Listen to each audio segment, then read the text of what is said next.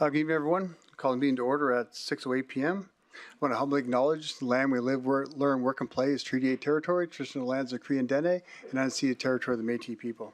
For the record, we have Councillor Ball and Councillor McGrath joining us online. And if Councillor, you have your cameras turned on for voting purposes. If anyone in attendance wishes to address Council on any of the agenda items, please see the Legislative Services desk to my right before the start of that item. And when you do come up, you have 5 minutes to speak. Please say your name for the record and remain seated for questions. Before we adopt the agenda, does anyone wish to serve notice of motion? I will go first. Councillor Boussier. I, Mayor Sandy Bowman, serve notice of intent to bring forward the following motion for Council consideration April 8th, 2025. Council meeting that administration engage with Council's Advisory Committee on Aging to collaborate on recommended next steps for the development of a proposed aging-in-place facility at Willow Square, and that any next steps be inclusive to a community and relevant stakeholder engagement plan and updated feasibility study, and that the engagement update on the progress be presented to Council by September 9th, 2025. And also we have another notice motion by Councillor Boussier. Yeah, thank you, Mayor Bowman. I, Councillor Lance Boussier, serve notice of my intent to bring forward the following motion for Council's consideration at the April 8th, 2025 Council meeting. That Council appoint up to 3 members of Council to observe collective bargaining between administration, QP 1505, and IAFF for the purpose of providing updates directly to Council. Thank you, Councillor Boussier.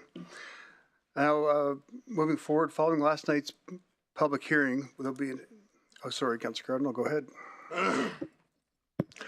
Thanks, Mayor. I, Kendra Cardinal, serve notice of my intent to bring forward the following motion for Council's consideration at the April 8, 2025 Council meeting. Whereas the land use bylaw of the regional municipality of Wood Buffalo, section 27.7, imposes a 6-month waiting period following a refused development plan permit application before a substantially similar application can be reconsidered. And whereas development permit application number 2023/DP/00125, the DP, in brackets, proposing a liquor store, office, and warehouse located on 193 Mackenzie Avenue, Fort Chipewyan, Alberta, was approved by RMWB Planning and Authority on August 16, 2024, which approval was overturned on an appeal to the Subdivision of Development Appeal Board, SDAB, on November 19, 2024.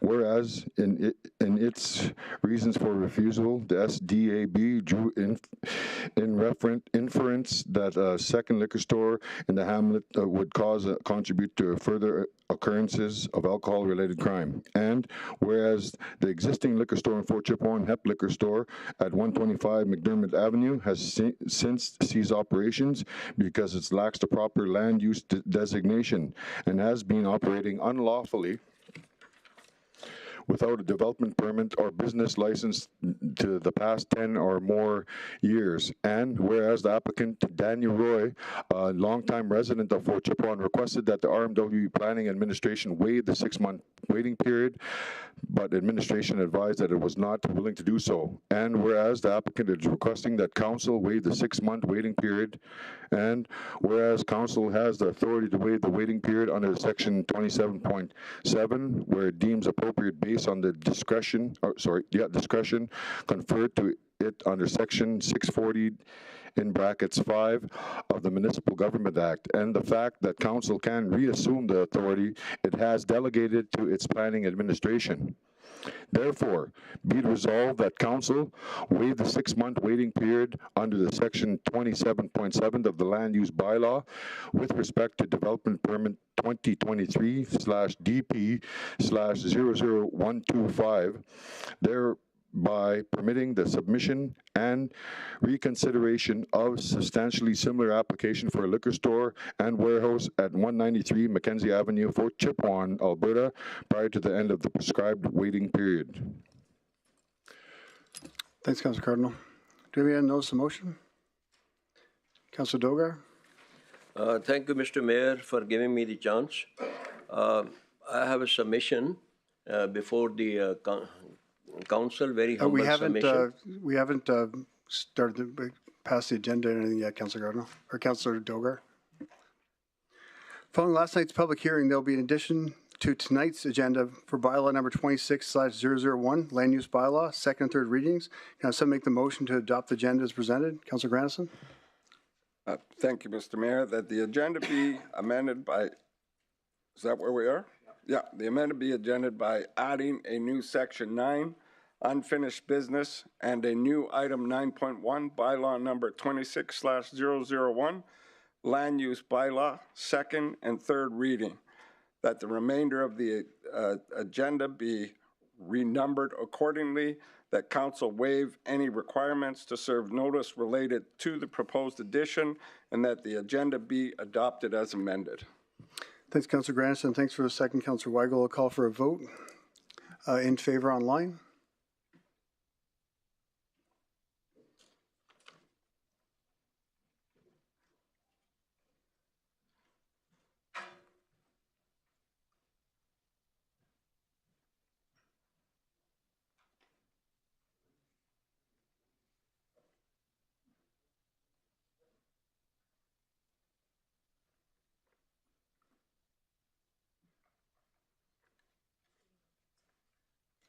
Councilor McGrath, are you in favor or opposed?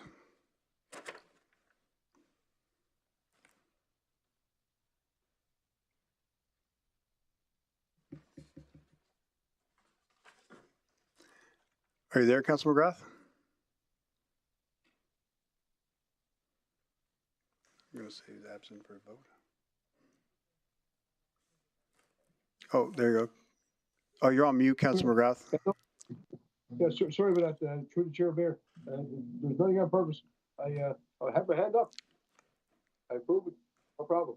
Okay, thank you, Councilor McGrath. Moving on to the consent agenda. Does anyone wish to remove any?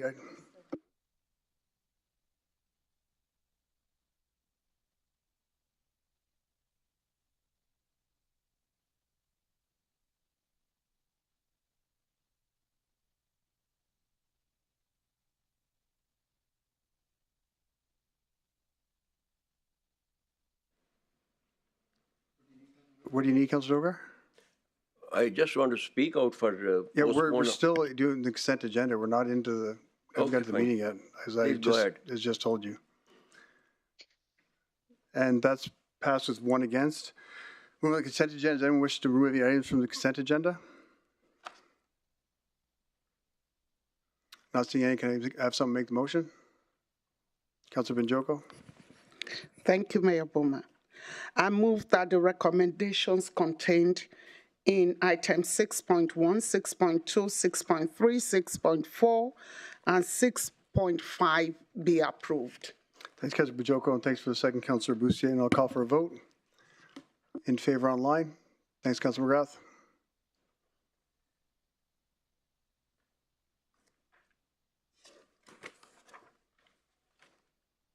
And that's carried unanimously. Oh, that's the last one. Yeah, that's carried unanimously. Thanks, everyone. This evening, we have World Theatre Day Proclamation, which reads as follows. Whereas World Theatre Day is celebrated every year on March 27th, as designated by the International Theatre Institute in 1961. Whereas World Theatre Day celebrates the essence, beauty, and importance of theatre arts, and its significant role in entertainment, the symbolic impact theater life has on life, and the ability theater has to build a community and connection. And whereas World Theatre Day serves to inform governments, institutions, and stakeholders around the world about the value of theater to the people and its potential to advance social prosperity and economic growth. And whereas theater helps to promote social discourse, dialogue, and social change as a cultural phenomenon that demands that society examines itself. Whereas the region has thriving and dynamic theater arts community and the values the importance of self-expression, exploration, and connection. Now, therefore, I, Sandy Bowman, Mayor of the Regional Municipality of Buffalo, do hereby proclaim March 27th, 2025 as World Theatre Day.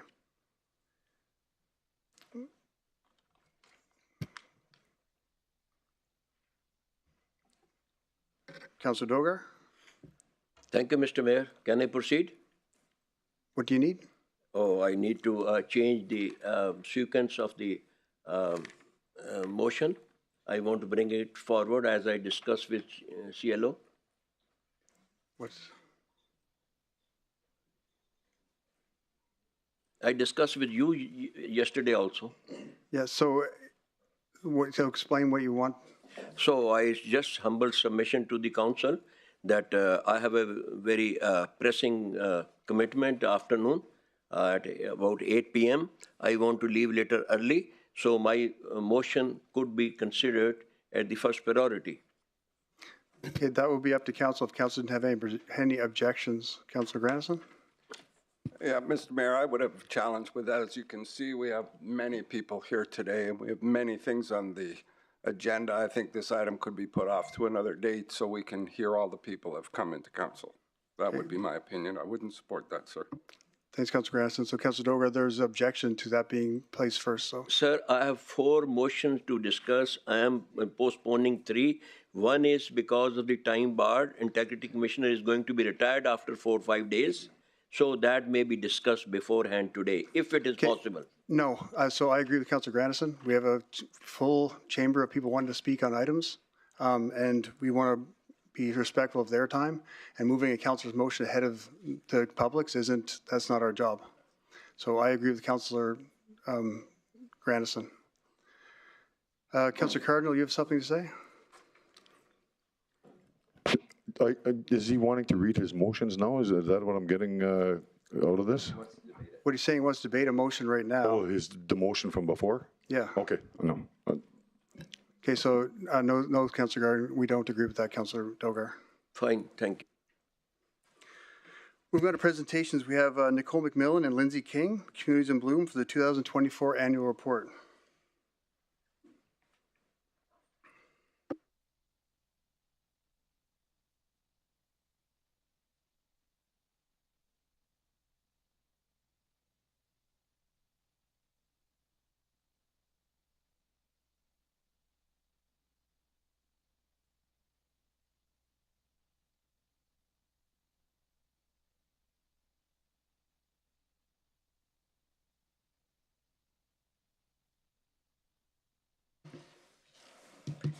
Hello, Mayor and Council. Thank you for having us this evening. My name is Nicole McMillan, Chair of the Wood Buffalo Communities in Bloom Committee, and joining with me today is Lindsay King, our Vice Chair.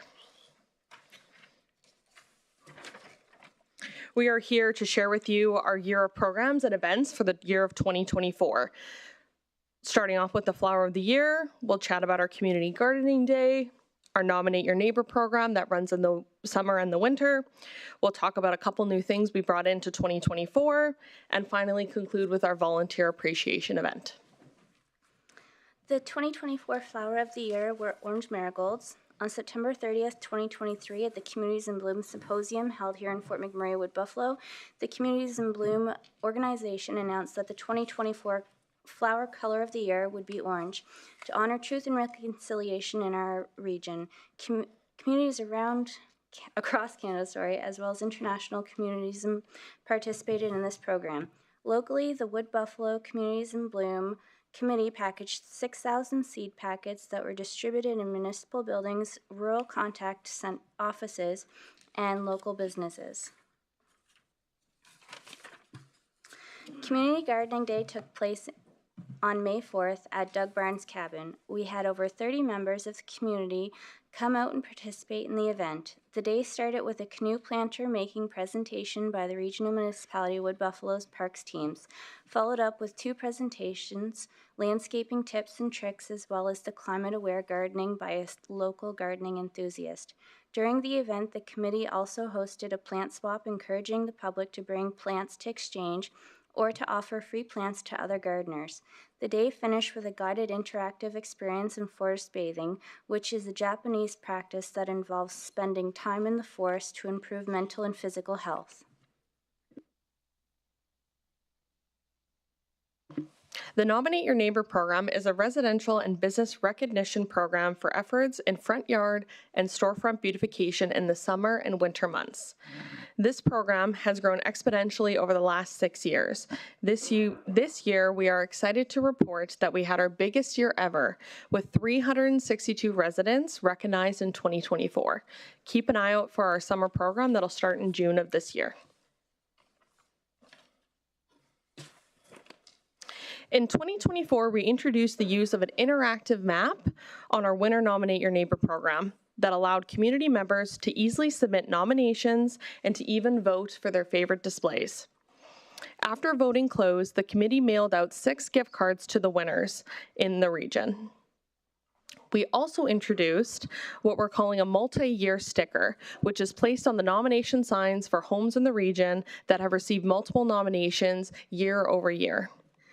This is a small way to recognize the members of our community who go above and beyond multiple years in a row to beautify their neighborhoods.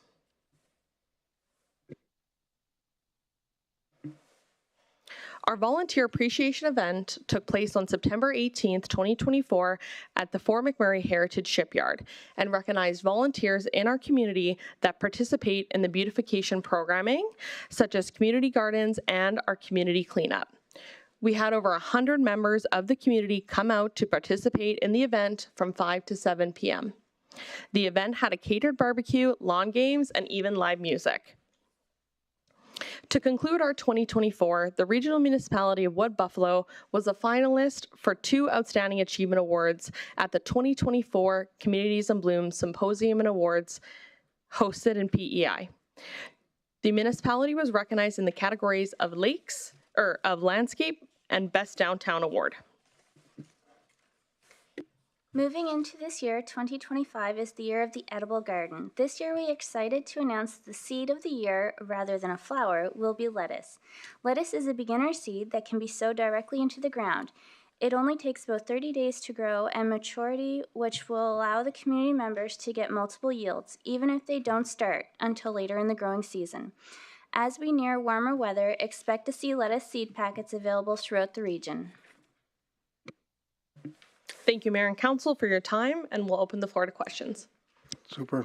Thanks and congratulations on the awards this year.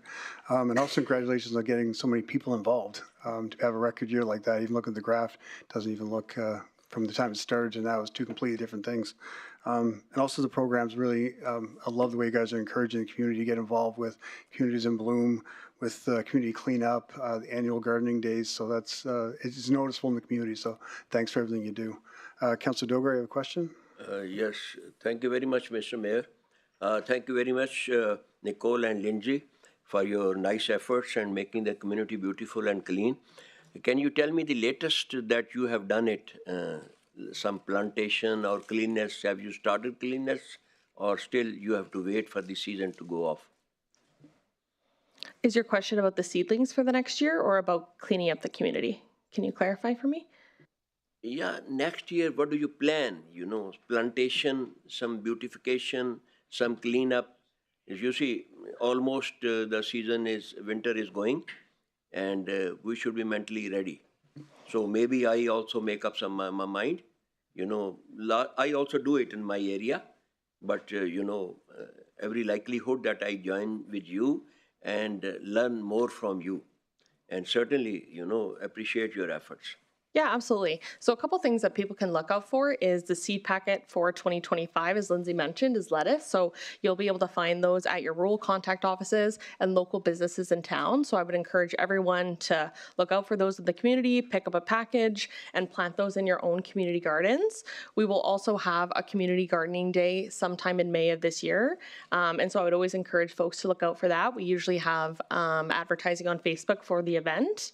In addition to that, we have our Nominate Your Neighbor program that officially kicks off and runs from June to August every year.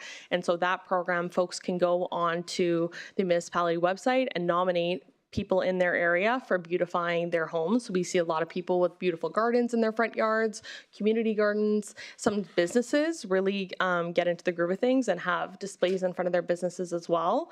So again, if you find or see any homes or businesses in the region that you think are going above and beyond, please visit our website and recognize them. In addition to that, we typically also have community cleanup resources that you can also find on the municipality website to get either a group together to help clean up the region as the snow melts and we see some of that garbage. Thank you for the question. Thank you. Councilor Benjoko? Thank you, Mayor Bowman. Thank you. And I just want to commend the Community in Bloom committee for all that you do. And I think the choice of year of edible garden is highly commendable, given the the era of tariffs, and we find that actually vegetables is one of the things that are affected in the current situation. So I really, really appreciate that. So thank you, and I think I have to do something myself. Love it. Thank you. Thank you. Get the lettuce going. Councillor Cardinal?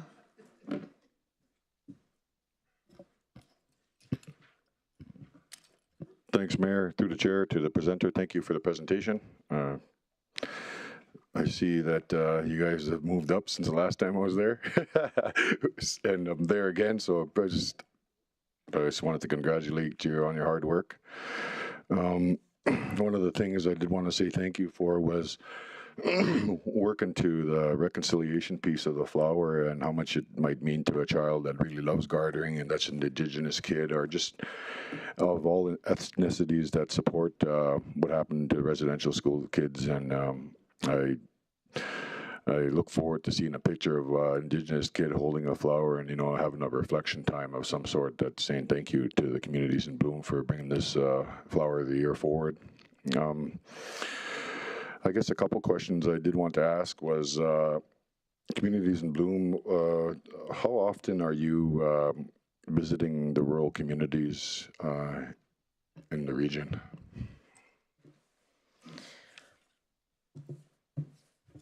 The council doesn't often visit the rural communities, but we do have folks in our parks team that make sure that all the seeds are getting to the rural contact offices. So although the community volunteer positions don't necessarily go out as often, we do have folks from our parks team that go out to Fort Mackay. Like our rural office contact offices include, like last year, they got them all the way out to Fort Fitzgerald, Fort Chip, Fort Mackay, Conklin, Anzac. So we do go out all to the regional areas, but it's typically the park staff that do it versus the folks on the board.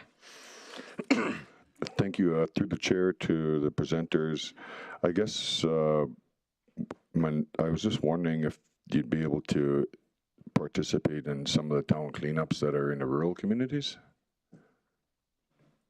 I don't want to speak for Lindsay, but I would definitely love to see that opportunity come up. And, if the opportunity is presented, I would definitely put my hand up to help in the rural community. So maybe we can work on that. Okay.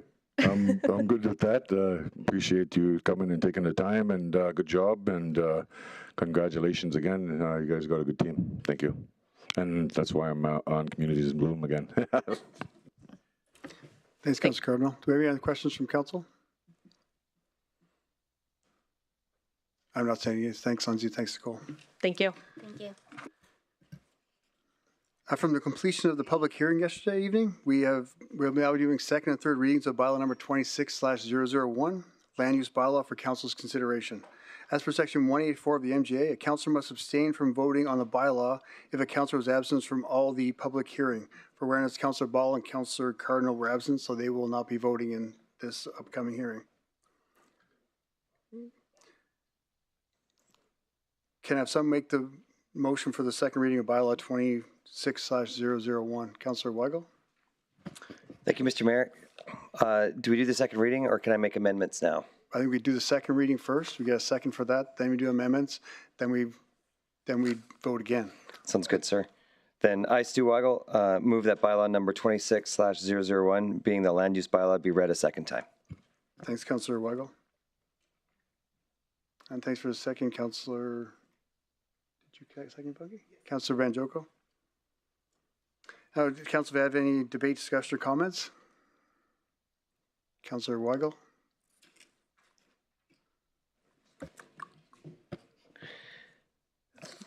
Thank you, Mr. Mayor. I have 4 amendments I'd like to propose. So I think we, Councillor, just for awareness, we'll do one at a time, and yep. We can vote. We can discuss and vote on each one separately, and then move on from there. Go ahead. Thank you. So the first amendment is a clerical error on livestock. That bylaw number 26/001 be amended by replacing beefalo in section 1.9 definitions livestock with North American bison. Thanks, Councillor Weigel. Do you have a second for that? Thanks, Councilor Benjoko. Councilor, any debate points or anything? Councilor Dogar? Any comments or debate points? The only debate point that I suggested yesterday, that this motion has been presented after 12 years or 2 decades, as we talked yesterday. Okay, Councilor Dogar, this is, the motion's on the floor, and there's an amendment on the floor. Right now, the discussion and comments are to the amendment to the motion that was passed.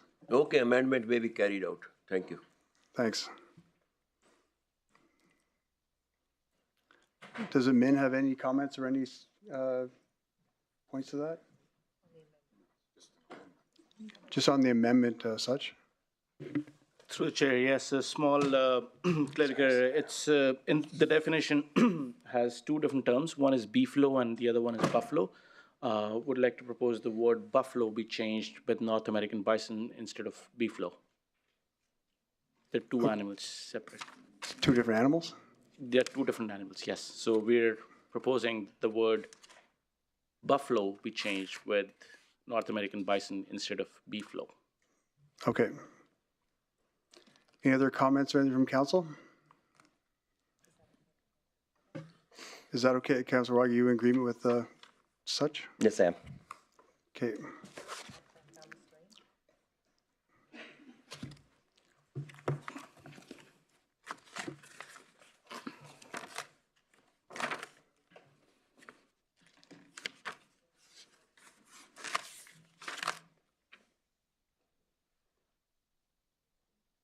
Yes.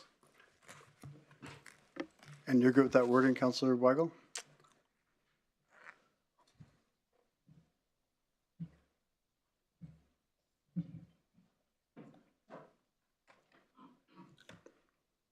Yes. So if there's no other debate points or discussion of council, I'll call for a vote.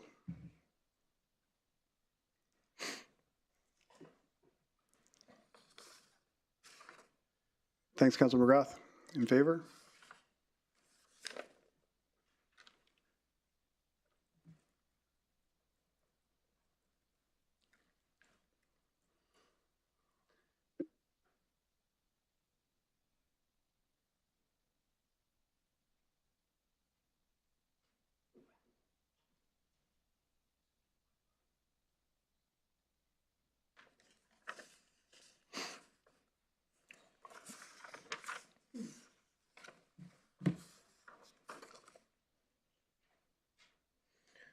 Can you vote, sir? Thank you.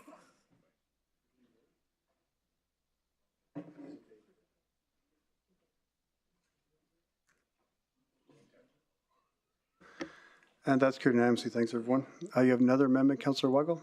Yeah, thank you. The second amendment is accessory buildings increasing size. That bylaw number 26/001 be amended by striking section 5.1.2 in its entirety and replacing it with the following. 5.1.2, in a residential district, the maximum lot coverage for an accessory building on a lot shall be within the urban service area 15% of a lot area to a maximum of 100 square meters, whichever is lesser. In all other residential districts, 15% of the lot area be a maximum of 250 square meters per parcel under 0.7 hectares, or 350 square meters for parcels 0.7 hectares and larger, whichever is lesser. Thanks, Councilor Weigel.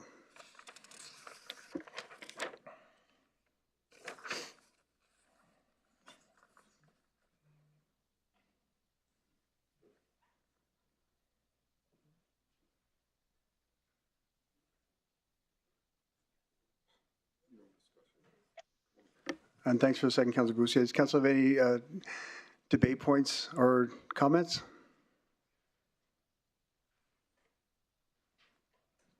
Does administration have any comments? Councilor McGrath?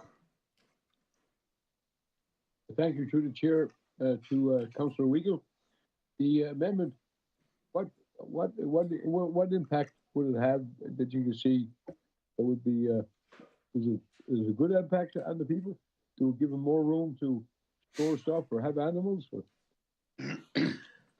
Thank you for the question, Councilor McGrath. The reason behind this is the maximum lot area size that for accessory buildings was 15%, 250 square meters on a larger lot, or basically just over an acre and a half, is actually, if you move it to 350 square meters, is actually only 4%. So it's a third of the lot that's actually been allowed to put an accessory building on. It leaves room for many utility vehicles, recreational vehicles to be able to be stored in there, as well as doing things like woodworking and other hobbies that you'd be doing in larger lot areas. And I appreciate that because, being the slave of an acreage there for a few years, that's what people buy acreages for, and to store their stuff and have animals. So I appreciate your response, and now I think there's some clarity that it benefits the homeowner, which it should. So thank you. Thank you, Councilor McGrath. Thanks, Councilor Roth. Are there any other comments or debate points from council? Not seeing any. I'll call for a vote. Thanks, Councilor McGrath. In favor? And that's carried unanimously. Councilor Weiger, you have a third amendment? Thank you. Just for CLO Brown, I'm going to move to Amendment 4 first. Yeah. So my Amendment 4 or 3 here, objects prohibited in yards specific to rural residential districts, that bylaw number 26/001 be amended by striking section 5.32.5 in its entirety and replacing it with the following.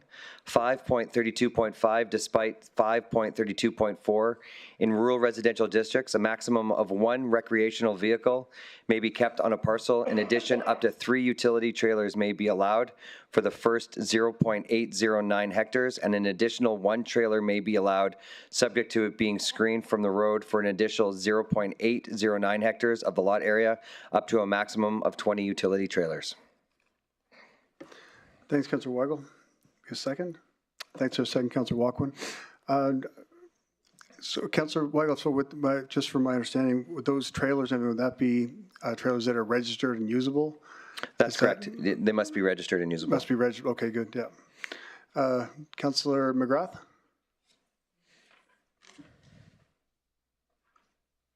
Sorry, Mayor Bowman, I forgot to put down my hand. Oh, no problem, sir. Councilor Benjoko. Thank you, Mayor Bowman. Which amendment number 3? Sorry, amendment number 4. I jumped to number 4. Why did you not do number 3? Just because I need to talk with CLO Brown afterwards. I just need to amend a couple wordings and just figure out how to do that. Okay, thank you. You're welcome. Councilor Boussier. Yeah, thank you, Mayor, through the chair to Stu, Councilor Weigel. Do all the trailers need to be screened from the road? The way this reads is that the first 3 are usable, so they can be moved around. Anything over 3 will have to be screened. Okay, so if someone were to max out at 20, there'd be 16 trailers that are screened from the road? 17, sir. 17. My math is bad. Okay, thank you. Yeah, and obviously for the reason of that, there is some areas like Sapri Creek where there is no screening. And so all trailers to be screened, you'd actually have to put up landscaping to be able to do it immediately. But if you're going to invest in extra trailers, then screening will have to be provided after the first 3. Councilor McGrath.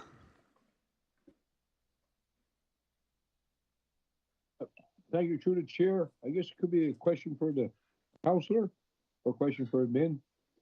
I believe that my understanding was that the way things are today would be the same for those homeowners if this new bylaw passes. My question would be, would it affect the trailer park at the old Centennial Park up on top of Gregoire, the one that kind of built a bit of a tree mound? Would they need to be screened in after this if this bylaw goes past, or would it be the same as it always was? I'd have to hand that over to admin. Administration, if you could take that.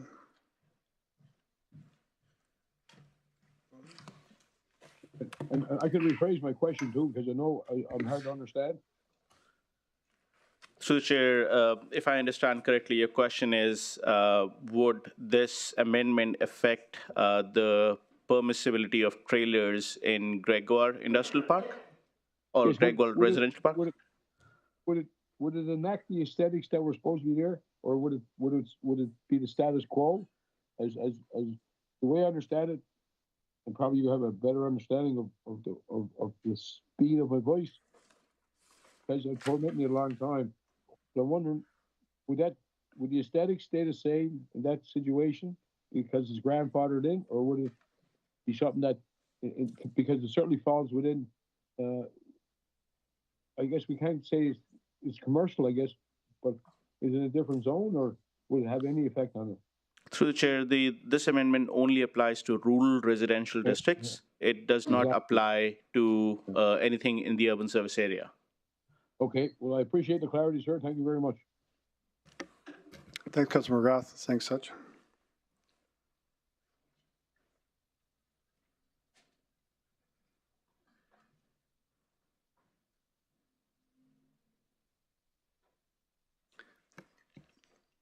Do we have any other comments or debate points from council? I'm not seeing any, but I'm in support of this. If you're measuring your land in hectares, I think you have enough room. Call for a vote. Councilor McGrath? Didn't turn his light on. Thank you, sir. Councilor McGrath's in favor.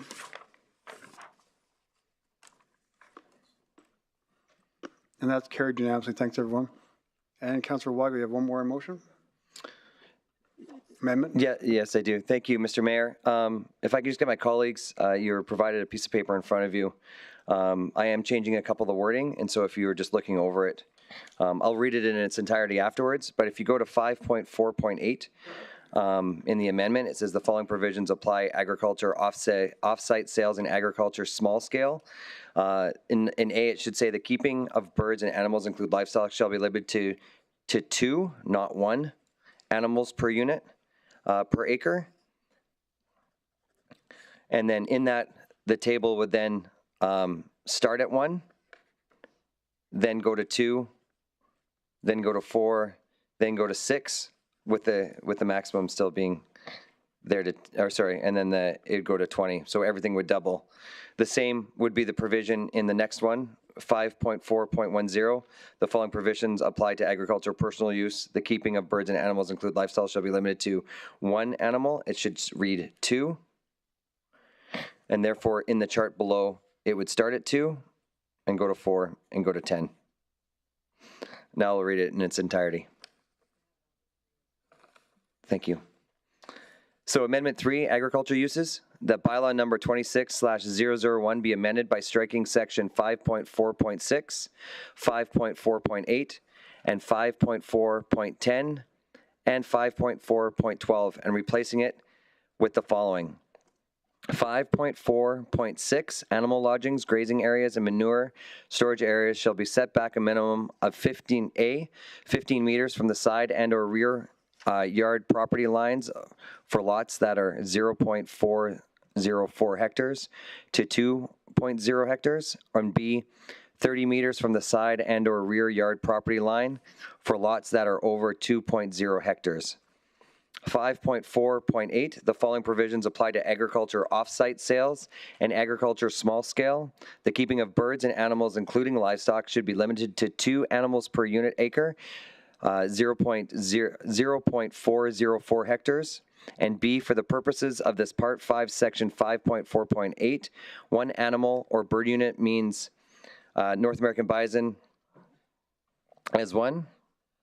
Actually, my apologies, the chart doesn't change because it is giving the definition. So the chart will stay the same as 0.5, 1, 2, 3, and 10. 5.4.10, the following provisions apply to agricultural personal use.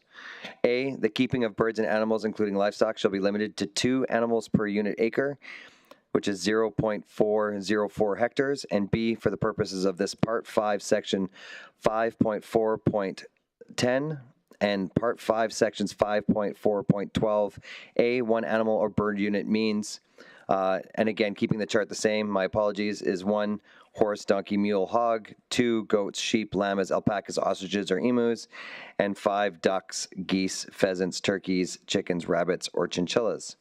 5.4.12, despite Part 5, Section 5.4.10, in rural residential districts in Sapri Creek Estates, Conklin, Janvier, Anzac, and Draper, that the bylaw 26/001 be amended by striking Section 3.32.5 in its entirety and replacing it with, nope, my apologies, wrong side.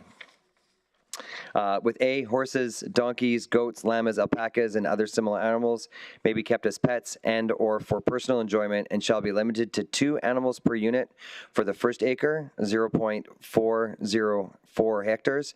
In addition, 1 animal unit may be allowed for every additional acre, 0.404 hectares, up to a maximum of 10 animal units. And B, additionally, within the above named hamlets, animal rural residential districts must be confined within a fence constructed to the satisfaction of the development authority. Thanks, Councillor Weigel. That was a mouthful. And I do support this, and I think we all heard yesterday why you brought this forward from the residents. And I think the main thing yesterday we heard is that it's not how many animals you have, it's how you're taking care of them and how they're being taken care of. I think that's the main thing. And I think people we heard from are definitely people that love their animals. Councillor McGrath, you have a comment or debate point? Well, I always had pets and horses and all that kind of pigs and chickens, but no problem with that. But I got to do, if you could do us a favor, a couple of seniors saying they can't hear Mr. Bowman on TV, and they're wondering if they get the sound fixed. And I told them to get a hold of you. Thanks, Councillor McGrath. Thank you. Councillor Grandison. Thank you, Mr. There we go. Thank you, Mr. Mayor, through the chair. I just need clarity because if I remember last night what was presented, 1 acre was 1 horse, 2 acres was 3. If I understood what you just read, 2 acres will now be 2, not 3. Because if I remember the presentation last night, once you had 2 acres, you could have 3 horses. If I heard what you said right, it sounds like if you have 2 acres now, you can only have 2 horses. No, so we're talking about in the same conversation that was last night, that was for residential, rural residential districts. You now can have 2 for the first acre and 1 for the additional acre. So it's still 3 for 2 acres, but then for every additional acre, you can also add 1 unit. Okay, fine. I just wanted to make sure that number 3 didn't change at 2 acres. Thank you. Absolutely. Thanks, Councillor Grandison. Councillor Lovely. Thank you, Mr. Mayor. Question to administration. So these numbers changed from the 1 acres that was consulted with the community for the last 10 years? It changed from last night to today? Because you've been consulting with the community on these numbers for quite some time now, and they... Through the chair to Councillor Lavely, we did present these numbers to the community, and community didn't really object to it, so to say. But there wasn't really a very strong yes or no that we heard, and that's why we proposed them. We did check these numbers against other cities, and hence the recommendation was made in the land use bylaw. But last night, we do recognize that there were concerns from the community about keeping of animals and how more animals can be accommodated on site. And so now it's council's discretion to sort of take a decision on it. Okay, yeah, my question is just because the fact that you've been consulting for so many years on these set numbers, and then now the consultation kind of changed from last night's meeting to today with the numbers. Okay. Thanks, Councillor Lovely. Councillor McGrath.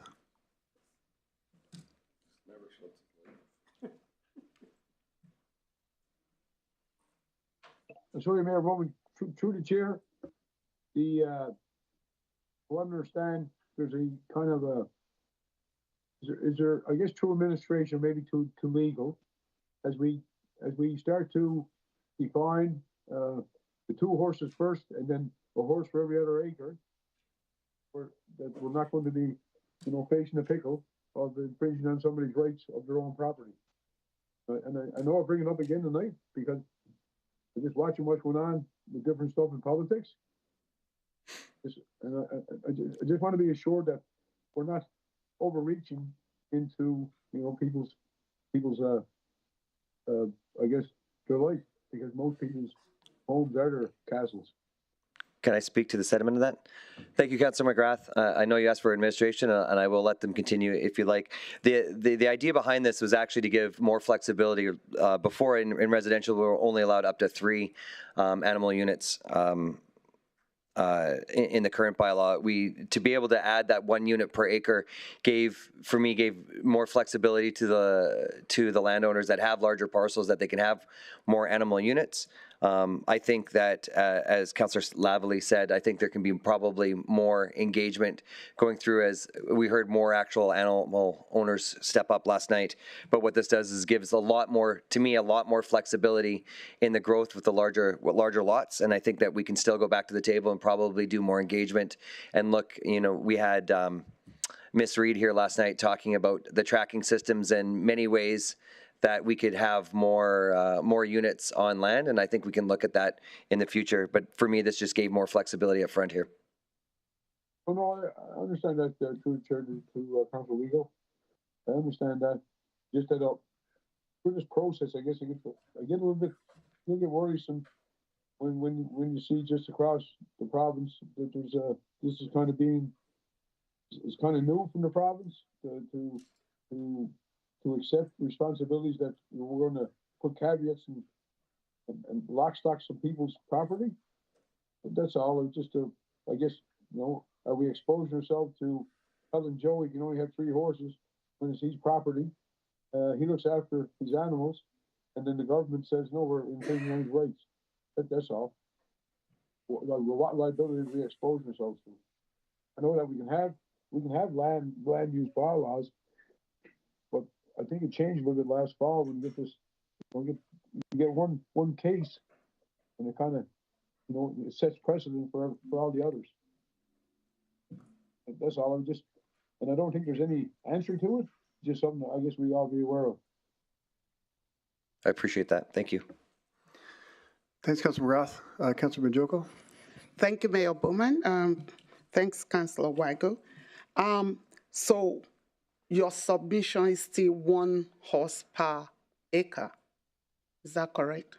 No, it's 2 horses for the first acre, and then 1 additional animal unit or horse for every additional acre after that. Okay, sounds good. So basically, if you think about it, if you have 4 acres, you can have 5 horses. If you have 10 acres, you can have 11 horses. So you start with 2 and then you add from there. Okay, that's good. Given the submission yesterday, I just want to be sure.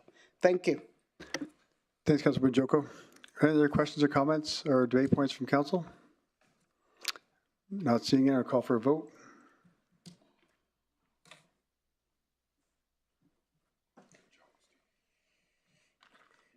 And Councilor McGrath in favor, thank you.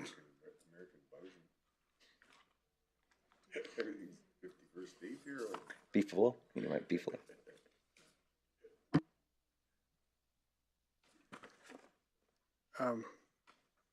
We'll get through this, I don't know. You have to ask legal, external legal. Jody.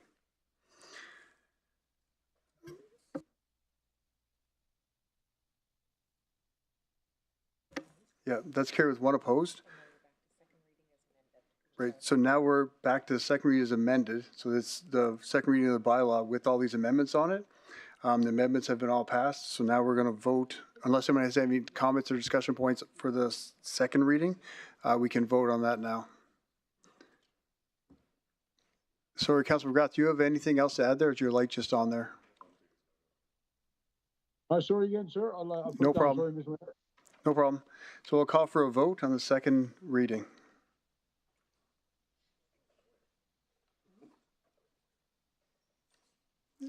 And anyone opposed? Okay, Councilor McGrath's opposed. That's carried with 7-4. Now I'll move on to the third reading. So make the motion for the third reading. Councilor Banjoko. Thank you, Mayor Bowman. I move that bylaw number 26/001 be read a third and final time. Thanks for the motion, Councillor Banjoko, and thanks for the second, Councillor Grandison. Are there any debate, discussion, or comments from council? Councillor Dogar? Thank you, Mr. Mayor. Yesterday, I raised the point that this motion is presented after 2 decades or 12 years. The two figures came yesterday. We should not be speeding up so fast that in 2 days, and yesterday there were a lot of opposition, yes or no, and we should give some time. Another 3 readings on 1 day is not appropriate. I want to physically go on ground if it can be postponed till next meeting. Thank you. Thanks for your comments, Councillor Dogar. Usually our second and third reading is in 1 day. We're actually doing this, we had an extra day on this to contemplate it and read it. And we had, as council, the last land use bylaw was over 500 pages. This one was 242. We had 11 days to read that. And you just voted in favor for all the amendments and the second reading. So even then, third reading is there, and third reading is always for something to improve or some mistakes. I want to physically go, understand all these things, and then want to give my point of view. Thank you. That's a fair. Right now, we're just in debate points. The third reading is already on the floor and been seconded. Councilman Joko? Did you ask for my comment? Go ahead, yeah. Did you ask for my comment? Yeah. Oh, thank you. Thank you, Councillor Dogar, for your comments. And we were all bombarded with a lot of information, but this work has been going on for over 10 years, and I applaud administration for all the work that they did. I also commend the community members that came forward to speak, some in favor, some against, but for the most part, I think I heard more of let's go forward. And also, I believe the council has recognized the need to do more work. And the reason why I fully support that we go forward is because we also heard that this is a living document, and we will continue to work on things that need to change. I haven't said that I think it's also a bit ridiculous that it took that long, though I don't know why. And sometimes you don't know how difficult until you are the one sitting on that seat. But I hope that we will be able to quickly come back. And if I heard this correctly, we still have till January 1st of 2026. And I will encourage all of us, including me, if we are convinced of any changes that need to come forward, that we will bring this forward quickly to administration and attend to reviewing and making changes. The onus is on us now to work on this and to make sure that we get to the near perfect place, even though the next set of councillors will still find something. That's why there's always someone to do the work. So that's why. Thank you. Thank you, Mayor Bowman. Thanks, Councilor Majoko. And you're right, yeah, will always be something to change. Councilor Grandison? Thank you, Mr. Mayor. Through the chair, I just want to echo Councilor Banjoko's comments. This is a living document, as it's been explained. We as a council have had it presented to us probably 20 times in the last 3 years. And the one thing that I heard very loud and clear last night is this will never move forward if we just keep passing the buck on to the next council. Like, we've got to start somewhere. And we have between now and the end of the year, we just did several amendments just right now tonight. And we have between now and the end of the year to try and get it more right moving forward. But if we don't pass it, we're working with a document that's 20 years old, that's totally outdated and not reflective of current technology and where our communities are or anything else. So to me, this just creates a foundation for us to move forward on. So I absolutely support and echo Councillor Banjoko's comments that we have to start somewhere, and this is the place we start. So thank you. Thanks, Councilor Grandison. Councilor McGrath? Thank you, Mayor Bowman. Through the chair to such, in the land use bylaw, does affirmate if it should change, if it should pass, be successful, your work is recognized, the negotiations will continue to make sure that Fort McMurray becomes home for everybody and everybody gets an equal shot. As far as the direct control goes, if this land use bylaw passes in print, we have some challenges with, a few different items. But how would we articulate our way forward to help the ratepayers out when they want to apply for direct control of some said lots around that area, or somewhere else that's going to be, maybe when Meadow East and Meadow West start down 881, there'll be some challenges with some of these bylaws, but how apt bylaw after it passes to incorporate on behalf of a constituent direct control over their property. Because that direct control, the way I see it, even with our one of a kind COA bylaw, I think it still comes back to council and the owner. I think it does if we had it right of direct control.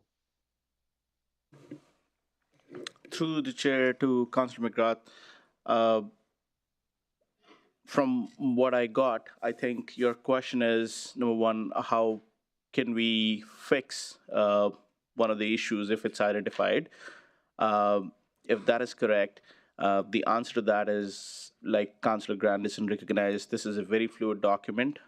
There might be an amendment in front of you in the next council meeting to this document. Land use zones, be it direct control or residential or commercial, they change all the time depending on the priorities of the day. And tomorrow, if there's a new priority, we will come back to you with an amendment to this document. This document changes every other council meeting, regardless of how big or small that changes. And tomorrow, if there's a different priority, we can very easily change it, bring that forward to council, and council can take a decision on it. And it always has to stay fluid, because the first 7 pieces of property we have outside of personal property and commercial property is only been given to us the last, because we're kind of landlocked. So it's not an issue of us developing land, is kind of controlling land that we have exposed. But I guess just for a simple man's take, myself, to understand it, if we cooperate this document this evening, I believe as such, if we had a developer of one of these lots that needed a direct control to develop, would they be still able to use the avenue of the elected officials to come through and present the planning and development and have a vote in public on an application? Through the chair, any land use amendment applications that planning and development receives, we review those applications and we will bring those applications to council for consideration. Now, depending on the review of the application and planning's sort of from a planning perspective, administration may recommend an approval onto that application or a refusal onto that application. But the final decision on any of the land use amendment applications are made by council. So if a developer chooses to rezone their site to direct control or any other zoning, for example, that application will be brought forward in front of council, and council makes the final decision. Yeah, and just because God love you, I've worked with you now for all these years. I don't know, Sash. I think we might be one off. I think that planning and development reports to the CAO, the director does. I believe that decision don't have to come to council now, and it'd be a good time to be corrected. Through the chair, I guess, to mayor, if the CAO, is that the case? Because we just went through an exercise and it wasn't. So if it comes back to council, if the constituent still has a lifeline to elected officials, which is why we set up government, that's great. But if it's not, then how do we address it? And if it's as easy as we just heard, then I have no objections. I'm not exactly sure of the question. The question is, I don't believe the final assent lands in the public vote. I believe that through our bylaws or amended bylaws, to hand our authority over in different categories, I think it doesn't have to come back to council. And I know not the first time around, but like the sale of the land, we weren't consulted. a rough day. So I'm just asking through the chair, to the mayor or the CAO, if this land use bylaw is passed tonight, as it sits with a few amendments, at the end of the day, when a developer, a homeowner, wants to do something on their property and wants to use the outlet of DC 5 or 4, does it have to come back to council, or do the director of planning development just go to the COA or the CAO and then they decide and let us know? So, Councillor McGrath, from my understanding, is that anyone could apply for an amendment to their property. So they would apply to plan development, and plan development would then bring the application to council, and we would vote in public. Okay. And then we will have the final say as council. That's not the way it's operated in the past, but I'll take your word for it, sir. Thank you. To the chair, if I may add to your comment, under the land use bylaw, Councillor McGrath, there are different set of regulations. Decisions related to planning applications, which is development permits, are dealt with through planning and development. The development officers, the development authority renders the decision on development permit applications. The Municipal Government Act establishes a subdivision authority that renders decisions on subdivision applications, which is also done by administration.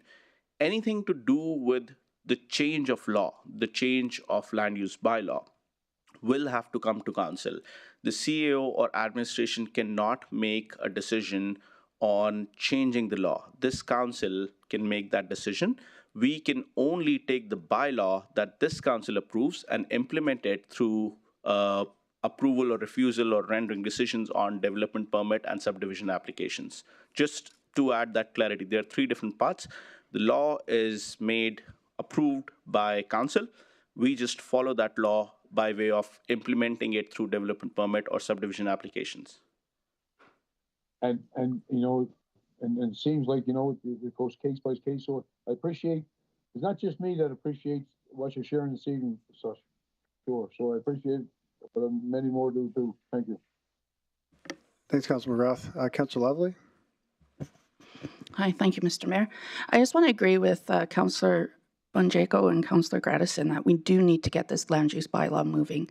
And thank you for all the consultation you did within the communities. And I know in Ward 4, the last 4 years, you did a lot of consultation within Ward 4.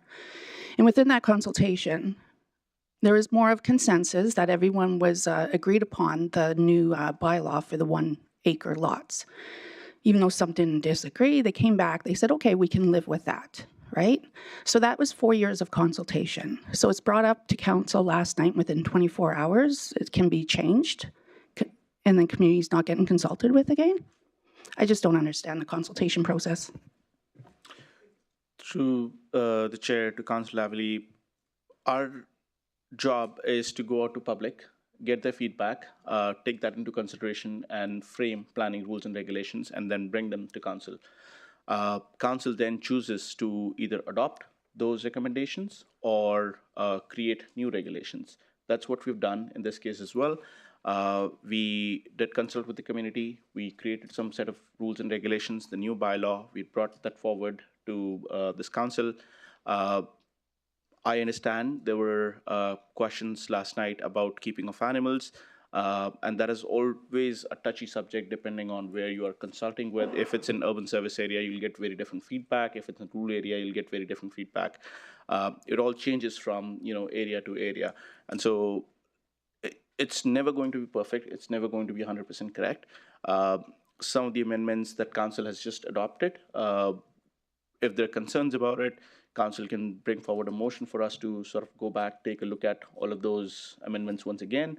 We can consult with communities, we can consult with professionals on some of those specific regulations and bring our recommendation back to council if council chooses to do that.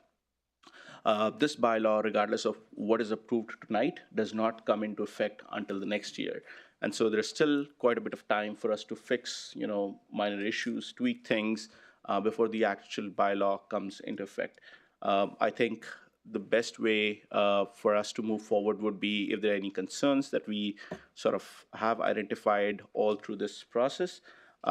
We work on them through the next 9 months, and before the new bylaw sort of comes into effect, we can come back to council with recommendations on this is what we've heard from the public, this is what the professionals say.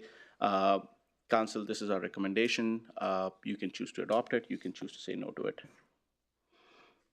Yeah, I understand that process. I'm just saying that there has been a huge process the last 4 years in Ward 4 in regarding this amendment.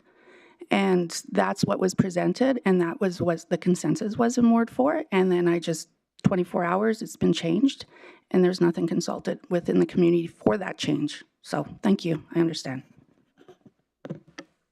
Thank you, Councillor Lovely. Are there any other questions, comments, or debate points from council? I'm not seeing any, so I want to thank Planning Development for all the work you did on this, as well as communications. I mean, what we did hear from a lot of the councillors is they really noticed the engagements in their communities, so thanks for everything you do. And communications, I don't know where they're sitting. Oh, in the corner. Perfect. Thanks, everyone. Thank you. With that, I'll call for a vote.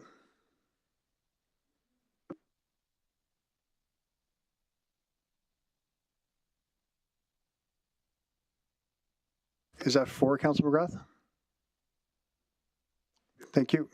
Councillor McGrath's in favor.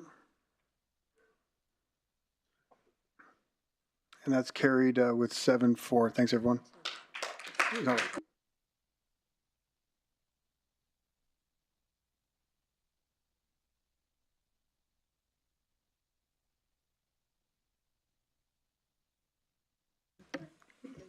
Okay, before we move on to item 10, I noticed a lot of people came in a little late today. So if you're here to speak on any of the things on the agenda and you haven't registered with the desk to the right here, please come up and register if you want to speak to any of the items this evening.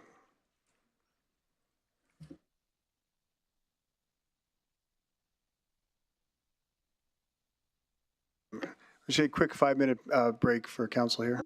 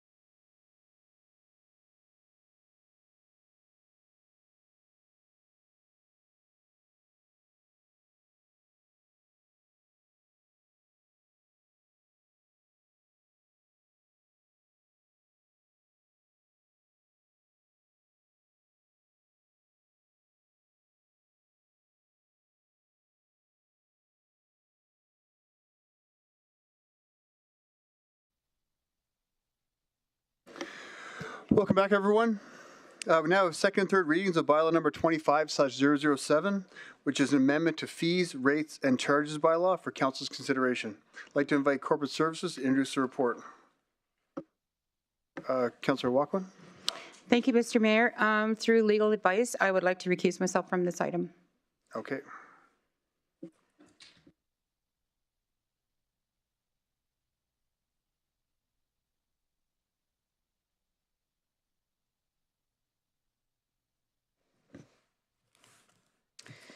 Good evening, Mayor and Council. For the record, my name is Lori Farquharson, Chief Financial Officer. I'm here this evening to present an update to the fees, rates, and charges bylaw. As you know, each year the fees, rates, and charges bylaw goes before Council for annual updates. Council approved the 2025 bylaw last year on November 26, 2024. Since that time, an analysis of the fees for unmetered water and wastewater services, Schedules N and P, was completed. The analysis considered the average water and wastewater usage across the region, resulting in a 40% reduction to the unmetered fees, which will be reflected in this amendment to the bylaw number 24/026 fees, rates, and charges. The schedules have been further amended to provide an exception to the community of Draper, excluding residential properties from payment of some fees for water and wastewater services. In addition, we are recommending a delayed implementation date for the utilities related to the Fort McKay Métis until June 1st, 2025, to allow further discussions with their leadership. If Council is supportive of this approach, a second reading amendment is required this evening. Finally, the amendment also includes corrections to clerical errors as summarized in your agenda package on page 93, which will come into effect April 1st, 2025. This concludes my presentation. I'm happy to take any questions. Thank you, Lori. Do we have any questions from Council for Administration? Councillor McGrath. Thank you, through the chair. What's the exposure to I guess the one group that you mentioned, and then back through the chair? I believe that we had an opportunity to catch up with our utility fees, that the garbages in urban that weren't paid for. So the residents took a shock, I believe, an uplift. I think it was probably this is our third year into the increase to get caught up. We're doing more of a cost recovery. But the first one, the organization that's in question, like, what's the exposure? What financial exposure do we have to that? Through the chair to Councillor McGrath, I'm not quite sure if I understand the question. So I think you mentioned the Fort McKay Métis group, and then there was a recuse from voting. So is there a financial risk or an ask associated with that association? I'd like to request that legal counsel come and join me and answer that question.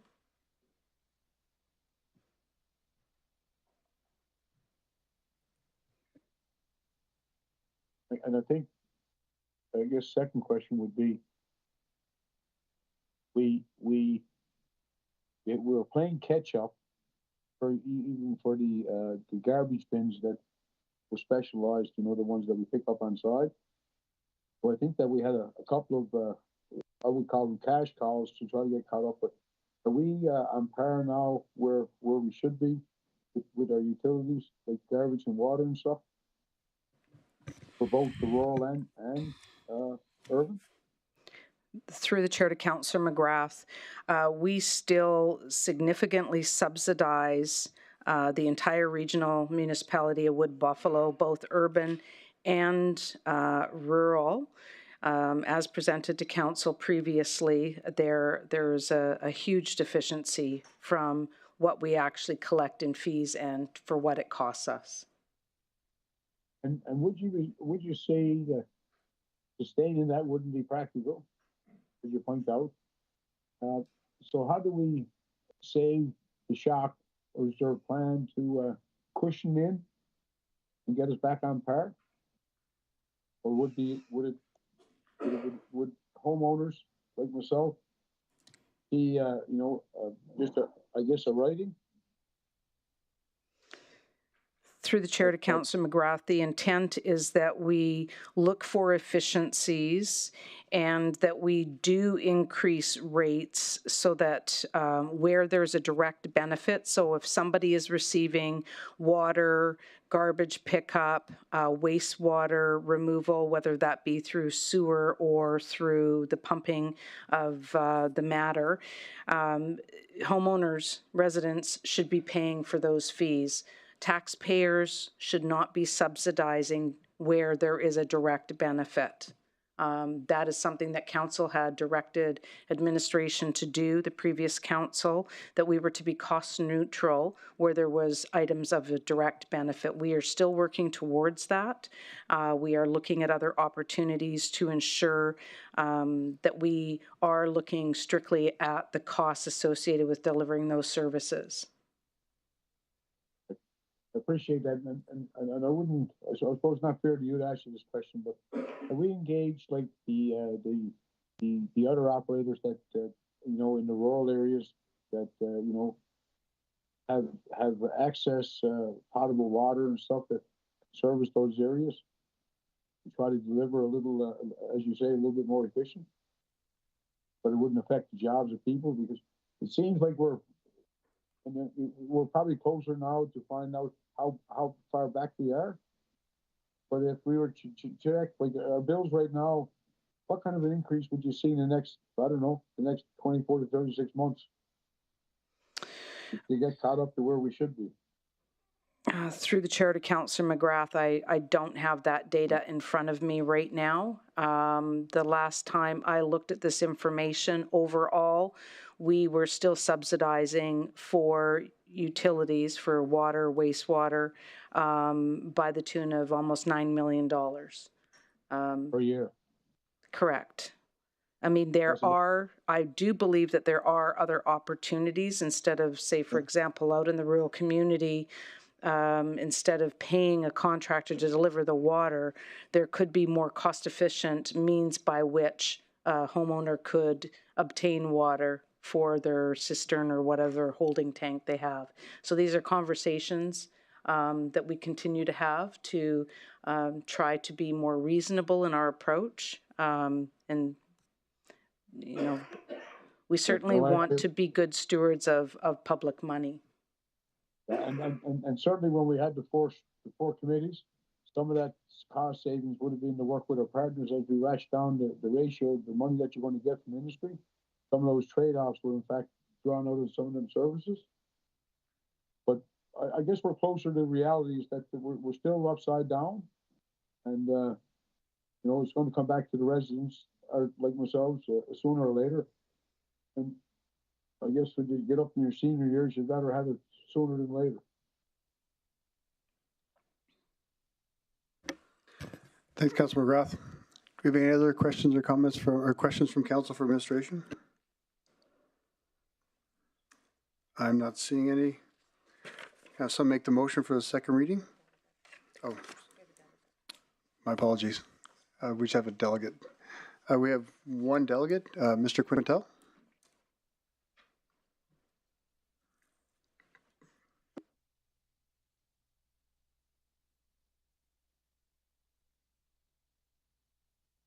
And just for the record, Ron, just say your name for the record, and you have 5 minutes to present, and just remain seated for questions, please. Good morning, or good evening, Mayor and Council. My name is Ron Quintel. I'm here to speak in relation to the proposed amendment extending the date to June the 5th. The most important aspect that needs to be spoken to here this evening is in relation to something I think that's been lost within this process. And that is Fort McKay is a very unique community. And when I say unique, I mean one of a kind in terms of the governance and the agreements and the kinships between the First Nations and the Métis intertwined so much that it's fostered land transfers, land swaps, as well as shared services among the two groups. Historically, Fort McKay, if we go back pre-amalgamation, pre-1995, Fort McKay at that time was under the Improvement District, ID 18, for those of you who can remember that far back. The reality then was that there was a land swap done between the Métis and the First Nations involving the Government of Canada, Government of Alberta, to be able to bring water and sewer services to the community, including the southern part of the community, or south side, as we call it in Fort McKay, or the Métis side of the community. And through that land swap is where running water and sewer was brought in. There was no meters put in at that time. And it was understood by the community members and the elders, because I've talked to elders historically as well as modern day, and all of them have said, yes, quite clearly in the agreement, the Métis were never to be charged for the services of water and sewer.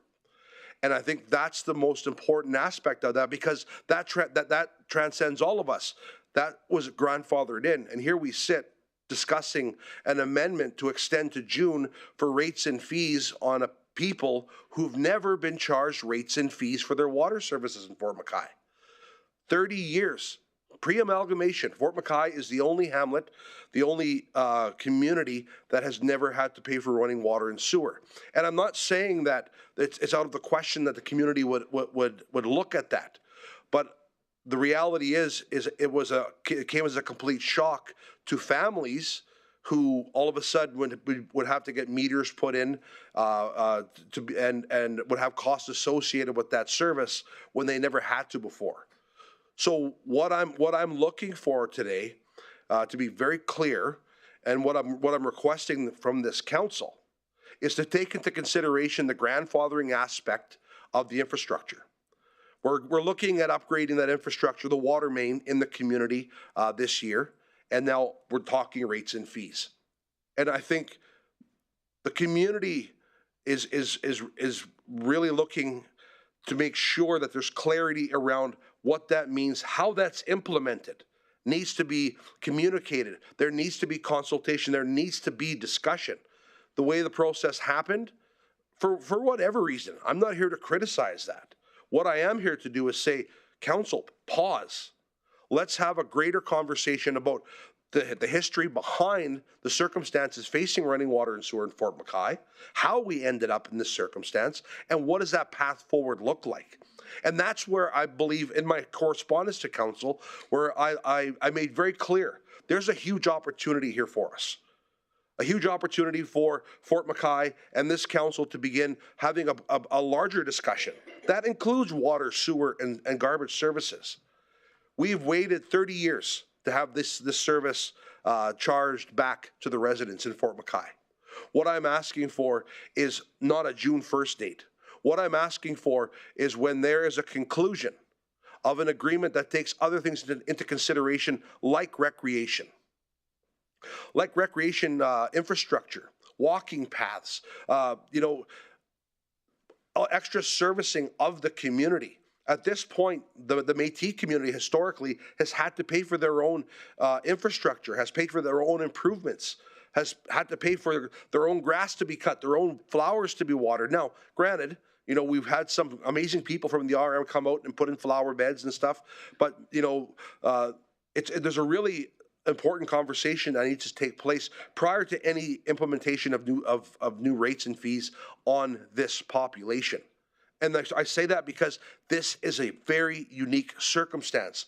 And if we've waited 30 years to get to this point, what's it going to take to wait a little bit longer to have a meaningful discussion, not just with the residents, not just with the leadership of Fort McKay, but we're also forgetting the First Nation, who have shared infrastructure and who have shared, who've put in dollars into the current infrastructure as it stands, as in the water treatment plant and garbage facility. So I think there's a really important conversation that's missing here. Very important groups that are being excluded from this conversation. So what I'm asking is the proposed June 1st date. I'm asking for a full exclusion until this council and your administration are comfortable with an agreement that's been reached with the residents and with the leadership in Fort McKay for the purposes of ensuring that the services that we are paying for and the services you are providing, there's a clear understanding on what that cost is, because it's important to us as well in Fort McKay to know and understand. I have to cut you off on your overtime, but I'm sure a lot of this come out in the questions, Ron, but I do appreciate what you're saying. I think we've got the sentiment as well.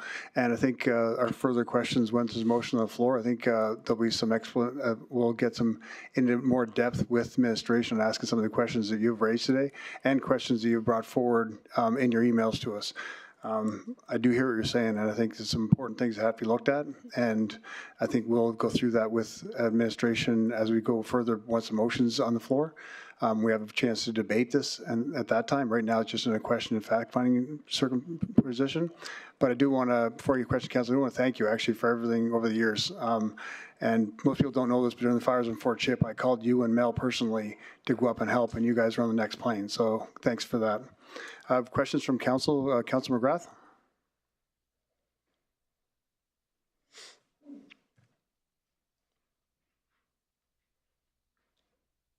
Council McGrath, you have a question? Sorry, Mayor Bowman, my hand was up from the last time. Oh, no problem. Thanks, Council McGrath. Councilor Weigel. Thank you, Mr. Mayor. Thank you, Ron, for the position. And I always enjoy hearing the education piece of what happened in the past and how we can better do it going forward. For you, this is a conversation leader to leader from all the municipality, the First Nations, and the Métis together to come to an agreement there. If I'm hearing that properly, is that correct? That's correct. Awesome. I always think that's a good conversation. Obviously, we're in a relationship and have to live together, and so I think that's a great piece. And again, I appreciate the education. So thanks, Ron. Thank you. Thanks, Councilor Weigel. Councilor Boussier. Yeah, thanks, Mayor. To the chair, to Ron. Ron, so this rural water and sewer goes back to when I served on with Keith on 13 to 17, and we had lots of discussion, and costs were thrown out there, 170, 180 million, and I don't know where we are now. It's probably a lot more than that. I guess I'm looking, what was your understanding 10 years ago on what was going to happen after the pipe, water, and sewer were in place? To be really clear, the running water, there was already running water and sewer in Fort McKay that predates amalgamation. They installed the running water and sewer in 1992. There have been discussions with planning and development from the RMWB throughout the years to look at the possibility of upgrading the current water main and sewer main. And there was a lot of discussion surrounding that, and we were informed throughout those conversations throughout the years that no, the current infrastructure can handle your part of town, so to speak. So there was never really a conversation about upgrading that water service and then having a secondary conversation around metering. Because again, Fort McKay, there has been other attempts in the past, to be very clear to council, to put meters in Fort McKay. But when we will go back to the originating agreement in terms of how the running water and sewer and those services came into the community, nobody can ever find the originating agreement between the parties that spelled out how that metering service would work. So fundamentally, what it comes down to is this, is we've never openly discussed metering the homes. And even if it was, the community, the Métis community at that time had said, well, if we do have to put meters in to be able to improve the services and improve the infrastructure, then the community would look at potentially covering those costs. Now, that's going back to my day. Where it stands today, I couldn't say. But as far as metering, this is, as far as the community members are aware, this is brand new to them to have to look at metering their homes. Okay, so as far as you're aware, that discussion maybe didn't happen between 13 and 17? There was never a discussion about metering. To my recollection, Councillor, there was never an open discussion about, to even discuss what the rates are. Like we've never had that conversation because of the fact that we always interpreted that the land swap agreement of 1987, the land tenure agreement, pardon me, at that time, was grandfathered and protected the south side from any new fees and services having to do with water and sewer. Okay, thank you. Thanks, Councilor Boucher. Councilor Cardinal? Through the chair to the presenter, thanks, Ron, for the presentation. Can you elaborate a little bit more on the agreement? I'd be interested to see the agreement because I haven't seen it. I'm kind of piqued my interest a bit, and I think it's good that we get to a conversation and go through the document. I haven't seen it, and I'd like to see it before I make any decision. Thank you for your question, Councillor. And as far as the agreement is concerned, we've looked high and low for it. Obviously, it predates our political organization in Fort McKay. It came out of, and there was we used to have an old office in the community. It burned down in 2001, 2002. And there was a lot of records and documents that were lost in that building. We've looked at in archives. We've requested documents from municipal affairs. And we've never been able to lock down the location of the originating agreement. We've had historians look into it, and if you guys will look in the email that I sent to each of you on council, there's actually a historic study that's done on water and sewer in Mackay in terms of what municipal affairs was saying, what the RMWB was saying, what the Métis were saying, and in there, I think it even identifies that there was missing pages of a said agreement. So what I would ask again is let's track down that agreement so that we can know and understand what the terms of that agreement were, and then again we can begin having a larger conversation out of that, because what I'm talking about, Council, when I see a huge opportunity, was not just water, sewer, garbage. There's a lot more services to the rural side or the hamlet side of Fort McKay that need to be discussed. And we have some amazing world-class facilities in Fort McKay that the First Nations have built for themselves. And, looking at service agreements for those facilities instead of infrastructure, instead of having to come to this council to request infrastructure dollars to build new facilities, there's existing facilities that we could take advantage of in Fort McKay by doing service agreements with the First Nations that can help with their operation and maintenance costs. We've had similar discussions in the past. Now, I don't want to speak out of turn on behalf of the First Nation, but I do want to make very clear that there's other opportunities out there. I just wanted to elaborate on that a bit, but I do digress. But Councillor, I think having a larger conversation about what's in that agreement is really important, because that agreement and that document it predates the regional municipality, and a lot of the organizations and the people that were involved in the signing of that agreement are no longer with us. So it'd be really important for us, because right now all I'm going off of is historic teachings from the elders of the Fort McKay Métis and what they've told us about the agreements in the past. And so having an agreement to be able to base this off of would be very important. Thanks, Ron. So what would be the ultimate goal on your behalf there, or on the nation's behalf? Well, I think the ultimate goal, and again, I'm speaking as a citizen, a former leader, and I love my community. I love my people, regardless if I'm an elected official or not. But the best thing for the community of Fort McKay would be to have a master service agreement that takes everything into consideration.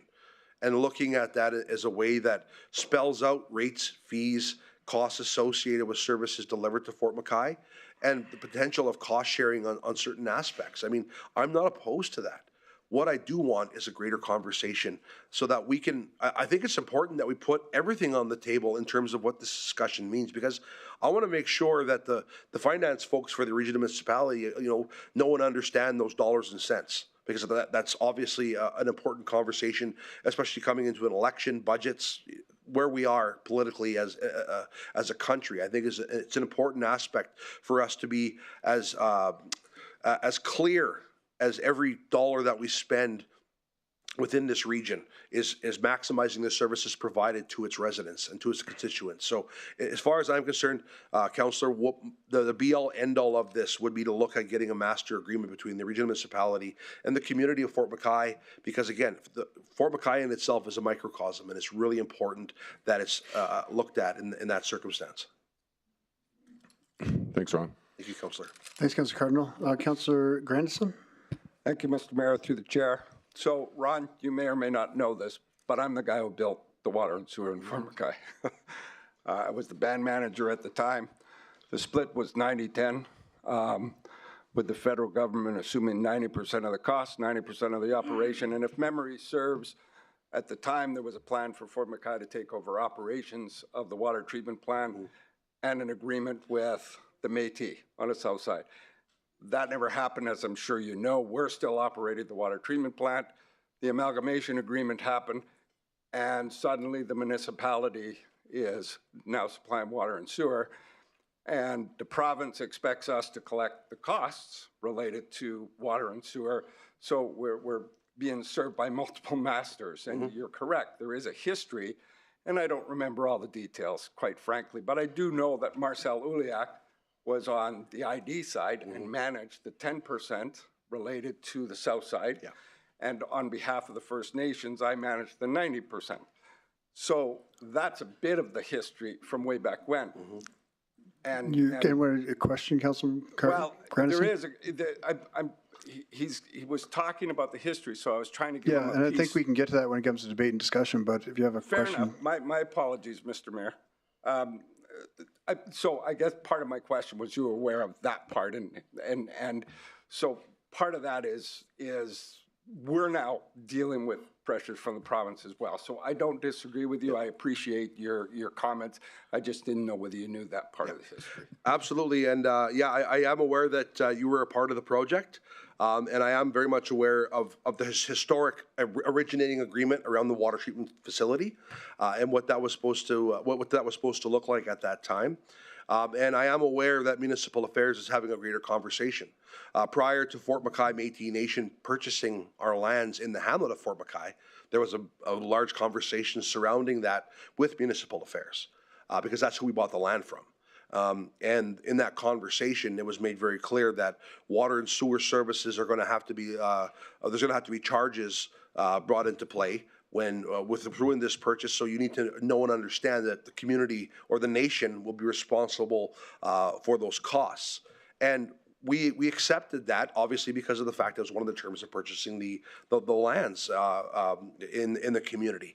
But again, we've always had a discussion about what that service could look like, Councillor, in terms of the metering and how that would impact the community. So I think what's really important here is, again, a bigger conversation with the leadership groups in Fort McKay. To be able to look at, because again, the First Nations are part owners in a lot of the infrastructure in the community, including water treatment and sewage treatment and what have you. They have their own fire services throughout the community, so they're going to have to be at the table as a part of this conversation.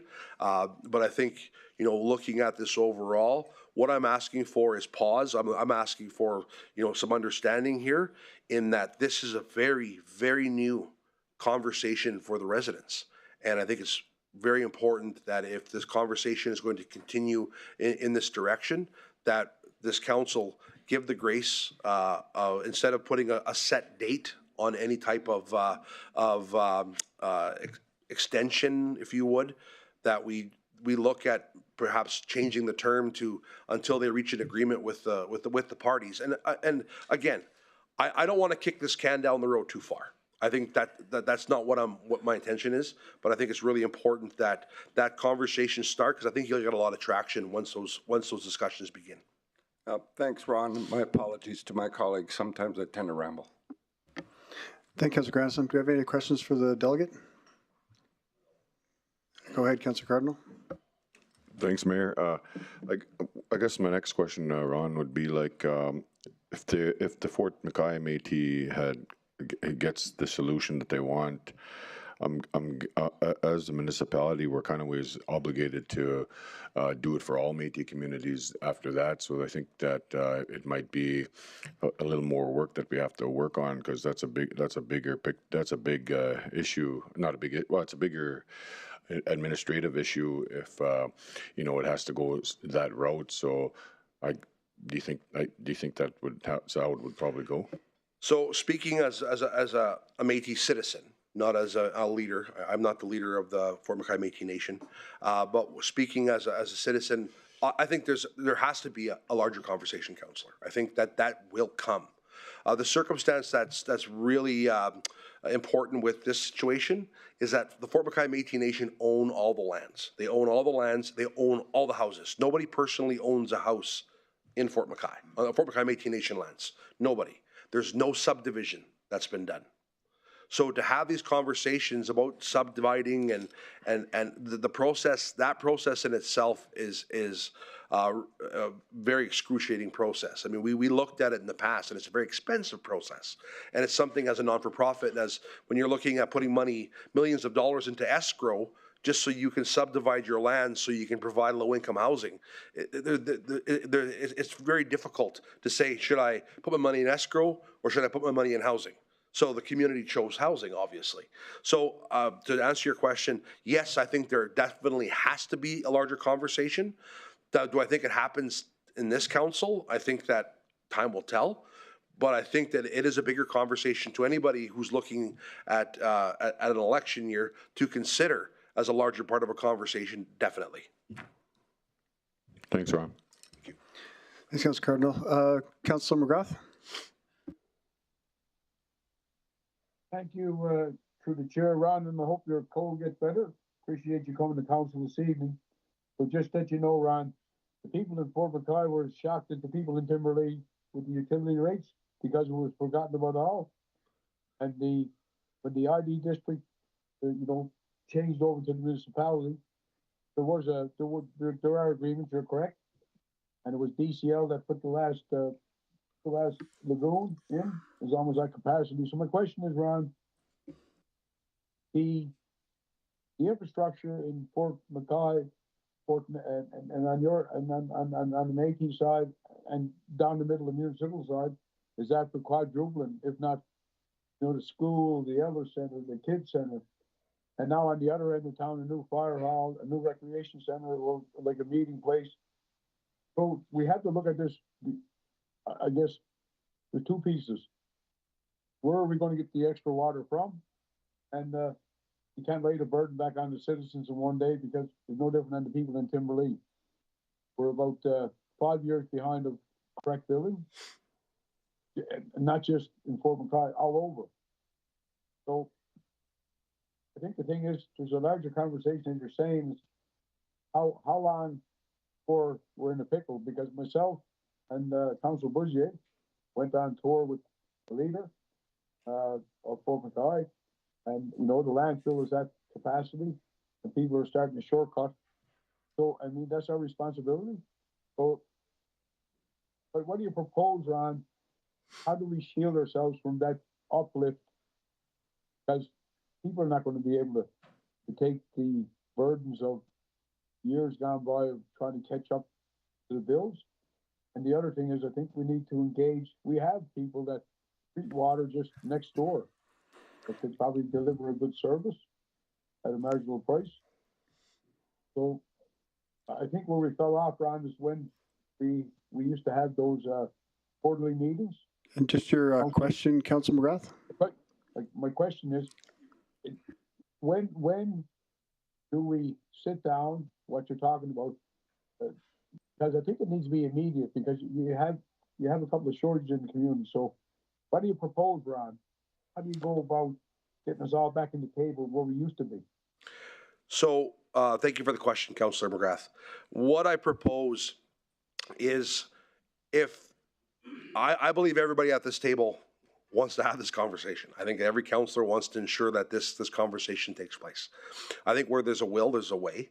What I would say is this: I can't speak on behalf of the leadership groups in Fort McKay, but I think that this conversation, there was already, there's been communication from the leadership group going to the community that there is a want to be able to resolve this and what that conversation looks like. And as a resident, I'll be able to partake in that conversation and give input and suggest, what this could look like, a path forward. And just so everybody's aware, the old infrastructure in Fort McKay starts on the south side, just north of the bridge, and goes all the way to the water treatment plant, straight down. Anything ancillary from that is all First Nation infrastructure, First Nation owned infrastructure. So the water main is the only thing that the RMWB owns. Even, you go up to the new infrastructure, the new school, that's all First Nations owned infrastructure in there. And we've made clear in the past that, and just to jump on something that Councilor McGrath said, that the current water source that we have at times isn't enough. And I think we've had multiple conversations in the past, and some of your guys' planning and development guys were crucified when they looked at even putting a water intake into the Athabasca. So I think there needs to be further conversation on that, because I think that is a secondary conversation at this point. But when you ask when, Councillor, I think the time is now. I think that you've got, what have you got, 5, 6, 7 months before the next election? For the final sitting of this council. I think, something to target. And June 1st, great, we're kicking that can down the road a bit. Is that enough time to look at having an overall conversation on an agreement? Because any agreements that's negotiated has to come to this council to be approved. So I think it's important that if there's a will, and this council is willing to look at investing that time and energy, and having administration invest that time and energy into putting the work in. I mean, I don't think I think we can get this done before the end of the year, again, I'm optimistic because I think that it is so unique, and the services are there. I think there's just 3 main parties that need to be at the table: the Métis, the First Nations, and the RMWB.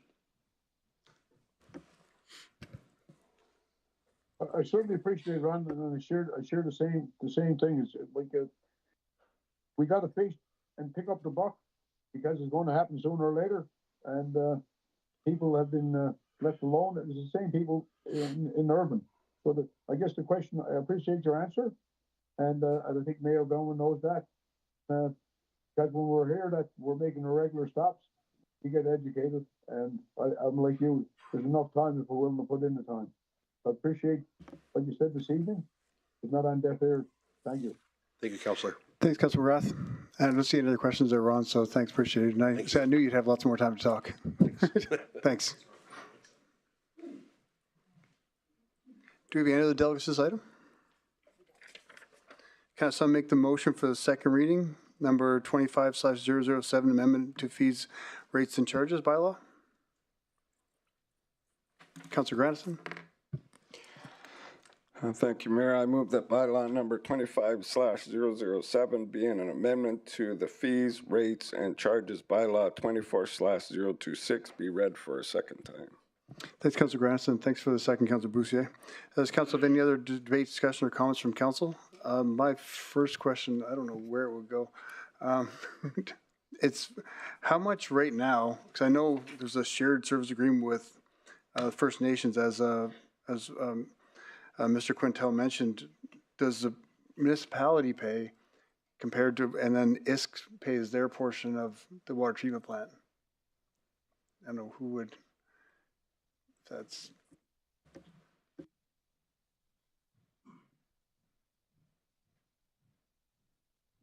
Just how it is right now, Lori, how it works out right now. Through the chair to the chair. Right now, we have a very dated agreement that is not currently using the most recent census.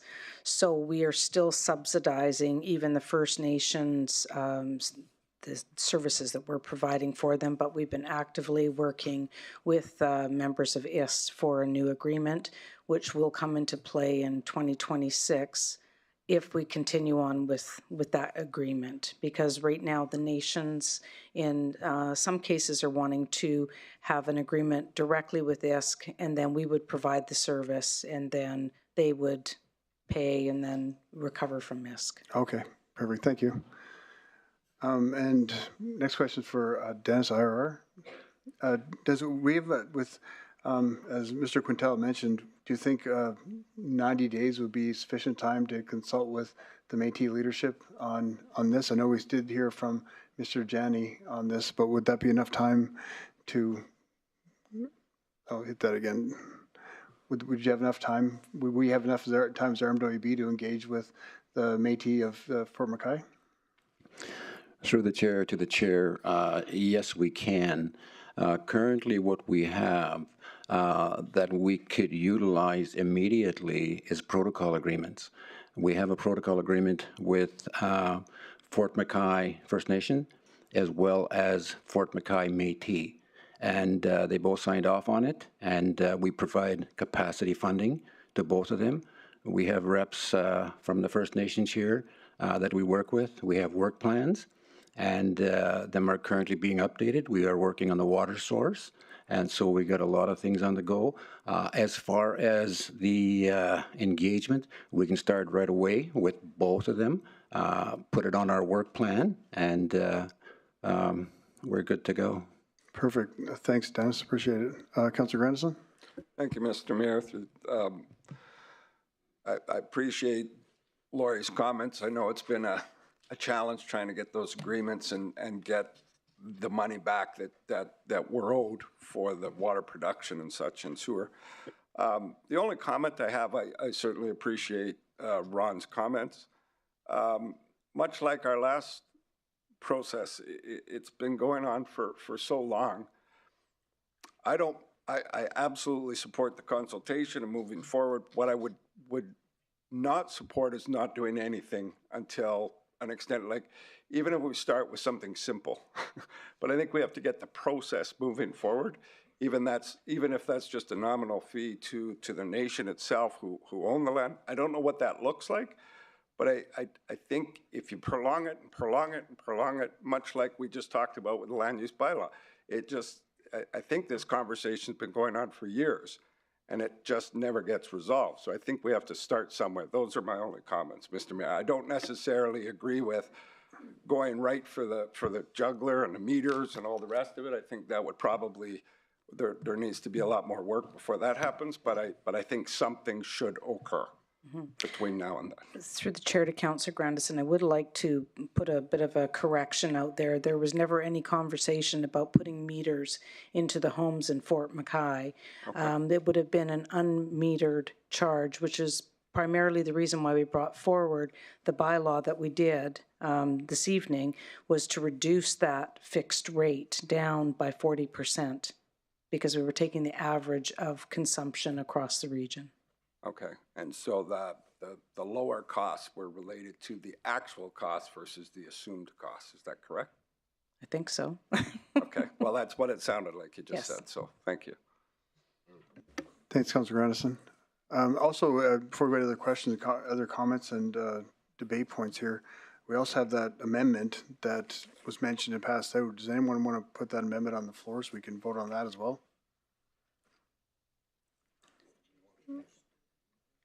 Well, you have to put this amendment would be in this bylaw. The amendment that she mentioned when we started, that's the amendment you have in front of you. We have to put, same as we had, explain this, same as we had Councillor Weigel bring amendments to the bylaw, we vote on each one of those amendments before we vote on the bylaw. So we have an amendment that was brought forward by administration.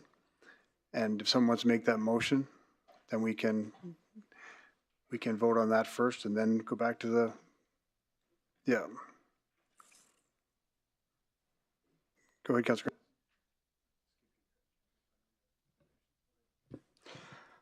All right, bylaw number 25/007, fees, rates, charges, bylaw amendment. That bylaw number 25/007 be amended by including the following in Schedule N appended to the bylaw. Schedule N, water, Section 2 of the appended schedule, adding the following to the end of the section. These rates will come into effect in Fort McKay on June 1st, 2025. Also, Schedule P, wastewater, Section 2 of the appended schedule, adding the following to the end of the section. These rates will come into effect in Fort McKay on June 1st, 2025. That's when you're referring to?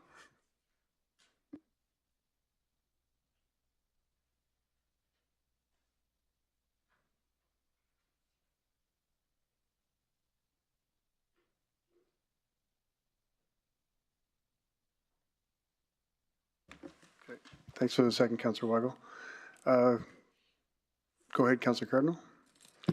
Thanks, Mayor. I think this question is for, no, actually it's for, I don't think it is. It is for Laurie. I think I said that right. How many service agreements do we have with other nations similar to this in rural?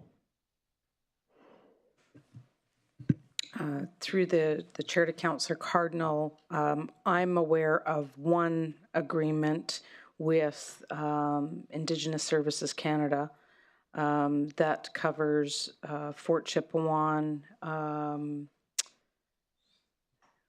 going by memory here. Janvier, Fort McKay. There's one other one. Just the three? Okay. My apologies. 3? Yes. Okay. How much? I'm assuming nobody's paying for water in Fort McKay at all right now. Through the chair to Councillor Cardinal, not on the First Nations, no. That's covered by Indigenous Service Canada through our agreement. For the most part, there are the matter of 89 additions to reserve that we're still sorting out. Where are those additions to reserves? Dennis, can you help me out with that? Okay, I know where they are. They're mostly in Fort Chipewyan. Yes, they are all Yeah, in Fort they're all- Chipewyan. I'm just not sure where. So, with the additions to reserve, are they going to be paying for water individually? Is Indigenous Service Canada paying for their water for the additions to reserve that this council approved back in 2020, maybe? Maybe a little earlier. But I remember that addition to reserve. Through the chair to Councillor Cardinal, the matter is still unresolved. We've been working with legal. The land, it's complicated, so we are working with Indigenous Services Canada and the nation to try to sort that out. We hope that those properties will be included in subsequent agreements in 2026. So for now, we are billing the nation, and the nation is to recover from Indigenous Services Canada and then reimburse RMWB. Okay, thanks. Councillor Boussier? I think Ken had his Councillor Ball? Thank you, through the chair. I guess this question's for admin. So with this amendment, these two slight changes, does this satisfy what our policy is? And I believe, and maybe you can correct me if I'm wrong, but I believe the water and sewer policy, the goal is to achieve a 100% recovery. So does this achieve that? I certainly understand that doesn't happen today, but is that the intention? Through the chair to Councillor Ball, the cost neutral, we're a long way away from attaining that, but at the present time, we are trying to be consistent with our bylaw, which states that we are supposed to be charging those fees and rates, and there are some inconsistencies based on historical practices where we have not been billing or recovering based on the bylaw. So we're trying to get to that point as we continue to work towards cost neutral, but we're not there yet. Right, and that bylaw is in place today, correct? Correct. So would we, with this amendment here, would we need to amend our bylaw? Through the chair to Councillor Ball, I believe that is what we are doing, is amending the bylaw to state that we would not be billing Fort McKay until June 1st. Fair point. So I guess my question is, does this satisfy the bylaw that ultimately we would be, and I'm not just making it about McKay, but that we're striving towards a 100% recovery as per our bylaw? And just for clarity for all the council, right now we are discussing just the amendment right now. I realize that, but it affects it, so. Through the chair to Councillor Ball, that is the ultimate goal, yes. So this puts us at least on a path towards that, correct? Yes. Okay, thank you. Thanks, Councillor Ball. Councillor Boussier? Yeah, thank you, Mayor. Through the chair to maybe Lori or anyone that can answer it. Do we have any understanding of the conversations that happened with Fort McKay back in, well, somewhere between 13 and 16 and 17? I know there's not a lot of staff left from that term. I would have to defer to Dennis with Indigenous and Rural Relations. Through the chair to the question,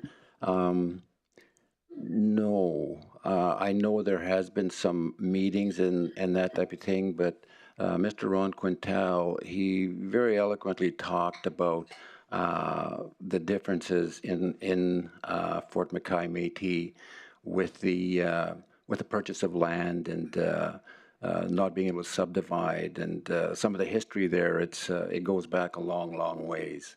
So as far as if you're looking for documentation or meeting minutes going back 2016, 17, we can check, but do a search. But I'm not so sure we'd find anything.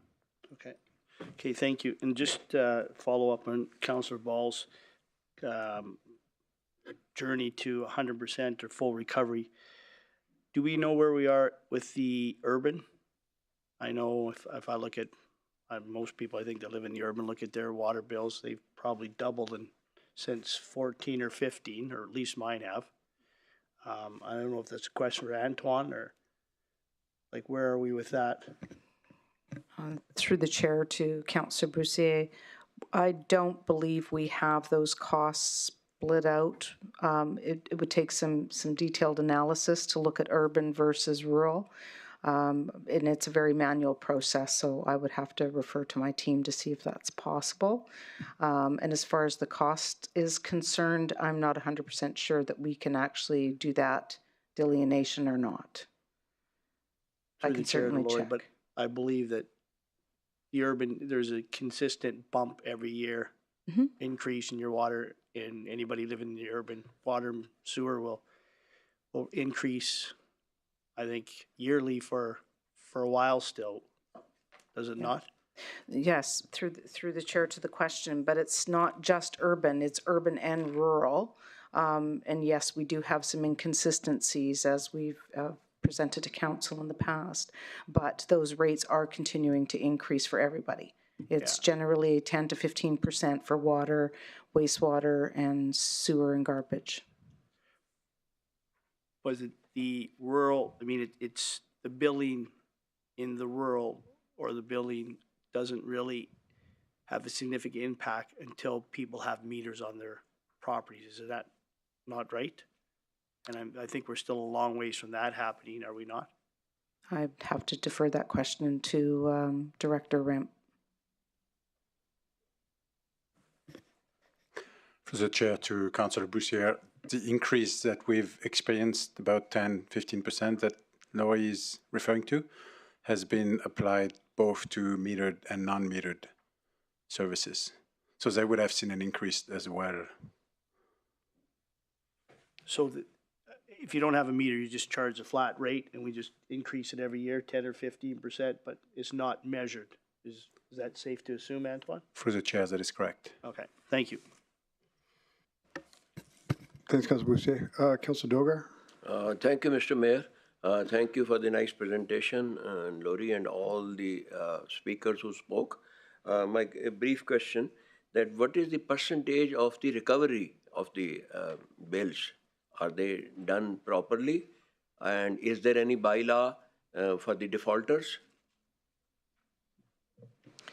Through the chair to Councillor Dogar, I missed the last part of your question. Did you say recovery of the bins? Are you referring to garbage? Yes, no.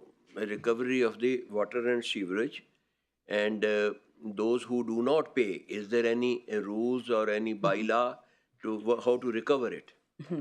Through the chair to Councillor Dogar, I have a team of billing clerks that pursue the accounts receivable on defaulted accounts, and those accounts that were uncollectible get transferred to the tax roll. So then we would recover it through that account. And then there's different processes that go into place depending on how long it's outstanding. So yes, there is a very stringent process that we go through. Thank you. Councillor Weigel? Thank you, Mr. Mayor. Back to the conversation that you talked about, Mr. Mayor, to Director Fraser. You asked if 90 days would be sufficient. There's only just over 60 days between now and June 1st.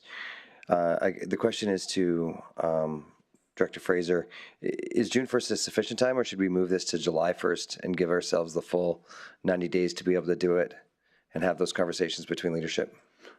Through the chair to the question, I think it would be prudent to give ourselves a bit of time. I think that July 1st would be a better date. Now, we can do this on two fronts. One is through the protocol agreements and the work plans. We can start that immediately. As a matter of fact, we've already got that started with the Métis Nation. We have reached out to the CEO, and we've got a meeting set up. We're waiting for him to get back to us. So we already do have the engagement piece on the go. And there's a second mechanism within the protocol agreements on leadership to leadership at that level. And Fort McKay First Nations have requested a meeting with leadership already. So we're not starting from ground zero. We've got some things in place already. So I think just to give us that buffer, maybe July 1st would be sufficient. All right, thank you. So on that, to create sufficient time for leadership to talk, I would like to ask Councillor Grandison if I can make a friendly amendment to the amendment to change June 1st to July 1st. Absolutely. And you're agreeable, Councillor Grandison? Absolutely, yeah. Okay, Councillor Grandison agreeable. So if there's no more discussion debate points, I'll get council to vote on this.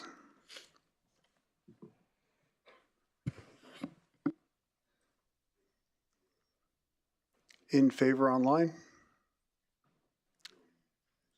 And against? No, I'm opposed. Okay, thanks, Councillor McGrath.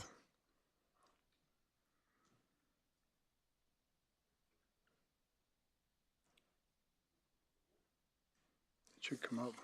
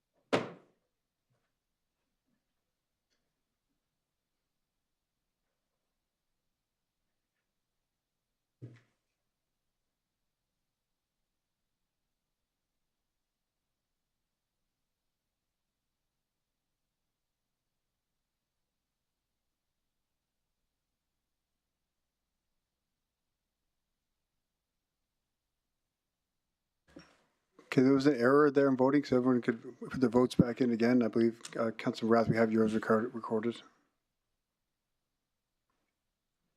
Thank you, Mayor Bowman.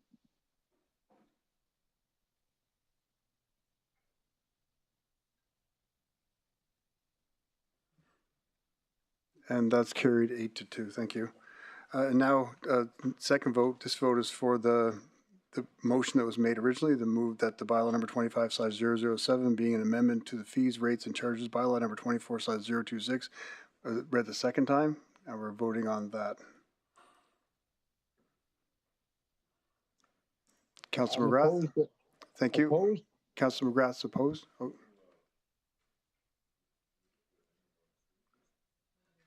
There's no amendments. We already voted on the amendment. We already voted on the amendment. We already voted on the amendment. You voted against it. Now there's going to be a third reading coming up.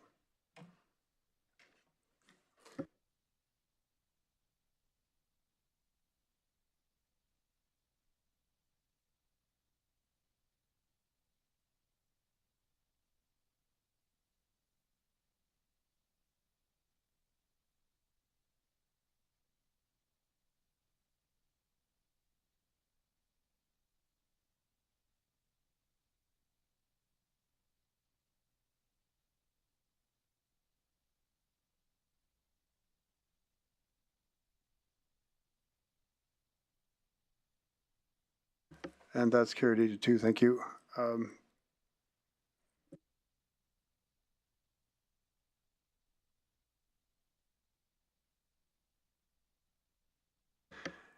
Councillor Grants, can you make the motion for the third reading? Yes, sir. I move that bylaw number 25/007 be read a third and final time. Thank you, and thanks for the second, Councillor Boussier. Are there any other discussion, debate points, or comments from council? I'm not seeing any, so I'll call for a vote. Councillor McGrath?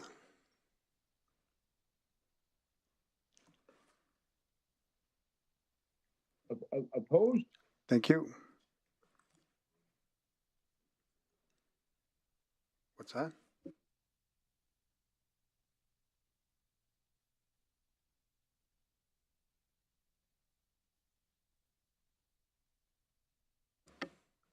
And that's carried with 7 in favor.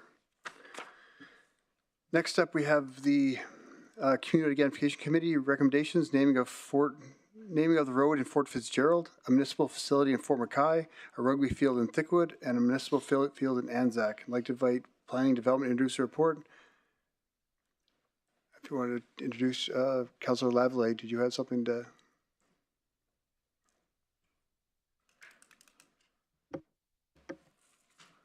Hi, so I just want to say that the one vote for the recreation center in Anzac, that this will be taken back to the community for more consultation.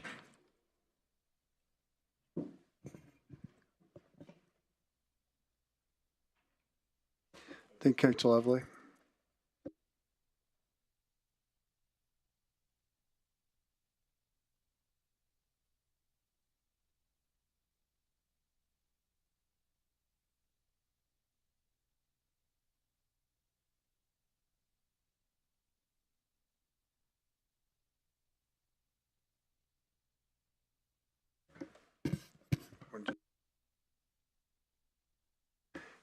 Can I have someone make a motion to defer that, to refer that back to the community?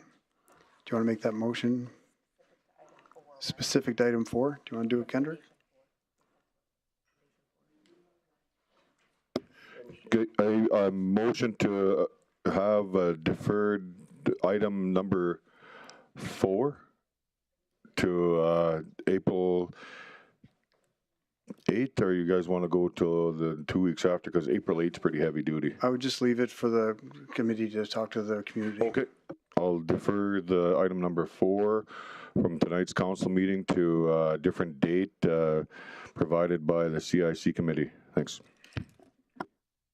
For clarity, council members, could I suggest that it would be a referral of the recommendation 4 in the report to send it back to the committee for further consultation? I think that's what I heard. I just want to make sure that we clarify.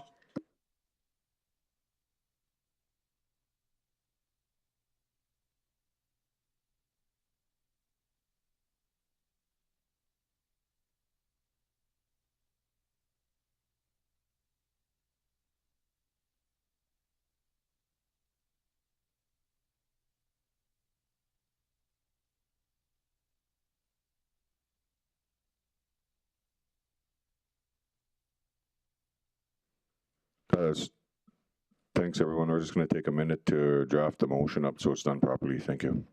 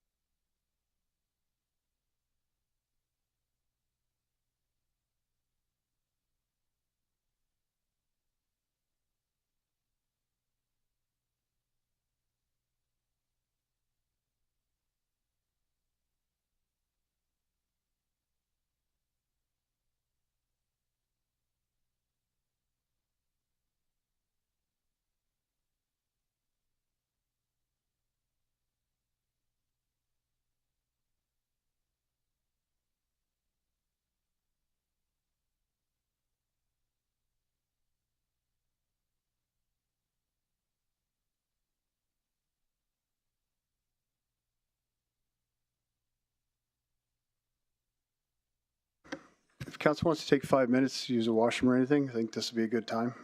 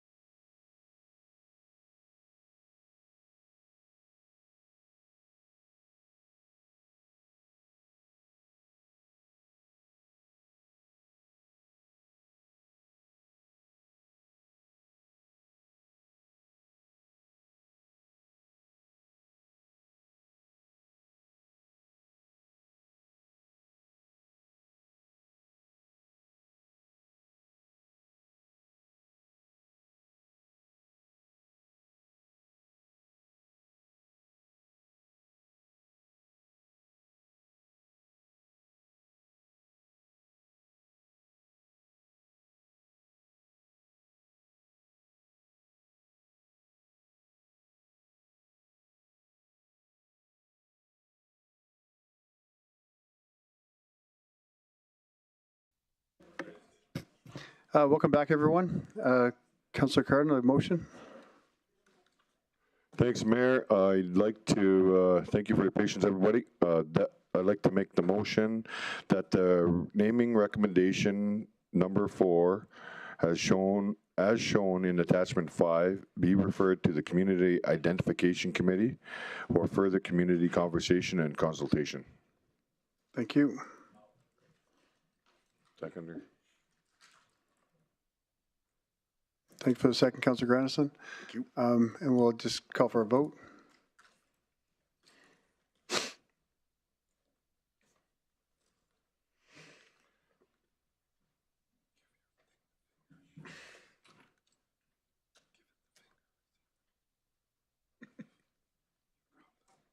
Who are we missing?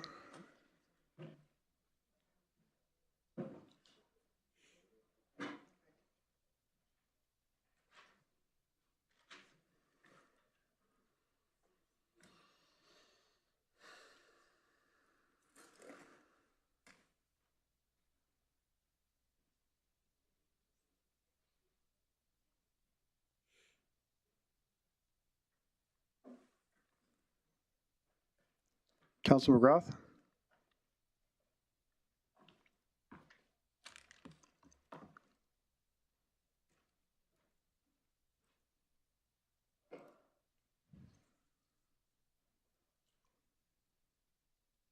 Councillor McGrath, you online there?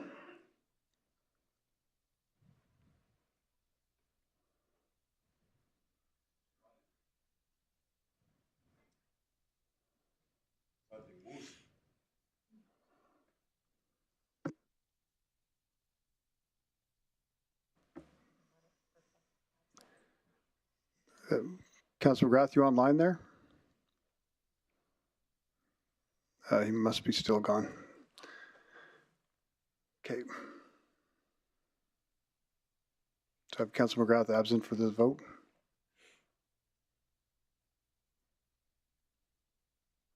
And that's carried unanimously. Thanks, everyone. Amanda, if you want to go ahead with the presentation, please. Thank you. Good evening, Mayor and Council. For the record, my name is Amanda Owens, Director of Planning and Development Services. Before you this evening are 3 recommendations from the Community Identification Committee for the naming of a road in Fort Fitzgerald, the Fire Hall in Fort McKay, and a rugby field in Thickwood. During the Community Identification Committee meeting on February 20th, 2025, the committee considered 3 naming requests. The first request was from a resident of Fort Fitzgerald for the naming of a road to Pine Lake Road. The second request was submitted by Chief Powder of Fort McKay First Nation for the naming of a fire hall in Fort McKay to Zachary Powder Memorial Fire Hall. The third request was submitted by a resident of Fort McMurray for the naming of a rugby field in the neighborhood of Thickwood to Hilda Peters Rugby Field.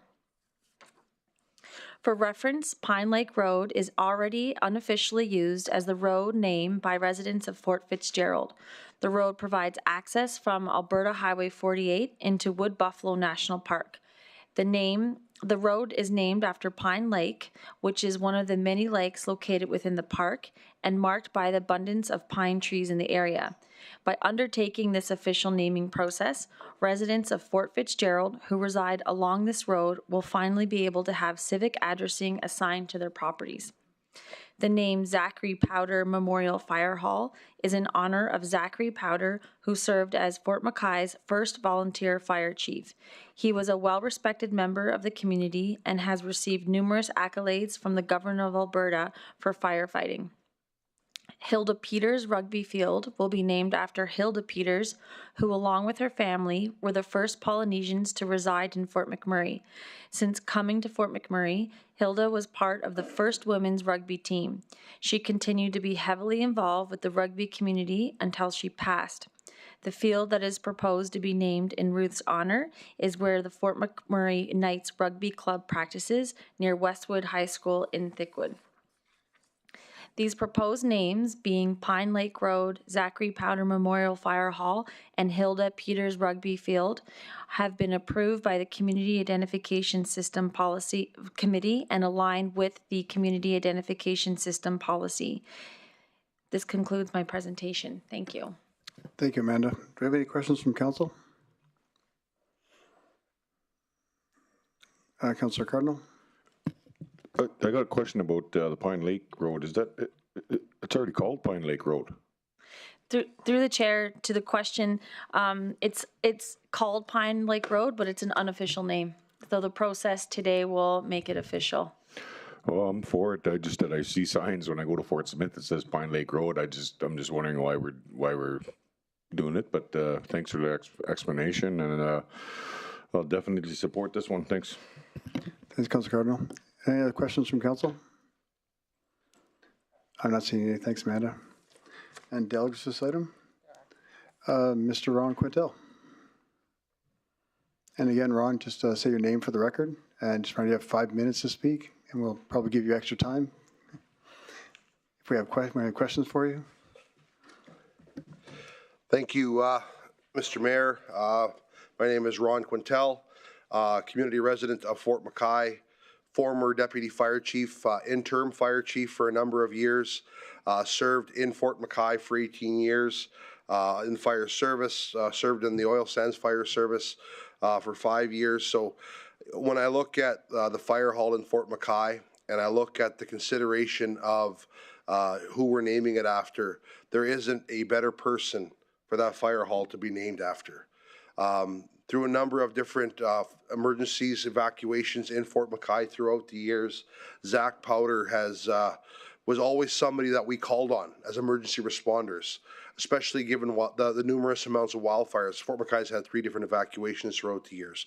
And through every evacuation, Zach was the person we fell back on to better understand fire behavior within the forestry aspect.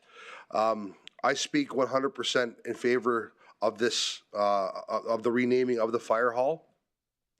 And I'm honored and privileged to have served with Zachary. And I'm honored and privileged to have such a distinguished member of the fire service have his name and his legacy put to the new fire hall, as it is a beautiful facility. And I just want to give my praise to Chief Powder for bringing forward this motion and this recommendation. I think it couldn't go to a better person. Thank you. Thanks, Ron. Appreciate it. Any questions from council? Councilor Dogar? Thank you very much, Mr. Mayor, and thank you very much, Ron Quintel. And great to know that your services in fire. You know, I'm one of the veterans. You know, I know the amount of sacrifice which the uniformed people do it, whether in fire, whether in RCMP, whether on the borders of Afghanistan. So Zachary Powder Memorial. Zachary Powder, you know, sorry I missed a part of it. He's not in this world. So he died natural death or? Oh yeah, he lived a heck of a life. He died, I believe he was 93. So he lived a full life. He actually served for over 70 years. And his last fire, I just learned this from his granddaughter, his last fire that he responded to, he was 83 years old. No, so where he belonged to which locality? I mean, town or? He's from Fort McKay. He was a Fort McKay First Nation. Thank you very much. member. You people are doing a good job, whosoever has presented it. Thank you. Thank you, Councillor. Any other questions from council? Go ahead, Councillor Cardinal. Ron, I guess I just want to hear a good story about Zachary because I fought fire with that old man. If I have to tell a story about Zach, it's one of, if you knew Zach, he didn't mess around when it came to giving orders. And anybody in the fire service as an officer, you know and understand that. And when he told you something, he wanted it to happen now. And guys weren't moving hose fast enough for him. And I'll never forget, he walked up to some of the young guys just standing by and looking and watching this fire, and we're trying to move hose so that we could start to extinguish the fire. And Zach walked up to this one young guy who's bent over tying his shoe, and he kicked him in the butt, and he told this kid, if you're going to fight fire, get off your ass. So it was a funny story for me because I know Zach, knowing Zach and serving in the fire with him and seeing, you know, what he was like. He meant business, and he meant, and it was important that everybody worked their butt off and everybody took care of each other. And I can tell you this, he always made sure his crews came home. Right on, Ron. Sophia, that was for you. Thanks, Ron. Thank you. Prem Peters?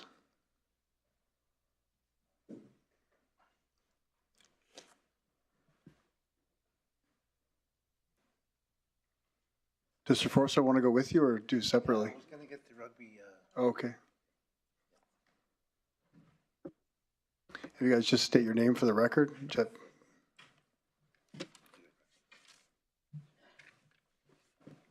Hi, my name is Prem Peters. Hi, I'm Sephora O'Neill. We just want to thank you guys for having us here today.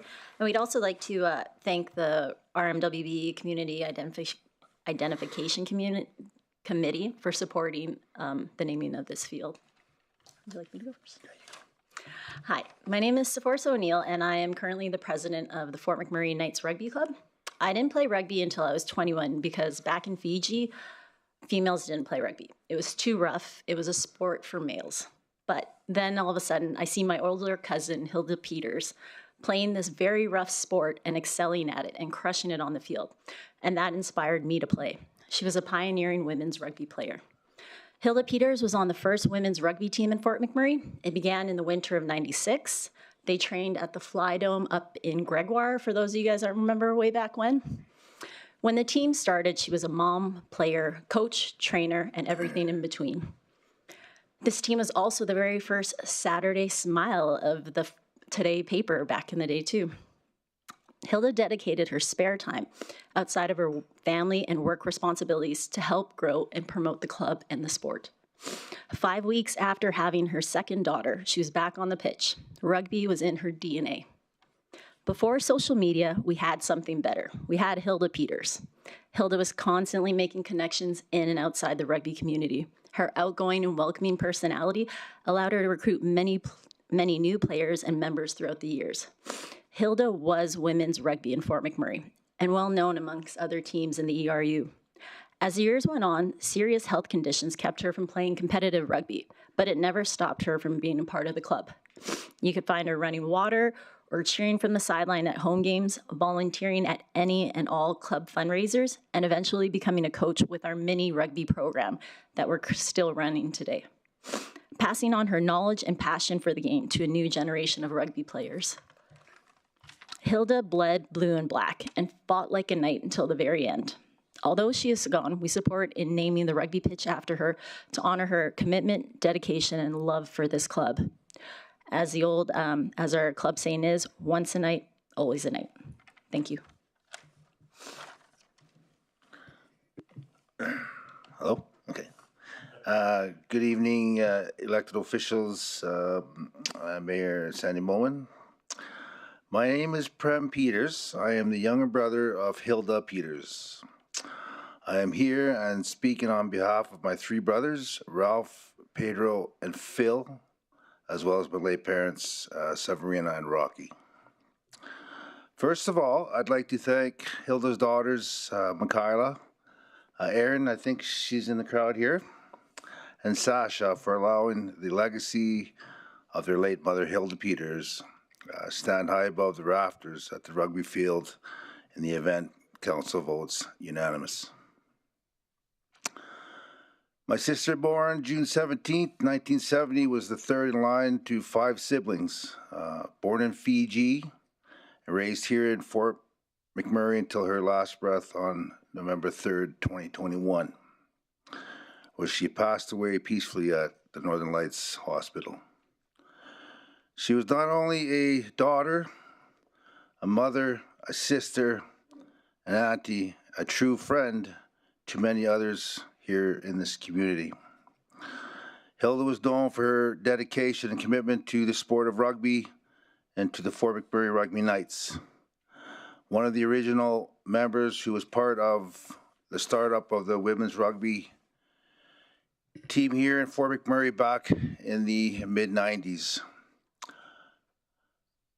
The field where we hope to have her name named after holds dear not only to the Rugby Knights but to our family as well. Being part of this community since the late 1970s, this field has been part of many athletic victories, defeats, and the birth of family ties that last a lifetime. My sister was a true Polynesian warrior and a fighter in many ways, battling breast cancer as well as being a liver recipient of 4 years. So as you can see, Hilda has a rich history here, not only in her athletic career, but right here in the field where deservingly so, the name Hilda Peters Rugby Field is only fitting to carry on her legacy and for the people to honor her. Thank you.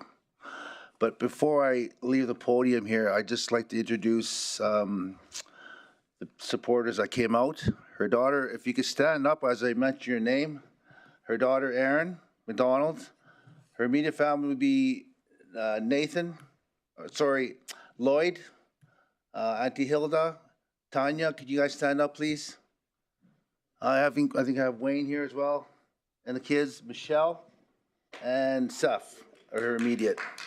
And also, I'd like we have an original member here, Jen. Can she stand? And the rugby ladies and men, can you all stand too as well?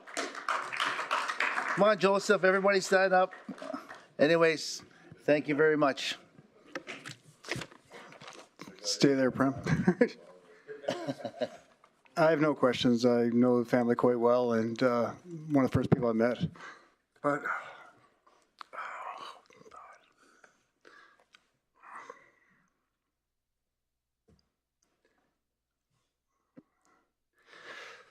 if you knew the family, you'd know that Hilda would have dominated the men's division if it wasn't for her brothers and her cousins.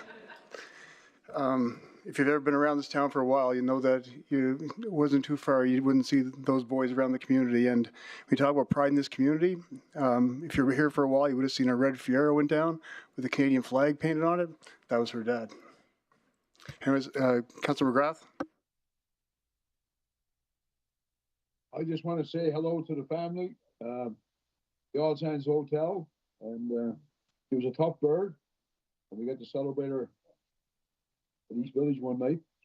And her brothers, well, every one of them was big as a GMC truck. I'm sure that you won't have any troubles today getting support to recognize not only the mom she was, the sister she was, and the friend she was. God bless you all. You're all a pretty steady bunch. I don't know how big you are now. I can't see you, but one guy there was, like I say, used to come in. Nobody fooled around with Hilda because you had a big brother. And I think that's what serving is all about. And I know that you guys done a lot of work around the big nights at Skate Town that we used to get the spring rolls and food and everything. Not a question about recognizing the person, but a legacy that she was good people. Thanks for what you're saying tonight, because I'm sure there's a few people out there that miss her dearly, especially your kids. Look after yourself. Thanks, Councilor McGrath. Any other questions from council? Councilor Majoko. Thank you, Mayor Bowman. It's not a question, it's just a comment, and just want to appreciate you all for coming forward. And what dropped in my spirit is that it's not how long, but how well, the impact that she made. So I think the children, the daughters, should be very proud of the mother that they had. A great legacy to have and to keep and cherish. So thank you, and this is beautiful to hear. I know it's tough, I saw Mayo, I think for the first time, did something there, but it is well. Thank you. Thanks, Councilor Bajoko. Any other questions from council? Councilor Dogar. Thank you, Mr. Mayor. Thank you very much, family. I've already thanked you by clapping. That's it. Thanks. Thanks, Prem. Thanks, for Mike and Sophie. Mike Evans and Sophie Powder. Sorry, Sophie.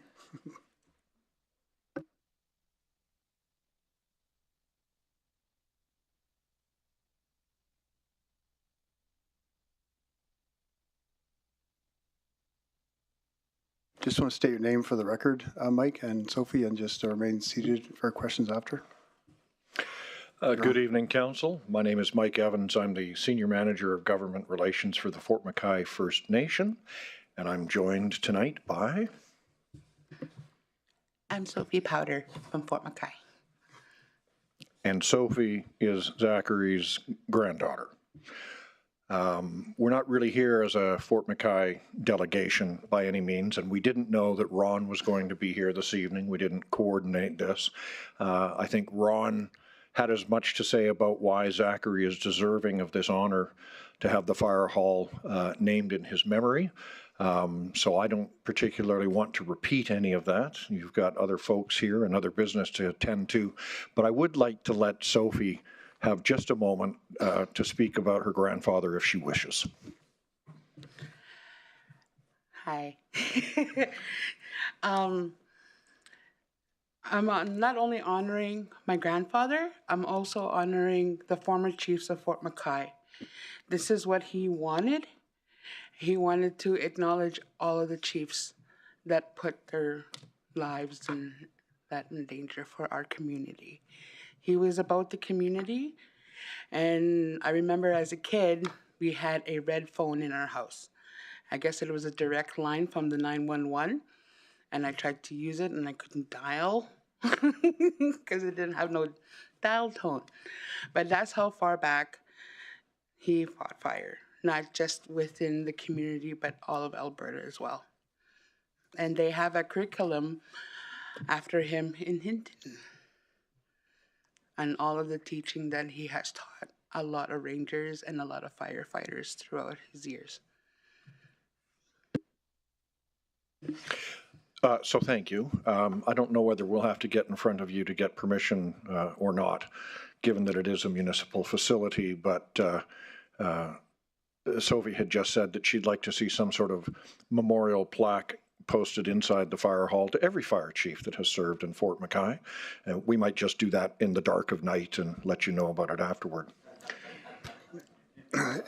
We'll strike that from the record. Go ahead, Mike. Yeah. Having not taken up the 5-minute allotment, I just wanted to thank Mr. Fraser for having mentioned earlier this morning in the previous item debate and discussion about water rates in Fort McKay, to encourage members of council to come out to Fort McKay. We're trying to work with your legislative services right now to schedule another leader-to-leader meeting here within the next 30 to 60 days. We had one last June, didn't work out so well. Councillor Grandison was the one who showed up for breakfast by his lonesome. But there's a lot that we can share with you about the history in Fort McKay, what we're trying to do with water rates, how we're trying to correct the funding arrangement with the federal government, and how, in order to do that, we would like to enter into a new municipal type services agreement directly with the RMWB. The Fort McKay First Nation has never been part of the agreement, and it's now over 40 years old. But that has nothing to do with the fire halls, so thank you very much. Thanks, Mike. Thanks, Sophie. I didn't know Mr. Powder, but I know Sophie's smiling face every time I go to the band office, so if he was anything like his granddaughter, then I definitely support this. Have you any other questions or comments from council? I think they were all covered. Thank you both. Thank you. Can I have someone make the motion? Yeah, I think so. Sorry, Councilman McGrath, go ahead. I just want to thank Sophie because, you know, Alan was upstairs with the chief and Sophie fed me breakfast. And you're right, Mr. Evans, we should be making more visits. And I think Mayor Bowman's going to champion that. Thanks, Thank you, Sophie. She said you're welcome. Councillor Gradison, do all the motions together, I believe we can. Do them all? Just take out number 4. Okay.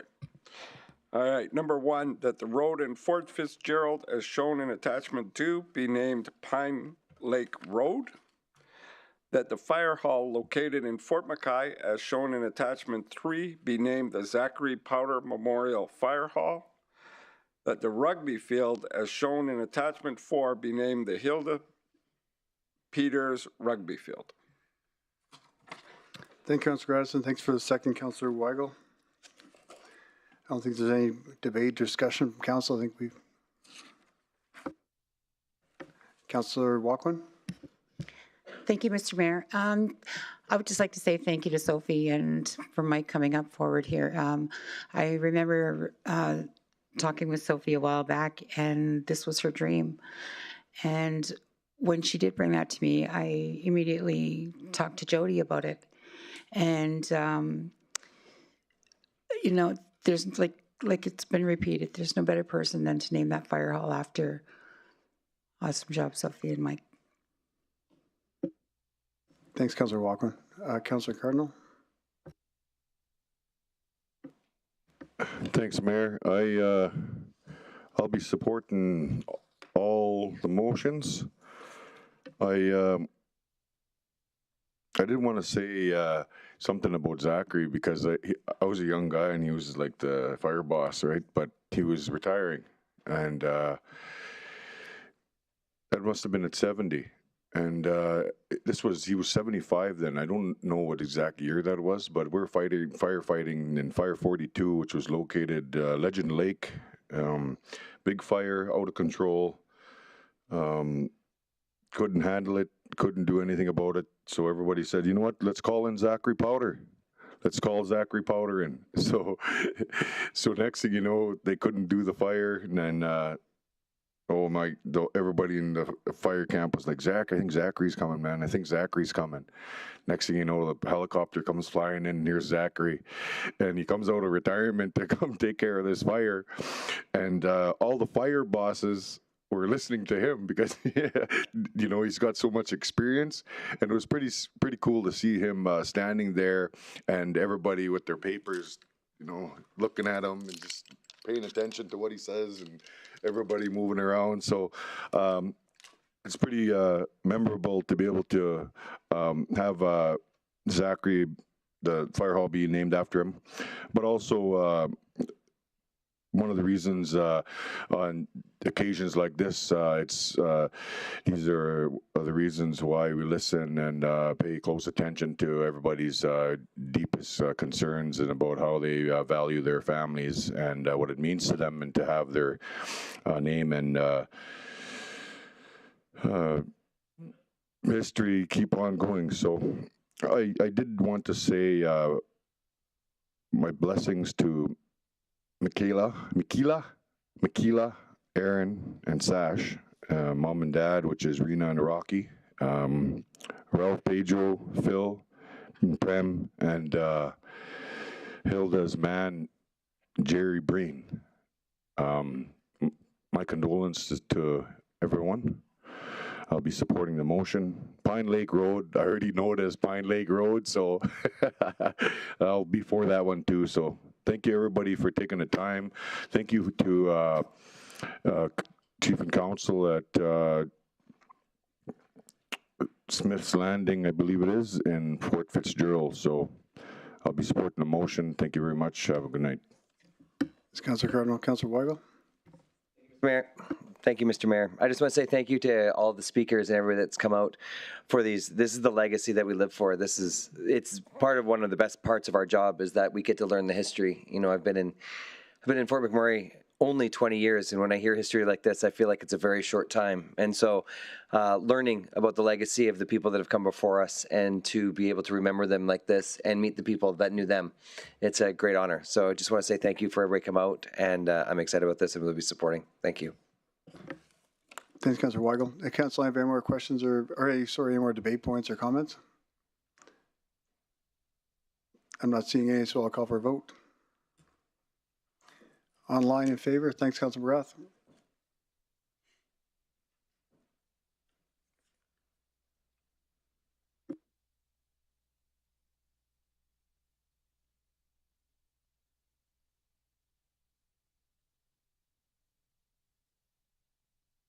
And that's carried unanimously. Thanks, everyone.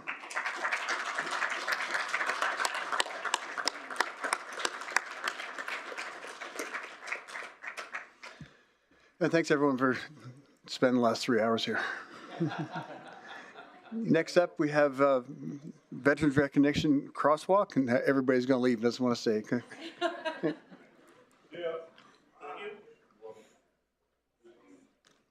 Go Knights!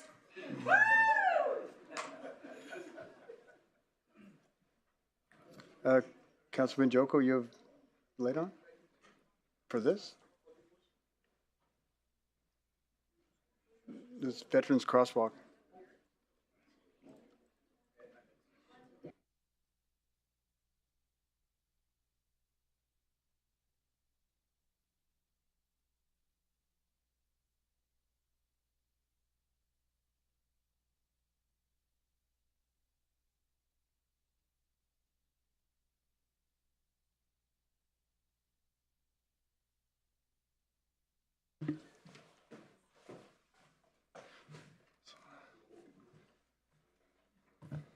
Whenever you're ready, Elliot. Yes. Good evening, Mayor and Council. My name is Elliot White. Beside me here is Aaron Judge, and we both work for the Product Management Office. We're here to present the Veterans Recognition Crosswalk. So on November 26, 2024, Mayor Bowman brought forward a motion that directed administration to engage with the Royal Canadian Legion Branch number 165 to develop a proposed option for the installation of a crosswalk to honor and commemorate the Canadian Forces veterans and active service members. Administration was also directed to have options that included a proposed design, location, and capital cost estimate for these options. On the screen here, we have the two motions that were passed on that day of November 26th. Following the meeting on November 28th, administration from the PMO met with the Legion to present the concept for a crosswalk, and a subsequent online survey was undertaken. The public survey received 302 responses and polled the respondents on whether or not they were in favor of a crosswalk, and as well as the proposed location of the crosswalk. 93% of the people who took the survey responded in favor of the crosswalk and identified Hospital Street near Willow Square as their top choice for the proposed crosswalk location. So administration recommends that council approve $40,000 to come from the emerging issues reserved to execute the design and construction of a crosswalk at the Hospital Street location. Further to that, administration would like to engage community partnerships and initiatives through recreation and culture to work alongside the Royal Canadian Legion to put a call out to local artists to design the crosswalk. The intention would be to have the design completed in time for the installation of the crosswalk prior to November 11th, 2025. This concludes our presentation, and we are happy to answer any questions. Thank you, Elliot. Do we have any questions from council? Councilor Cardinal? Thanks, Elliot. Thanks for the presentation. Where are we putting this crosswalk? Through the chair to Might as well just say it. We're going to do it. So on Hospital Street, Willow Square was built, and there was a crosswalk put in that crosses over to, I would say, the Catholic Church. So from the old folks' home to the church, is that where it's going to go? Correct. There's a crosswalk existing there today. It's a lit crosswalk. Yeah. Who chose that place? As part of the survey, we had two different locations suggested. There was a location at Hospital Street, and there was also the location down near the Legion as well. And there was more in favor for the location at Hospital Street. What did the people of the Legion think of that? I'm going to pass, I think I'm going to pass this to Erin she has the results of the survey, and also we have folks from the Legion here as well that may be able to answer that question. Through the chair to the question. According to the survey results, there was 302 respondents. 28% of the respondents were from the Royal Canadian Legion, and 71.8% of the respondents were outside of that. Like Elliot mentioned, 63% were in favor of Hospital Street, Willow Square area. The next closest was in the area of Waterways at Bolia Avenue and Huggard Street, which was 34%. So I guess the answer to your question is 28% of the respondents were from the Royal Canadian Legion. I guess maybe I should wait for Dale, because I had some questions about some discussions we had about him trying to make it a memorial area. So I'm just wondering how that would just fit over there better rather than the Hospital Street. Councillor Dogar. Thank you very much, Mr. Mayor. I appreciate Mr. Mayor for bringing this motion, very important. I am one of the proud members of the Royal Canadian Legion. They are doing a great job, and the medals they have decorated, they got it from at the cost of their lives, risking their lives. Very difficult job, because I have the experience of 28 years. And thank you very much, administration, for bringing this thing into limelight and carrying out the survey. So my question is very brief one. So can it be close to Legion, or Legion is going to be gone to north side? There was a site being under consideration. Through the chair to the question, the crosswalk technically could be put anywhere in the municipality. The survey that the Legion undertook was that they wanted a location that was brought forward by the Legion to the public to have a survey. They looked at Hospital Street, considering it had exposure. It was a high traffic area. A lot of people would see that location. As I understand it, there would be veterans that would stay at the Willow Square location. There is a location, obviously, of closer to the Legion. Based on the survey results, the Hospital Street was the one that was more successful. There's other locations in the community that I'm certain that it could be put. However, we wanted to put it in a location that had some high visibility for the public. Thank you. Do we have any other questions for administration? Councillor Lively. Hi, no, I agree with the survey and to follow the survey and what people suggest, but is there any more money to put one near the Legion, like to have both? Because one near the Legion just kind of fits everything as well, right? So to have both? Through the chair, to the question, I was told to leave the finances to the CFO, and she can tell you that I'm sure there's funds available. It does come from the emerging reserves, so that's up to council how they want to spend that reserve.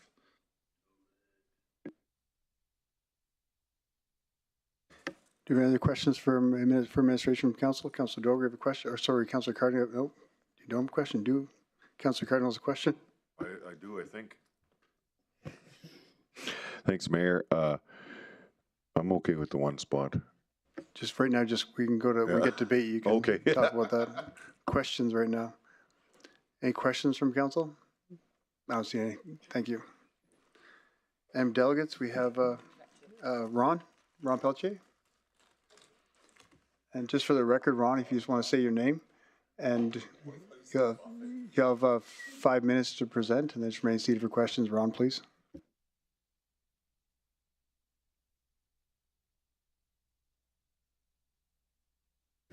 Ron. Sorry. Hi, my name is Ron Pelche. I'm a resident for about 20 years. I am 1,000% in support of this motion. It can't be said enough what our veterans mean to us as a society. Of course, they fought for us, for our freedoms, for our democracy through many conflicts in the history. They support us in disasters relief. They support this country overall. They instill pride. They represent our whole community. They're men, women, they're all people of all colors, all races. There's First Nations people in our veterans. There's lesbian and gay people in our military. So all of society is representative in our veterans. We need to honor them, support them in any way we can. And this public display of our support and our love for our veterans and to honor them is fully justifiable. And I believe a crosswalk is totally a justifiable way to display that. And I'm okay with the money, very okay with that. And I fully support that the Legion should be the ones who have the final say on where the crosswalk should be and on the design of the crosswalk, because they are the organization that represent our veterans, because that's what their charter is and that's what they're here to do. Of course, the public can have a say, but I think the Legion should be the ones that should really have the say in all this. And that's about it.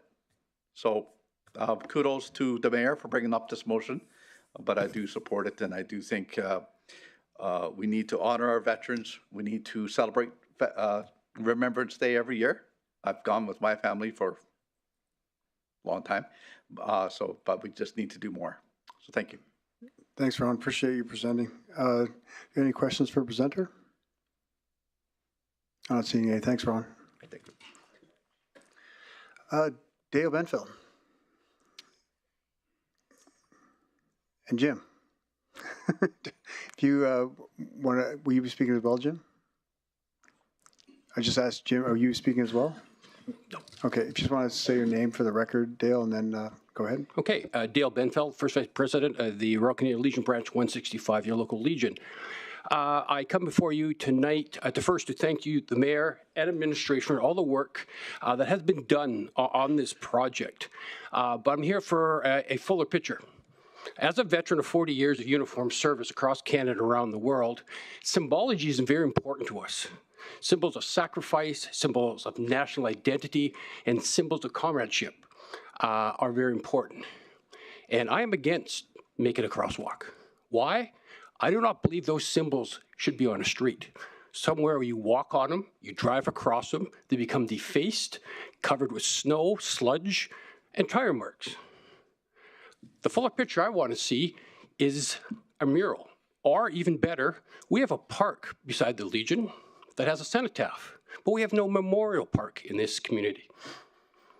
I would say that we would like to have a further discussion with administration to look at those two options, because while the idea of a crosswalk is appreciated, the symbology is very important to us veterans. And when speaking with veterans on this, because when I first heard about it, I was against it as soon as I heard it, because of the symbology. I will never walk on those type of symbols that are about sacrifice, service, and comradeship. And why would I put them on the road? I wouldn't. So that's my points. Thanks, Dale. I appreciate the words. And so when we brought it forward, it was members of the Legion that brought it to us, or myself to start with, to bring it forward. And it was members of the Legion that spoke in favor of it. So I'm a little confused as... You had a minority of the Legion that presented it to you.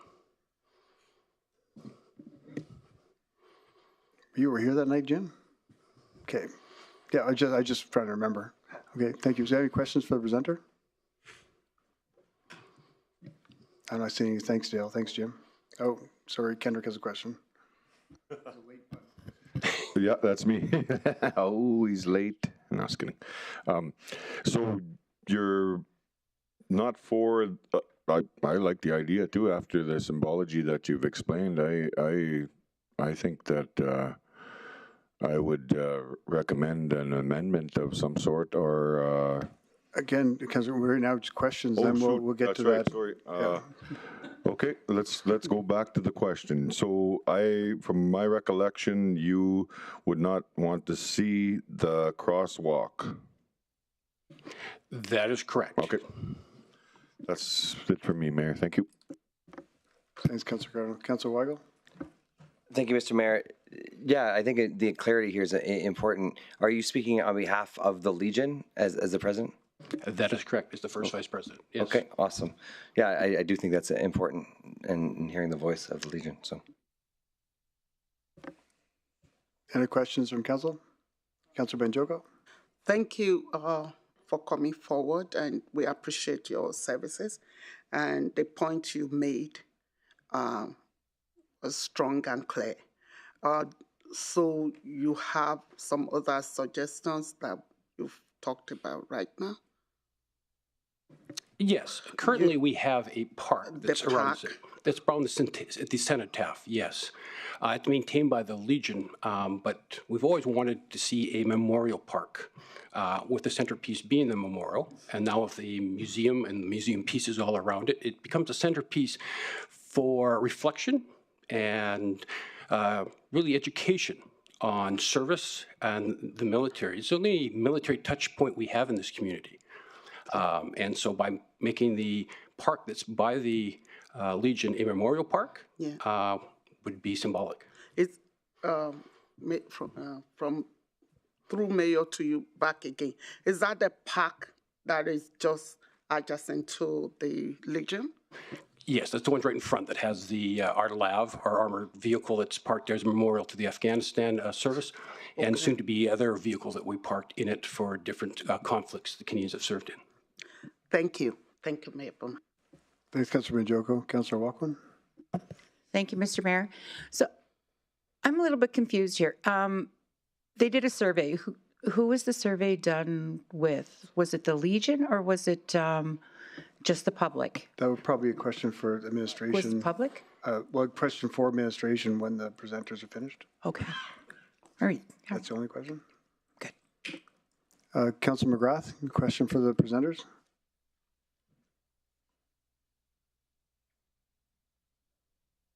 Oh, sorry, you're on mute, Councilor McGrath. Yep. Thank you, Mr. Mayor. A question back through, now that the Vice President of the Legion's come forward, I wonder, would somebody be amiable to a, just not an amendment to the motion, but... Yeah, Councilor McGrath, we just want to, when we're back, when the presenter's finished, we can look at that, because I think that's a lot of conversations going on as well. Yeah, no. I was wondering, to the speaker, Dale, nice to hear from you. Would it be amicable if we made an amendment? Would you be happy if we made an amendment just to put it on stall and go back and to the requesters? Because this has been going on, well, as you know, for a while, but I'm kind of surprised because it seemed like it had a lot of support. But you bring a picture tonight that maybe breaks home for some people, especially with a couple in the service myself. So would that be the right patch, Dale, that you would expect us to take? I think what he's asking is if you would be amenable for us to do another survey, I guess, more in depth to look at that, an option like that in the survey. Yes, please. I think that'd be yep. Did you get that, Councilor McGrath? Yeah, no, I appreciate it. Thank you, Mayor Bowman. Okay, thank you, Councilor McGrath. Councilor Ball?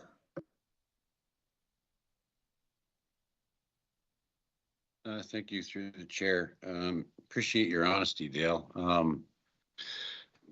My question to you is about, you say you have a park.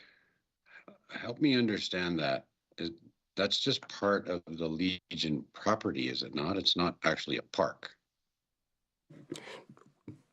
It's a Legion Park, yes. It has always been a plan that we've had to turn it into a memorial park. It's been in play probably for the last 10, 12 years.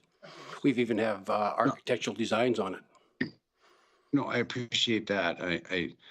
But I'm trying to understand, frankly, the land ownership side of it. It's owned by the Legion. It's not municipal reserve. It's not owned by the city, right? Or the municipality.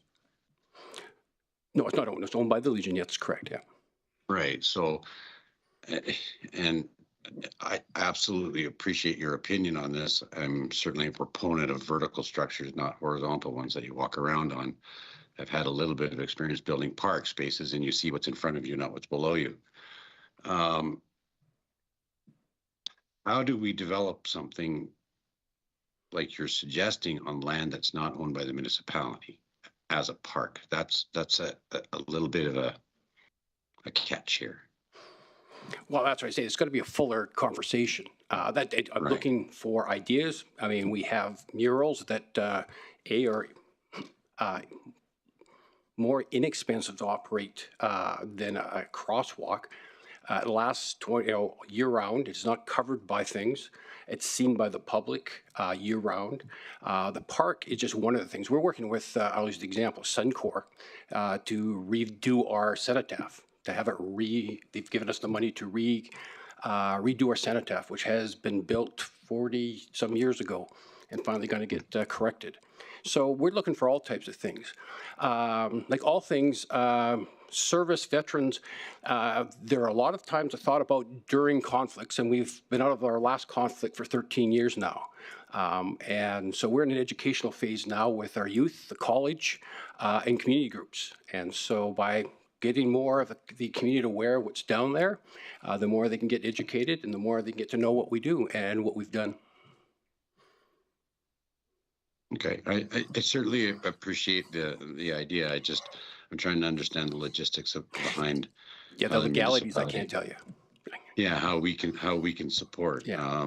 Typically, you build a park space, and the fella sitting next to you helps maintain it. So, if it's on private property, that's a little bit of. I think you know where I'm going with this. Yep. Are you married to that location? No, it was just one of the ideas that has been presented. I do believe it's something that should be looked at before we move forward. So thank you. Thanks, Councillor Ball. Councillor Dogar? Thank you very much, Mr. Mayor. Actually, Mr. Mayor, you should be the defender of this motion. But I say that, you see, there. Right now, Councillor, do you have a question for the presenters? Yeah, presenter, the question will come afterwards, after the premise. And well, we need a question because we can debate it after and comments after, but right now we just need a question. Yes, Dale, I know you had been a very nice, very good volunteer work, and you are controlling most of the things. But you know, the new idea you came with very good, but there needs deliberation. You know, by the administration, they have to work it out, and they have to take the consent of the. Are you ready to give some time to the administration? Oh, definitely, we're lots of time. Yeah, you know, we get more input from your other colleagues also. You know, please consider it. Thank you. Thanks, Councillor. Is there any questions for the presenters? I'm not seeing any. Thanks, Dale. Thanks, Jim. So I think right now we'll take a 2-minute recess to maybe form a motion where we're going to go forward before we get into debate.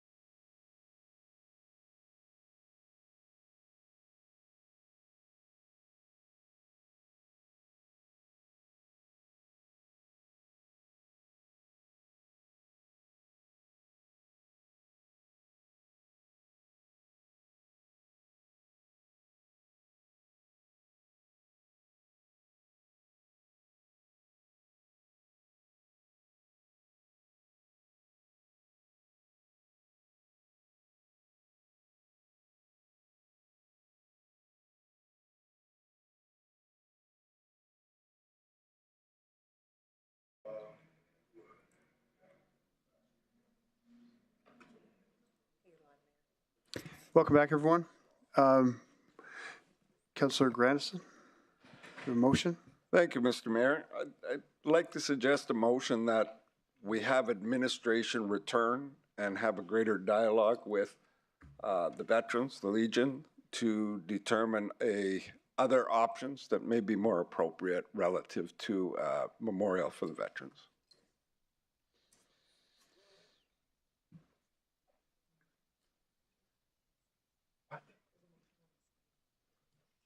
You want me to read this one?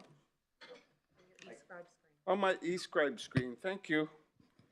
Right there. How about if I read this one, Mr. Mayor? That would make more sense. That the matter be referred to administration for further consultation with the Royal Canadian Legion, branch number 165 leadership on alternative options to recognize, stop moving it around.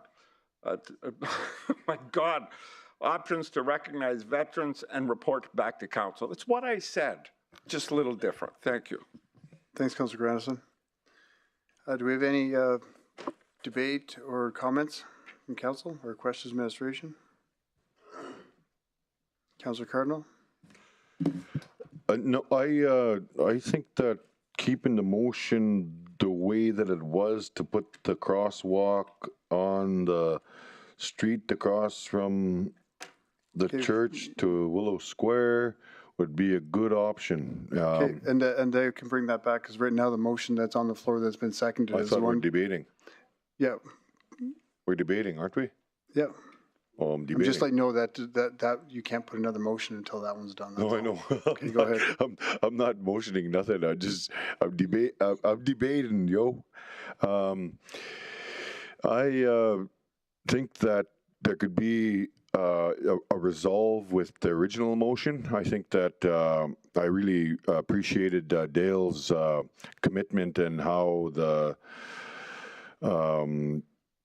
I forgot the word he used, but anyways, the recognition of the geez, I forgot what I was going to say, what the word was. But anyways, I think that just leaving the motion the way it was, I would support that. I'm not going to be in support of this motion due to the fact that we've did the consultation. 70, we've got our ducks in the line. We've did the work. We don't want to degrade some of the administrative work that's been done. The process is in place. We need to move with what we had, and then I'm in fully support of working with Dale and coming to a compromise to have significant representation for a memorial park there, but I think that we can make both work, and let's not go backwards. Let's move forward and do the sidewalk. Our feathers and Métis symbols are on the sidewalks here as well. The Pride got sidewalks, and I appreciate, like I said, Dale coming and saying why he didn't want it, but we've done this before. Let's keep moving forward and keep on going. Thanks, Councillor Cardinal. Councillor Grandison? Thank you, Mr. Mayor. It occurs to me, and I could be wrong, but it occurs to me that if you go to a group of people with an option and ask them if they'd like the option without any other options, we're going to get an answer. I'm not sure that the original conversation had a broader perspective in terms of things. So, that's why I'm in support of the motion is let's just make sure we have the conversation. If there was a high percentage of people that supported this, but it was based on a single premise, a crosswalk, not another option. So if there's other options, then I wonder what the response might look like. And I'm sure that administration working with the Legion, they can put out a survey that's got a broader perspective and bring back that answer. If it comes back with a majority saying a crosswalk, we have our answer. But if it comes back and says, no, these other options are better, then I think we can look at that. That's why I would support this. I agree, Councillor Grandison. Councillor McGrath?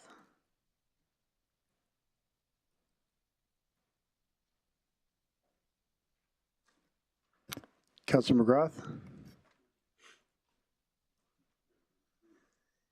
Sorry, Mr. Mayor. Go ahead. I just wondered, I think it's important to note the fact that this was an item brought to you by a group of people, our constituents, our bosses, and it's not that we're putting it to bed. Just take them for a recheck, I guess, and that's what we're debating, right? Not that it's off the table. It's we do a follow up. Would that be correct? Yes, that's it. Okay. Thank you. Thanks, Councilor McGrath. Councilor Banjoko? Thank you, Mayor Bowman. I really didn't get Councilor McGrath's question. He just said that we're not we're not putting it to bed. We're gonna, he's agreeing with Councilor Granison, go back with a broader scope and come back with some other options. Okay, so I also feel we should look at other options and come back. And I don't think it will take a lot of time. This is not like land use bylaw, so we can just check and see. Get it done before 25 years.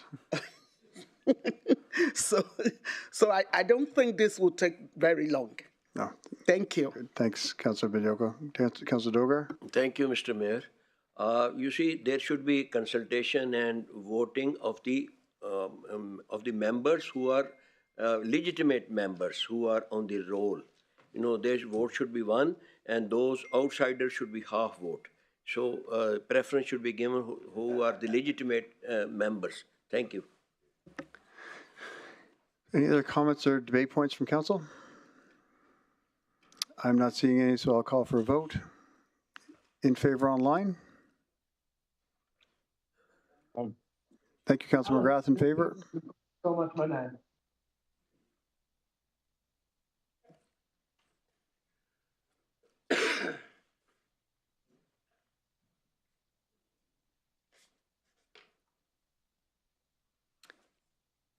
And that's carried with 9 in favor. Moving on to 10.4, I'm going to ask council if they're okay with deferring that to the next meeting, just for it's not an urgent matter, and that we can, just for the respective time.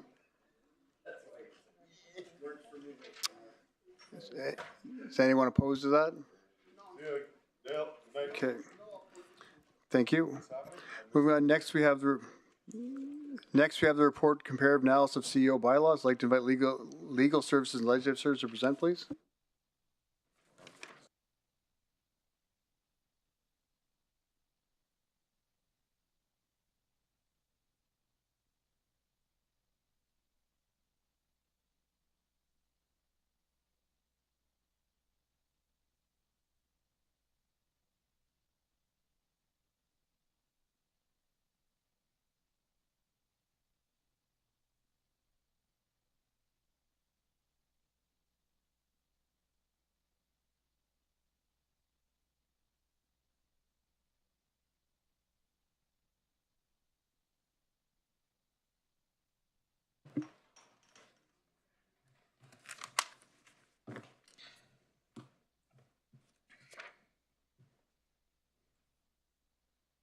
Have you ready? Good evening, Council. There you go. Good evening, Council. My name is Patrick White, Municipal Legal Counsel from Legal Services, and with me is Nadia Power from Legislative Services. We are here to speak on a motion about the CEO bylaw. Good evening. As Patrick said, my name is Nadia Power. I'm the Manager for Council Support. The purpose of this presentation is to report back on the findings of a comparative analysis of CAO bylaws undertaken by administration. Our presentation will provide you an overview and summary of the full report that you have been provided, and it's included in the agenda package for this evening's meeting. We're going to give an overview of the approach taken to undertake this work. We'll identify the sample group and why these were chosen as relevant comparables. We'll identify the areas that the analysis focused on and the findings of that analysis. We'll conclude with summary findings of the analysis, and finally we suggest some next steps with regard to the CAO bylaw. On January 28th, Council asked us to undertake this analysis, focusing on authority, accountability, and responsibilities of Chief Administrative Officers. And I'm pleased to be here this evening to report back on that. But first, please allow me a few minutes just to let you know how we approached this work. The first thing that we did was to determine the comparables. Who would our sample group consist of? To determine this, we considered budget and population, geographic size, and the tax base. Then we pulled the bylaws of that sample group so that we could dig into an analysis based on the following areas of focus. We looked at financial management, legal, organizational structure, and then we grouped some others into other duties and responsibilities. The report wraps up with a summary of what the analysis tells us. The report and our presentation does not contain a recommendation of changes to RMWB's CAO bylaw. We're here to show you how ours stacks up against others in Alberta, but we will suggest some next steps. So the comparables, how do we determine the sample group? The regional municipality is a unique municipality. It is the largest regional municipality in all of Canada by land area. Our tax base is primarily industrial, while typically municipalities are residential. So this gives the RMWB the third largest municipal budget in Alberta. We looked for municipalities that had a similar tax base, namely designated industrial properties or DIP. Municipalities that had a mixture of urban and rural areas were also considered for the sample group. And here's what we came up with on the screen. So Airdrie, their population is close to ours. Ours is 72,000. Airdrie has about 74,000 people. Now, a note about population is that we used the data provided by Statistics Canada for all, regardless of what we might find online or on websites provided by the municipality. For consistency of comparison, we used the Statistics Canada population counts. When we consider budget, ours is $645 million. That's closest to Lethbridge at $536 million, Medicine Hat about $550 million, Red Deer has $605 million, Strathcona County $562 million. Parkland County and Red Deer both comprise both urban and rural areas. And then when we consider tax base, we bring in Sturgeon County and Strathcona County. Both have DIP. Edmonton and Calgary were also added to the sample size despite the fact that both have a larger budget and population. But they were specifically mentioned by Council when this motion was brought forward, so we did think we should include them. With the addition of these two larger cities, the sample size increased to 12 municipalities. This image just gives you a quick overview of the age of the comparable bylaws. As you can see, RMWB lands right about in the middle. Airdrie's has been around for almost 30 years. Sturgeon County just updated theirs. So with these bylaws in hand, we could now dig into the analysis, and I'm happy to turn that over to Patrick to talk to you about what we found. Okay, so based on what Council has talked about in the past few years, we focused on three main areas: financial management, legal issues, and organizational structure. There were a few other areas that have come up, and there was going to be in the other category. Now, the CEO bylaw does cover a variety of issues, but these are the main ones that we have discussed here in this chamber over the past few years. So we're going to start with financial management, and the first one is municipally controlled corporations. This, you know, is like ECDEV or RRC. The CEO has to have council's approval before opening one or creating one or doing any sort of duty that they may have as part of municipally controlled corporation. We're the only municipality in all of the sample group that even discusses this. I can't tell you why, but that it apparently, my guess is at one point it was very, very important to have this in our bylaw, and that's why it's there. Sorry.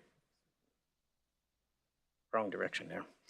Okay, so next one is contracts and spending outside of the budget. It has been said that the CEO has carte blanche to spend whatever they want. That's not exactly true.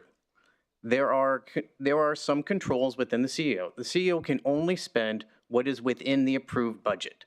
This is true across every single municipality we looked at. and probably ones we didn't even look at. This is a standard control on all CEOs.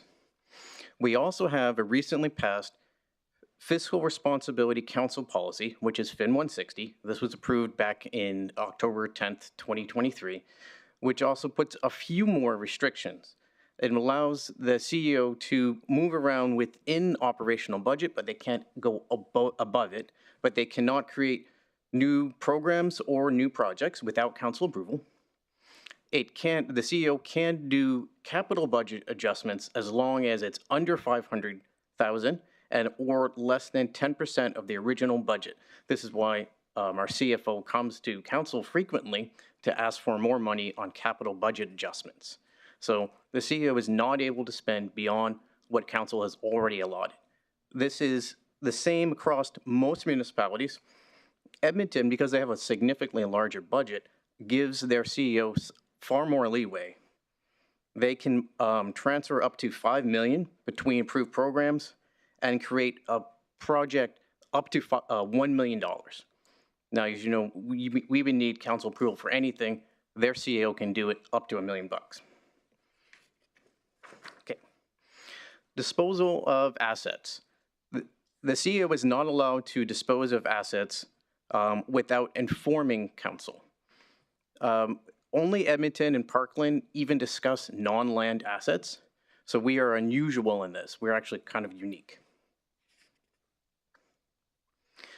Land sales. This is a topic of recent discussion.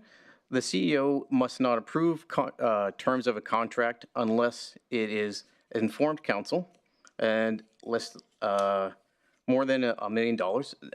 Most municipalities have similar sections. Some municipalities don't have much to say at all on land sales, and Lethbridge, on the other hand, has a rather extensive list of do's, don'ts, restrictions based on how long the lease is going to be, whether it's for a nonprofit or selling it to a nonprofit, whether it's going to be fair market value, whatever. They have lots of different rules. We only have one. I'm speeding through this because we've been here really a long time. If you want, we'll have more questions later. So we're going to zip along into legal. This is another issue that's come up recently. The CEO must not settle any legal claim unless they have informed council of the amount and the rationale, up to $1 million. Some of the other municipalities have city solicitors whose job is to handle all of this. Calgary has one, Lethbridge has one, Medicine Hat has one.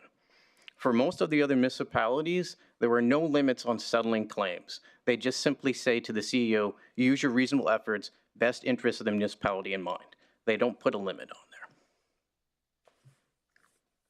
Now, initiating litigation is more or less the same, but in this case, most municipalities give the CEO free rein to initiate any legal claim as necessary. We also give the same as with settling, that the CEO can initiate a claim. If it's greater than $1 million, they have to inform council, but sometimes the CEO can do it ahead of time because we have a deadline, so it's known as a limitation date, and the CEO can jump the gun, initiate the claim, then come back to council and inform council that it's happened. Next one we have is the designated officer. This one is very confusing because it lists a whole bunch of sections of the MGA that says the CEO can then designate these particular sections. And so for ease of use, at the end of the report, I've taken the full section of the MGA and put it in there so you guys can refer to it later. These are things like consolidating the bylaws, appointing somebody to bid on a public auction if we have something up for a tax auction, stop orders, inspections, a lot of day-to-day operational activities. The CEO has that ability, and has that ability to then delegate it to other employees. Every single municipality has a section like this. In fact, it's expressly allowed in the MGA under Section 209, and it is pretty standard. So the next thing I'm going to talk about is the organization of the municipality itself. This is hiring, firing, merging departments, adding new departments, that sort of a thing. Every municipality gives this ability to the CAO, save for one, which is Airdrie. We'll get to them in a second. They're unusual. So some municipalities put many more guardrails. You can only move or change a department if you inform council in advance, or you must not change number of employees if it's going to cause a reduction in services. We don't put as many guardrails as other people. Medicine Hat has a significant section of their bylaw that says you must have so many city managers and you must have them doing certain things and you must report back. They've got a really strong structure. Collective agreements. This has come up tonight. So the CEO must not approve or execute a collective agreement with any of the unions until it's been approved or ratified by the council. Every single municipality we looked at has something very similar. Council must either approve a mandate or approve the actual agreement before the CEO is allowed to sign it. Other municipalities don't mention it at all, but give the CEO the ability to act as an employer to negotiate with the unions. None of the cities have the council actually involved in bargaining itself. So two of the unusual ones or smaller ones that I'm going to talk about is FOIP. We don't actually have this in our CEO bylaw. It is an oversight. Many of the other municipalities do. They specifically mention the CEO as the head of FOIP and gives them the various responsibilities. And then lastly here we have emergencies. Now FIN 160 allows for the CEO to spend in emergencies. Some other municipalities give much more broader abilities, like Edmonton allows the CEO to spend up $2 million outside of budget. This is the only exception. This is the only time a CEO has carte blanche to spend, and it must be an emergency, and they have to give the rationale immediately after the expenditures. They can't just spend and just walk away. Okay, last one I'm going to talk about, and this is a little complex, and I want to explain it because it's in every single bylaw. This is the natural person power. All this simply means is when the municipality has to sign a document, we don't gather all the councilors together and pass the paper and have them sign. We say CEO sign on behalf of the municipality. When the municipality is represented by a single person, CEO is who that person is going to be. Not all the municipalities say this specifically, but they kind of say it in various different ways. But it's very, very important to know exactly who has the authority to sign contracts on behalf of the municipality. So, where actually does the RMWB CEO bylaw fall within the greater category? We are pretty much in the middle. We are a very unique municipality, so we have certain guardrails on certain issues, and for the other ones, we don't have as many specifics as some of the municipalities do. But I'm going to show you, at one point, I believe it was Councillor Grandison that said, what are the bare minimums that we need to have? So we're gonna pull up Airdrie. They are the outlier. That's it. That is literally the bare minimum. They have one page and they've had that for 30 years and that's all they've had. But all it does is simply say, we're gonna have a CEO, they get to delegate a few things and that's it. So that's literally the bare minimum, but as you can see, it leaves everything else up to question. One of the things that Airdrie does is they have a signing bylaw and they put all the other duties and responsibilities a CEO has scattered amongst all of their other bylaws and policies.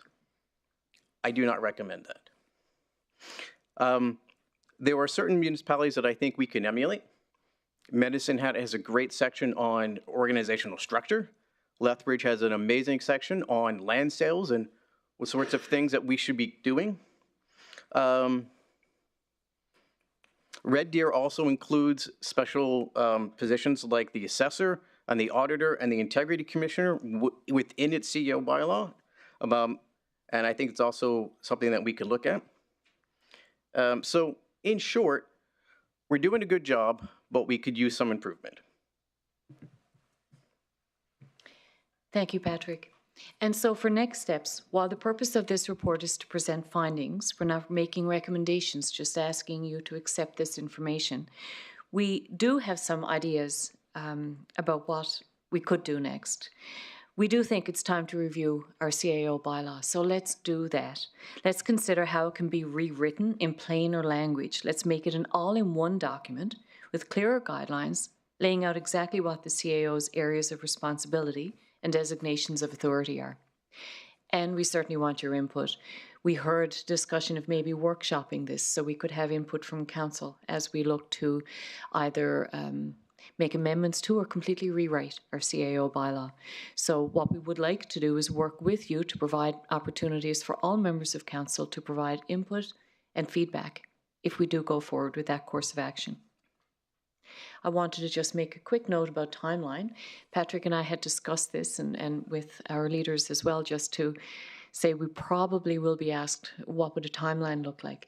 And so while Patrick and I think legal services will be confident in bringing something forward, a draft maybe even as soon as before council's recess, it will of course depend on how available and responsive members of council are to provide input into the progress as we go, depending on how much input you'd like to have for that. Marcy Cho, Kinanes Compton, thank you, Council. Do you have any questions for us? Thanks, Nadia. Thanks, Patrick. Councillor Dogar, you have a question? Thank you. I'm framing question. Excellent presentation. Thanks. Both of you. And it was a treat to hear it. So you seem to be a professional delivery. Is it so? This is the question. Through the chair to Councillor Dogar, I suppose I consider myself a professional.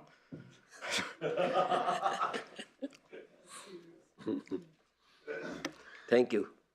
Councillor Boussier? Yeah, thank you, Mayor. Through the chair to Patrick. Couple questions, Patrick. Thanks to you and your team for the work on this and bringing it back to council quickly. Litigation. Right now, it's just open door, right? The CAO, he or she just needs to inform, and I'm just talking uninsured litigation. I'm not talking insured litigation, but uninsured, the way I read the current bylaw, Calgary has, Edmonton has restrictions, Calgary has restrictions, we don't have a restriction. All the CAO needs to do is let council, he or she let council know that they're going to spend more than $1 million to settle. Correct? Don't need council approval. Through the chair to the councillor, that is correct. Okay. And one of the reasons is settling litigation is generally considered an operational decision, because we weigh do we want to go to court, and it costs a fair amount of money, even if they send an external counsel, because that means I'm not doing my rest of my job. And so we try to weigh, is it better to settle early or to do a long, drawn-out legal case? For example, we know that the Dunvegan case has now gone on for 10 years, and we spent a lot of money on this case. And so it's an operational decision as to whether or not we want to go forward with it or not. But you're correct in that there is no limit right now for the CAO to settle litigation. I'm not going to argue about the fundamentals of whether it's settling. So the CEO has carte blanche. Through the chair to the question, technically, yes, carte blanche. However, thank you. Go ahead. They would need to do that in the best interest of the city. And so if the council believes that I'm not arguing about best interest, but they have carte blanche.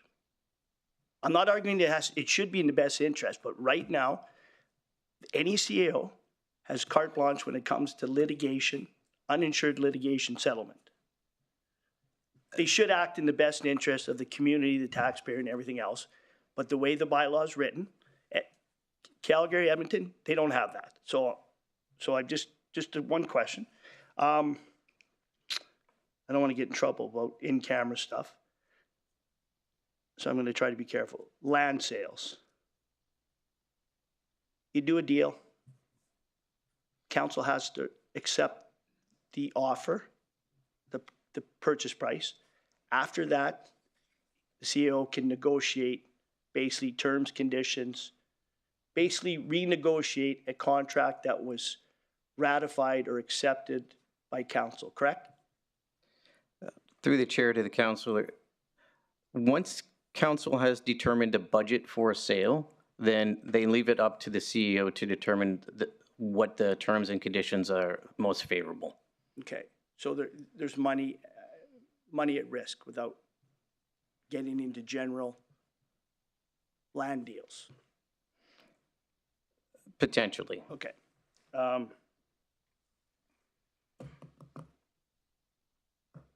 So right now, based on our FIN 160 and the size of our budget, the emerging issues reserve, what could the CAO spend without council approval? Through the chair to the question, is this? Can you even answer that? It would depend on what they're attempting to, is this? Okay. They can't spend with outside of the budget. Litigation is slightly different because that's not generally budgeted on a year-by-year basis. Okay, let me try to give you an example.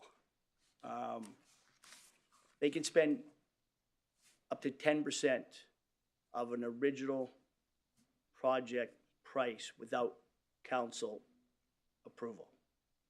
That's correct. Right? Okay. No, they can't. Councillor Ball's got a question or a comment. I think he's arguing. Go ahead, Ken. We'll just wait until it's, we come around to. Okay. There's But a line here. so what's our emerging, can a CAO dive into the emerging issues reserve without coming to council for approval? Through the chair to the council, I do not believe that is possible. Okay. The CFO always comes to council with a proposal to dip into the emerging issues. But if it's less I than, think the CFO wants to answer. okay, let me just, so Lori knows. Oh, go ahead. If it's less than 10%, maybe our CFO isn't required. Through the chair to the question, FIN 160 is very restrictive, and when I rewrote that, I made it very clear that we cannot access the reserves, emerging issues, capital infrastructure reserve without council approval. So we are able to use fiscal savings if we have them within that 500,000 max, or the 10%, whichever is less. Is that right? Less, yes. We can't exceed the 500,000. And so it's very rare that we come forward or that we're able to do it on our own. Okay. That's it for now. Thanks. Thanks, Councillor Boussier. Councillor McGrath? Okay, thank you, through the chair. Now, the one that I'll ask about, that the disposal of surplus equipment, that never came to council. Might be in the bylaw, but it never came to us once. The question, I guess, that's just a statement because I know it, but I guess the real elephant is there's been examples of like even up to 500 employees. So in the bylaw, now I see Airdrie, you say it's one pager, but they've grown, they've busted the seams, so they're doing what? This is a function of an elected official being accountable to the people and getting chastised by the people, but actually making a decision. So in the bylaw, like when, for some of the stuff I heard, we don't practice, but when was the First Amendment done to the bylaw that we're using today?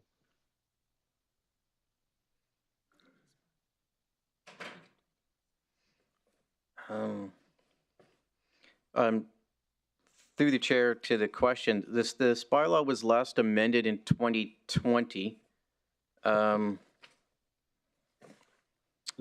It was passed, however, I think in 2017, but it's been amended since then. because like council wasn't on the org chart in 13. So where does, like, when you said, sir, again, through the chair, when you said that council is apprised of, like, disposing even land, or litigation, I guess, like in a couple of cases, like, you know, some land. So when do council be privy to them decisions, like major decisions of like settling, you know, a dispute with a landowner that's probably in the millions, and you find out in public that is, you know, is done after, because I think the COA is also one of the approvers of the agenda. Is that correct?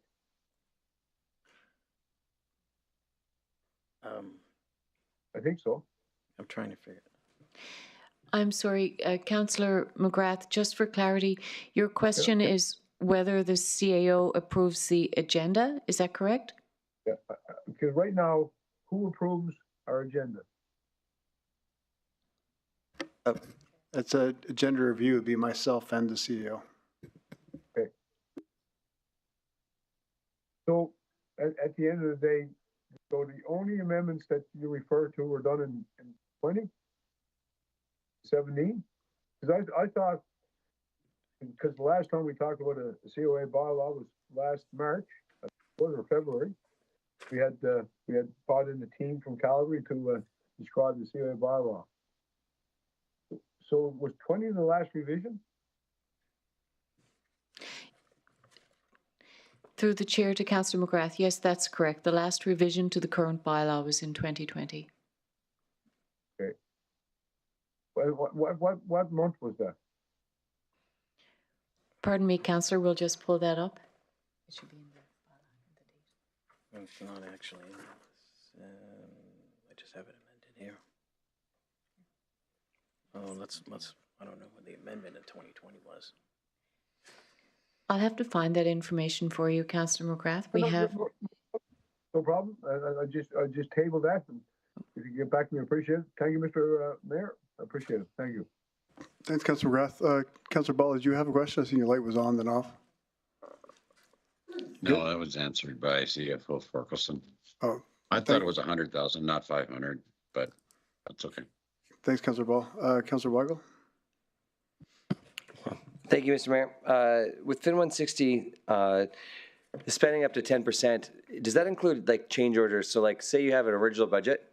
So is that 10% of original budget? Or if they went up, say 3% here and then 4% and then 7% and these change orders keep on coming in, is it a one-time 10% change or is it a total 10% of original budget? Through the chair to Councillor Weigel, it is cumulative. So we're always looking at what was the original budget that was approved, and that is our benchmark.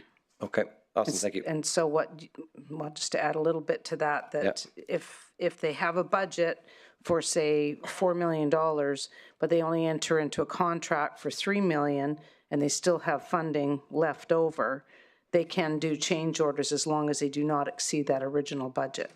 Okay, thank you. Thanks, Councillor Weigel. Councillor Grandison? Thank you, Mr. Mayor. I'm assuming Lori. So if I understand correctly, part of the 10% and the 500,000, so if we have a contract with somebody and all of a sudden the market changes, so we get a tariff from the US and the price of everything goes up and a decision has to be made quickly to order a product and it falls within that 10%, that's the reason we have the 10%, isn't it? So that business can continue to move forward without waiting weeks and weeks for a council meeting? Through the chair to Councillor Grandison, that is correct, provided that that 10% doesn't exceed the 500,000. Correct. So but that's the reason it's in there, is so that we can respond to those unforeseeable expenses that occur when we have big contracts and so on and so forth. Yeah, through the chair to Councillor Grandison, as long as it's within those restrictions, yes. Yeah. I keep hearing you, and I appreciate those restrictions are there for a reason, right? Yeah. And so I guess part of it is you had talked about some of the bylaws of other municipalities, certain aspects of things are buried in other parts of the policy. So it sounds like rather than this one piece being specifically put in the CEO bylaw, it's actually in FIN 160. So it accomplishes the same task. It's just in multiple documents, correct? Through the chair to Councillor Grandison, yes, that may be the case, and we found that to varying degrees in the comparables in the sample group we looked at, which was one of the suggestions that we have, that it may be considered useful to have one all-in-one document that speaks to all of the different authorities and designations. So that's part of what you're hoping move forward would be to take all of those aspects, put them in one document, so we as councillors can review that one document, the CEO can look at one document, and everybody can know what everybody does.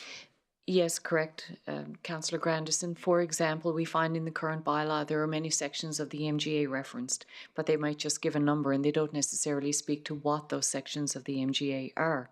If you've had a chance to look at the report, we actually do include as one of the appendices what all of those different sections of the MGA are, and we find that to be a helpful reference document for even interpreting our current CAO bylaw. So it might be helpful if we were to rewrite our bylaw in plainer language in one document that encompasses all of the authority that is invested into the CAO. Which I do appreciate, and I did read the document. And the one thing I found interesting is that we were more restrictive than many other communities. I didn't expect that, so I was kind of surprised with that. But thanks for all your hard work. I appreciate it. Thanks, Councillor Grandison. Councillor Vanjoko. Thank you, Mayor Bowman. So what you've brought forward today is for information. And if we accept it, it's for us to go back and do a review and have us look at what we have currently and make the changes that we need to make, correct? Through the chair to the councillor, yes, this is for your review. So this gives you an idea of what other municipalities are doing, what you might consider that we would put into ours. And we, like as Nadia talked about, we're considering some sort of a workshop idea so that we can sit down and meet with all of you together, or even small groups, so that we can find out what you'd like. And so when we do rewrite this, I'm assuming you're going to ask for a rewrite. Okay. We will have all of your input. Okay, awesome. So we have this, we look at it, we come together and make changes, certainly. And then one point I keep hearing from CFO is 10% contingency plan to cover any variations in the contract. 10% is within what I'm used to, but 500,000 is where I have some questions. 500,000 could be 50% of a figure, could be 30%, could be 35%. So is it 10% or 500,000? Yeah, so that has always been, you understand what I'm saying? Yes. I think CFO can probably address that. Yes, because 500,000 is half of a million. I'm not good in maths, but I know that one. Through the chair to the question, we cannot exceed 10% increase over the original budget or $500,000, right? So if it's $1 million contract, or if it's a $500,000 contract and it's now going to be upwards of $1 million, that is a 50% increase, right? So 10%. We could not do it because we could only do up to a 10% increase. On that figure. So it's not, in this case, 10% rule will kick in, not the 500. Correct. Thank you. Correct. Thank you. Thanks, Councilor Bajoko. And thanks for the presentation. That's great information. And I think, I mean, if it's something that kind of how the document that defines the CEO's role and the council's role, I think it's over 8 years old. We definitely can definitely probably use some work. And I think I would suggest even individual meetings with council to get their perspective, and then bring everybody together to look at what they, on a document that engulfs everything. But as you said, doesn't use the references MGA, just has everything written out, so we can, there's a full understanding is what that leads to, and we can move forward with a better document. Councillor Boussier? Yeah, thanks through the chair to Nadia. Given Mayor Bowman's meet one-on-one, do you think returning this before summer recess is still realistic? Through the chair to Councillor Boussier, I would say absolutely we can make ourselves available, and I would suggest that it depends on if councillors can be available to participate as well. I feel confident that we could do that, Patrick. I've been told that this is my top priority, so yes, sir. And I'm quite fond of meeting with councillors, so yes. Thank you. Thanks. Councillor McGrath, did you have anything else, or your light's on there? I'm just wondering, I certainly like the idea of a workshop that, you know, not just kind of does the COA, but it kind of intertwines. Certainly a new, and sir, welcome to your seat as an internal lawyer, because I believe that there's one thing with the COA bylaw, but it's kind of late now, but there's a lot of stuff that I guess as councillors, there's commitments out to the community, and there's a lot of deals that are gone to rest, but there's still some out there that we should be leveraging on, especially with the the upcoming. You're going to have your hands full with the equipment and machinery tax, because we know, and it leads into this. You need to address the COA bylaw so that it keeps our I guess our reason for being whole. Because we got a lot of, as you know, there's a lot of headwinds that people don't even know about yet. We have at least about a $40-50 million exposure just in a couple of pieces of work we've done with the rural water and sewer. I don't talk that clear, but we sit around the table and pretty good to remember stuff. So, appreciate what you bring to the table, but and certainly welcome the opportunity to have a bit of input on why I guess sometimes people feel we go to a lot of people, because we're all on the same team. But for me, there's always been a continuance of silos in the house, and nobody gets fed, not even the people we serve. Thank you. Thanks, Councillor McGrath. And with that, because someone would like to make the motion, Councillor Grandison. Thank you, Mr. Mayor. I move that the CEO comparative analysis report be accepted as information.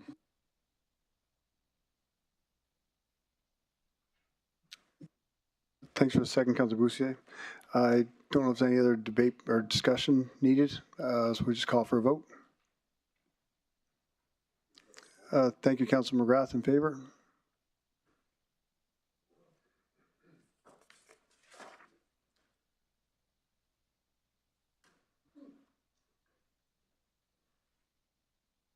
That's carried unanimously. Thank you, everyone.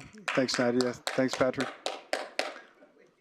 Next up, we have former Heritage Society Board representation. I'd like to invite Community Services to present.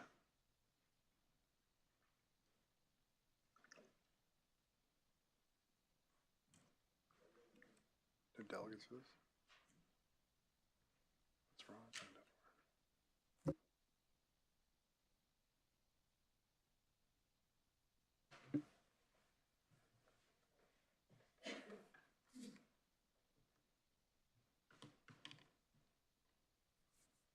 Whenever you're ready, Tony.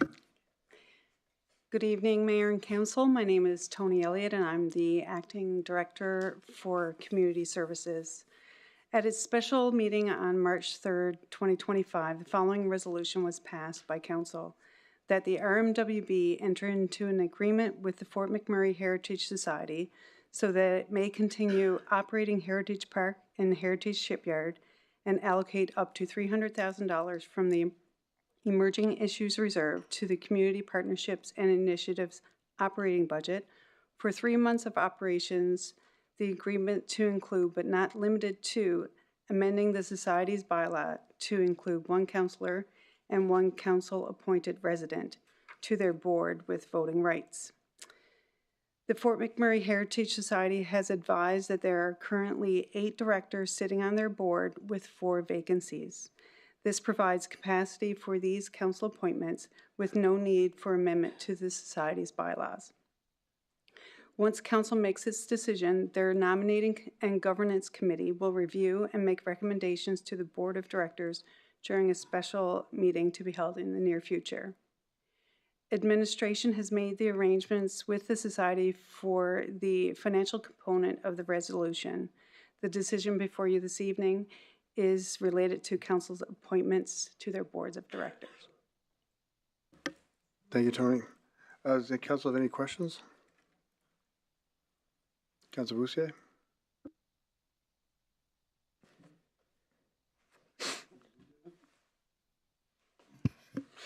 Through the chair to the presenter. Maybe this is not appropriate question, but you can cut me off, Mayor, if I go past the point of no return. The intent is for Heritage Park, I know we mentioned 3 months. The intent is to continue to operate the facility because I believe there's weddings and all that planned, my understanding. So when we say 3 months, it's 3 months, but can you expand, or are we able to, before we get to this matter? I think that was the motion was put forward in council. That's what we put forward, is that 3-month kind of gap to get them back, kind of right-size the ship. And then I think we can look, I think the intent then was for council to look at it again at that time to make any other decisions from there. But I think the intent was to start with this, to get it right-sized up and kind of help them get on their way. And then once their audit's finished, investigation's finished, then we can look at other options, I think. I think that was the intent that day. Okay, thank you. Councilor Cardinal? Thank you, Mayor. Thanks for the presentation. You said eight board members, 4 active right now? Through the chair to Councilor Cardinal, their total board composition allows up to 12. There are 8 filled and 4 vacancies. There are 8 sitting on the board right now, and there are 4 vacancies. So, okay, I gotta know, can you maybe answer how many employees there is there? I don't think that's where we're, this is for the board, the motion the council made was to appoint 1 councillor and 1 person from the public is what it was, and that's kind of where we're at right now. Thanks, Mayor. I appreciate it. Thank you for taking the time to present. Thanks, Councilor Cardinal. Any other council have any questions?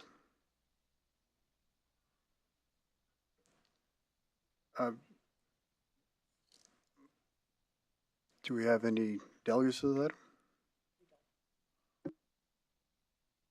And again, I think before we go to motions, we should probably have a quick motion in camera. If someone wants to make the motion to go in camera. Councilor Benjoko? Thank you, Mayor Bowman. I move that council take some time and just to be in camera. Yeah. Okay, we move into camera. And can someone second that? Councilor Boussier? Just do the chair to the chair, I guess. And the purpose being, can you expand on? I think there's a few, it's a personnel matter. Okay, sure. Yeah, and what section is that? It would be under section 17 and 19 of FOIP. Okay, and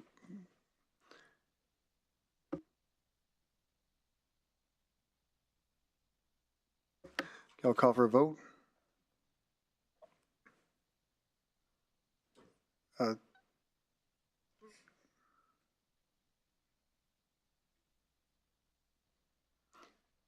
And can we get Councillor Ball and Councillor McGrath in the other room?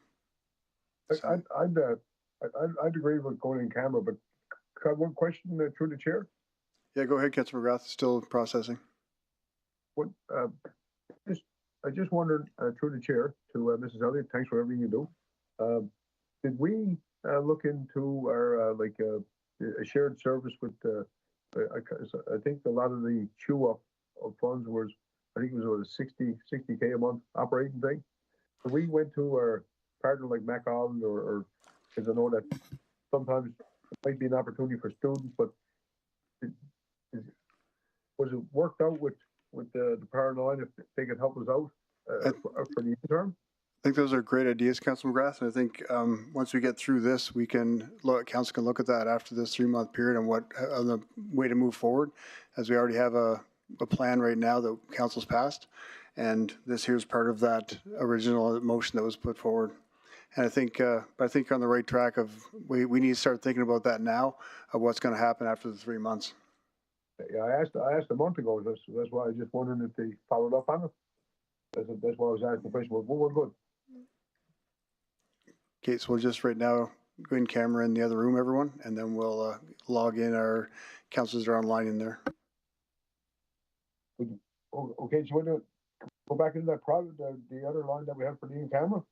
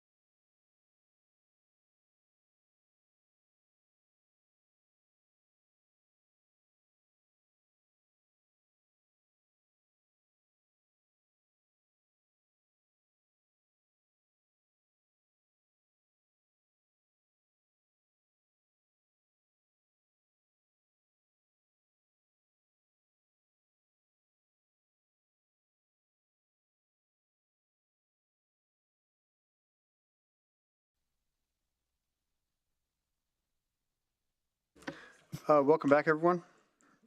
We're just waiting.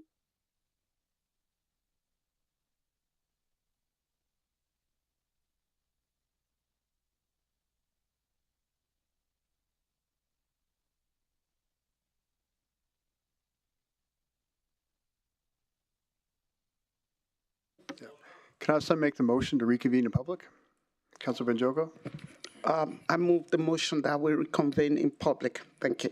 Thank you.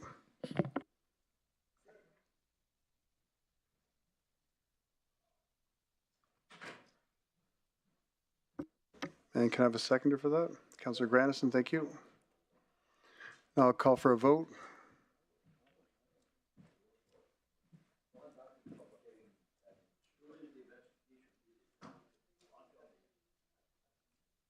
Queued up.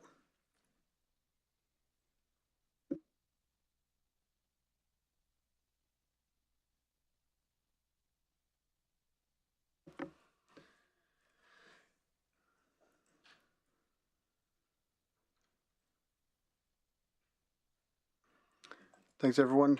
Can I have someone make the motion? Councilor Grandison? Thank you, Mr. Mayor. I move that Councillor Waggle be appointed as the council representative to the Fort McMurray Heritage Society Board of Directors. I also move that Mike Fiera be appointed as the council-appointed resident to the Fort McMurray Heritage Society Board of Directors. Thank you.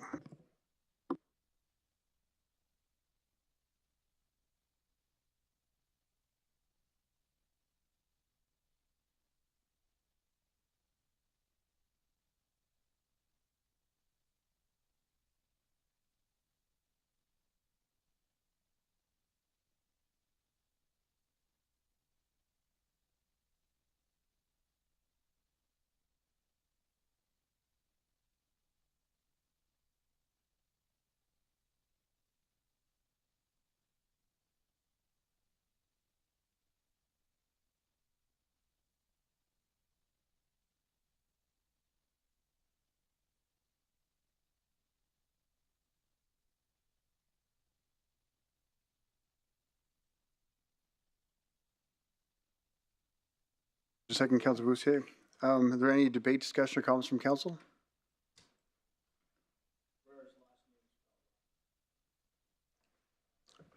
What's the correct spelling, Councilor Boussier? Mike?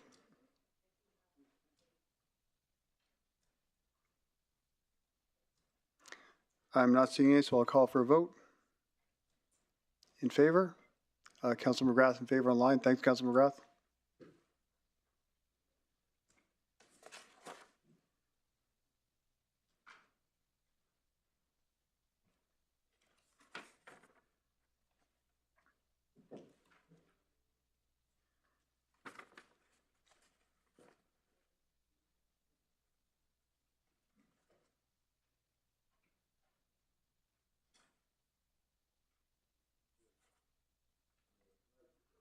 And that's carried unanimously. Thanks, everyone.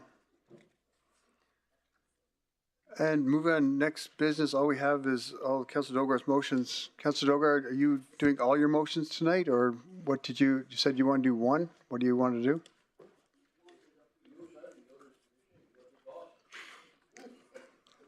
do? It's 11 p.m. What do you want to do?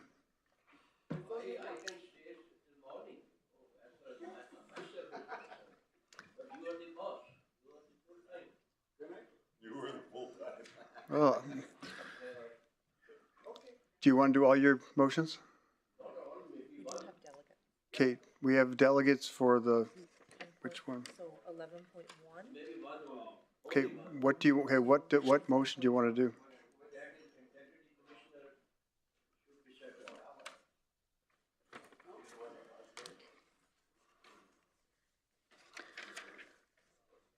Okay, if you want to read your motion.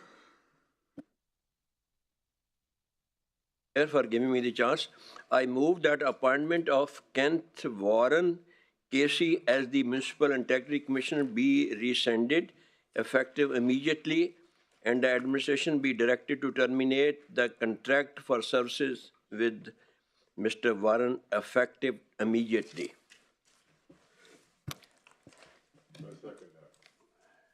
Yeah, do it on your computer, guys. Thank you. Should I speak, sir? And yeah, I'm just going to let everyone know, just as this is a personnel matter, just to be careful what you're saying, because you could put yourself into jeopardy of litigation. Okay, I It's know. just my I am, advice, personal advice for everybody. I Go know ahead. I am You can speak to your confronting a motion. lawyer. You Yeah. can speak to your motion, Councilor Dogar. Yeah, and I heard your lawyer. Yeah, go ahead. Thank you. I know I am confronting a liar. You see, I'm presenting it. I know it is 1 week that left. He is going home. But the idea is not to ridicule somebody. Idea is to set up a precedence that any contractor who does something wrong, he has to be accountable for that.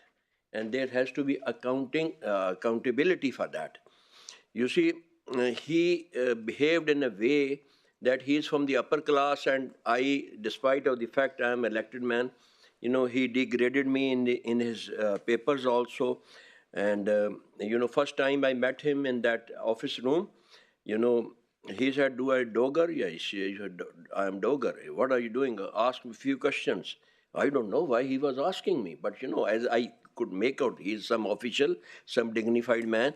I respectfully replied to him, but I could feel that he is behaving in a very, very uppish way. Now, coming to the complaints, the other complaint I have is that 3 complaints went to him about me, you see, and it is universal. It is universal. Again, I say that both the parties are listened, and he listened only one party, and he never listened to me. For the first 2 complaints. Point of order upheld, Councilor Dogar. There's a point of order called on. What's the Councilor Ball? Go ahead. What purpose? This is a personal issue. This isn't about anything. We don't need the details. You've made your motion. It's a personal matter. You're getting into details that we can't discuss here. My honorable colleague, I have to just convince you why I'm, putting up this thing. Convince me. He degraded me publicly, and what all he has written has gone very public. Statements about you're making public, private statements about. I know. You are one of the complainants. Councilor Dogar. Councilor Dogar. You can't. Yeah, I know you might think this is funny, but it's not. Okay, we're taking this very seriously. It means I have no access to anybody from where I can get the justice.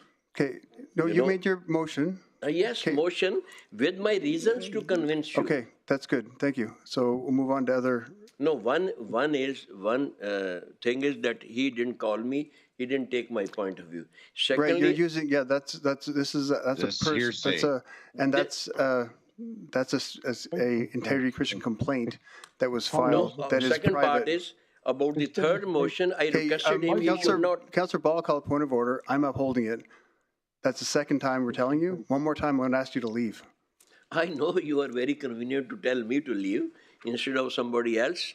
I know I'm the most easy target. Okay, I'm going to ask you to leave the meeting, and we'll vote on whether to let you back. That's the third point of order. You want to leave right now? You want me to? Yes, that's the third time we call point of order. No, what should I say? I should stop my No, speech? I asked you to stop 3 times. So I've asked you to stop. I should stop it now? No, you can leave right now. Okay. And we'll vote on whether to let you back. Okay, fine.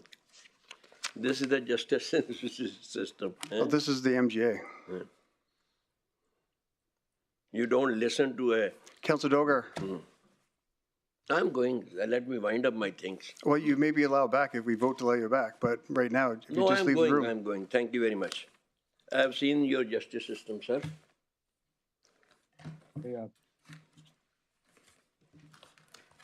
Mr. Mayor?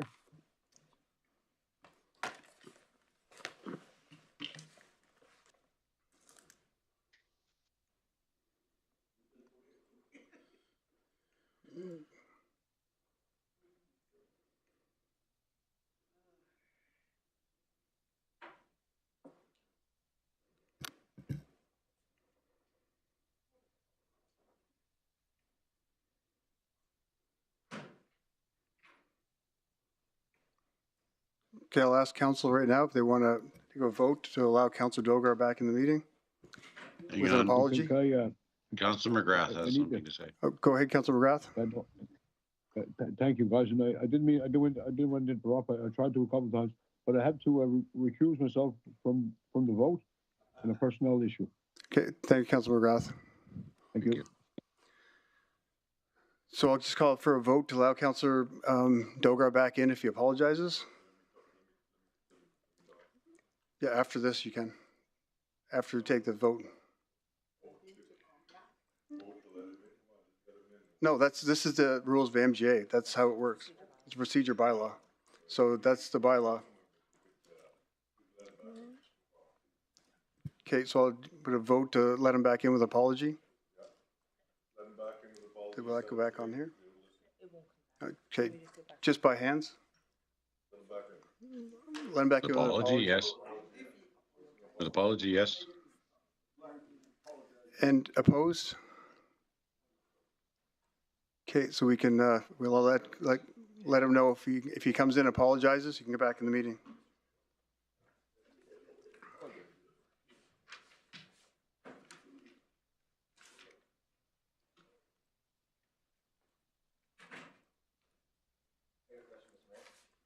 Yeah. This could be hypothetical, but if Councilor Dogar does not come back, does the motion on the floor stand and vote, or does it fall? I believe we would still vote on because it's been seconded. Okay. Is that right? Yes. Okay. Yeah, procedurally, you have a motion on the floor that's moved and seconded.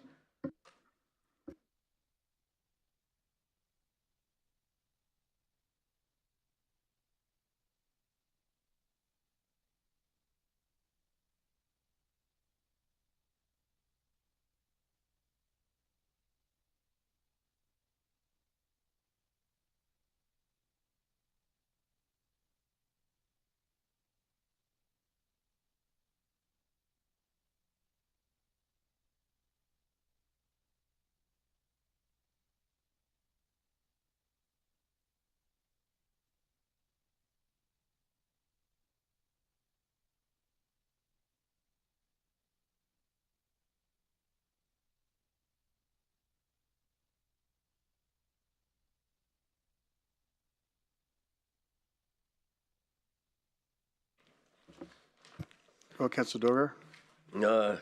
Thank you, my colleague. He brought me back. So if you people are disturbed, I withdraw my motion. No, that's not, no, because that's not what, all he just is apologize for not adhering to the point of order. That's all was asked. Sir, I can apologize 10 times.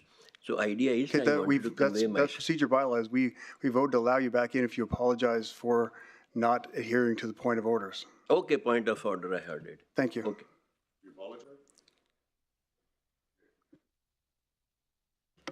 You heard it. What does that mean? Councilor Ball didn't hear apology. Have you apologized, Councilor McGrath? I heard you say you heard it. What does that mean? Turn your mic on, Councilor Dogar. Nobody can hear. What is the concern of Mr. Ball? You are asking me and I'm replying you. He's a counselor. He didn't hear you apologize because your mic's not on. Why should he hear my apology? He voted to allow you back into the meeting if you apologized. I apologize that the time has been wasted for so many people. I don't find this, it's not sincere. I don't know how, Councilor, what we're saying is you didn't adhere to 3 points of order is why you're asked to leave. Council voted to allow you back in the meeting if you apologize for not adhering to the procedure bylaw. That's all they asked you to do. Especially to Ball, I can apologize it to please himself. Yeah, I'm pretty much done with this conversation. It's not about me, Councillor Dogar.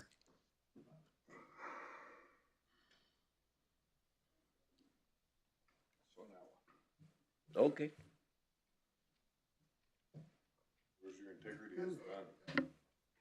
Yes, I have apologized him.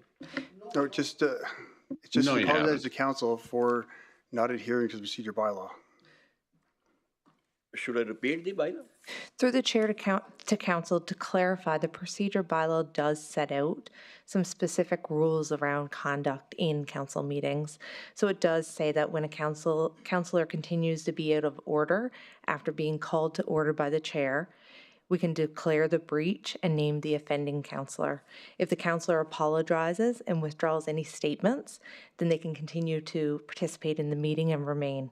If the councillor refuses to apologize for a breach, then they must leave the meeting immediately after that happens, which is what happened this evening.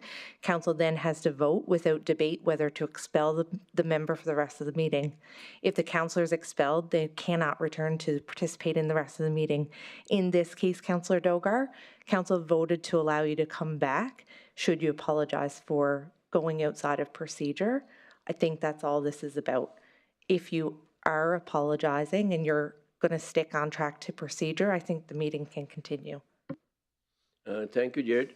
Thank you, Jared, for telling me, making me understand very decently. And I apologize.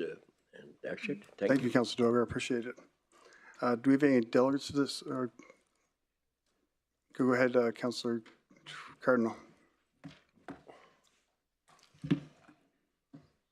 I forgot where we're at. I believe where we ended was there was questions for Councillor Dogar on his motion. I'm not sure if council got through that or not. There are 2 registered delegates this evening to speak to this item.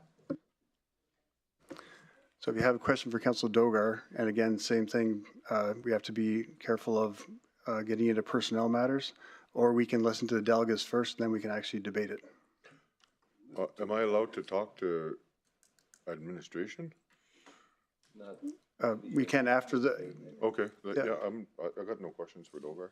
Okay. We'll go to delegates.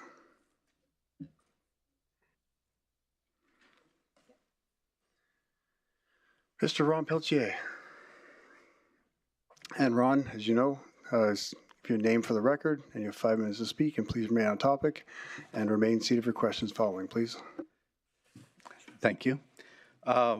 Council, of course, I'm Ron Peltier, citizen of Fort McMurray for 20 years. I'm also a subject matter expert of the Freedom of Information and Protection of Privacy Act. I don't have any opinion on whether or not you terminate the contract of your integrity commissioner. I do want to advise you to be very, very careful about how you proceed on this motion. And I would advise you that the only thing that you should be discussing tonight is whether you support or oppose the motion. Not the reasons why, not to get into any of your opinions or personnel matters of the integrity commissioner, whether or not you think he has done a good job, bad job, etc. That is defined as employment history in the Freedom of Information Act. It is his personal information, and it's an unreasonable invasion of privacy to discuss that in a public setting. That's why, if you're going to get into any details about whether or not you support or oppose that motion of Councillor Dogar's, I suggest that you submit a motion to go into camera under Section 17. And that's why that's all I wanted to talk to you tonight about this motion. I don't have any opinion. I don't know the Integrity Commissioner. I know that the Integrity Commissioner has been busy, according to many rumors. But I don't know him. I don't know the quality of his work. But I need to advise you to be very careful about how you proceed, because a breach of his personal privacy is an offense under the Act. And it's subject to fines and penalties under the Act if the Integrity Commissioner wishes to pursue this matter. Now, I can't speak for the Integrity Commissioner. I don't know what would happen. But I'm just advising you that this matter, if you go into any kind of detail, please go into camera before you get into some legal troubles. Thank you. That's all. Thanks, Ron. I have a question from Council. Councillor Dogar has a question. Yes, I just want to thank him, and thank you, sir, for putting me wise and adding to my knowledge. Surely I'll go in camera and put up again to my colleagues. Thank you. Okay, thank you. Councillor Ball. I just wanted to say thanks, Ron. I'm pretty sure 10 of us already know that. I'm just doing my due diligence as a I hear citizen ya. who has some subject matter knowledge of SWAPE. And the mayor already mentioned about the being very cognizant of the privacy issues. And I just and I wanted absolutely- to, when I I saw this absolutely agenda know item, your- I had to say something. Sorry. I absolutely, I appreciate it. I know your experience, Ron. Thanks. Point of order.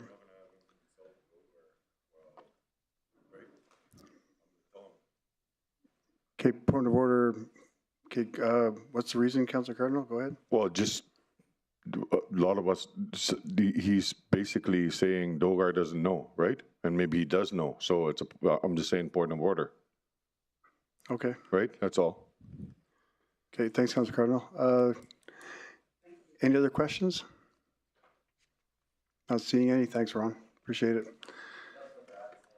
No, Councillor McGrath's not. He's recused himself. I think just light was left on. Mike Ferreira? And Mike, just as you know, say your name for the record. And you have 5 minutes to speak, and please remain on topic and remain seated for questions, please.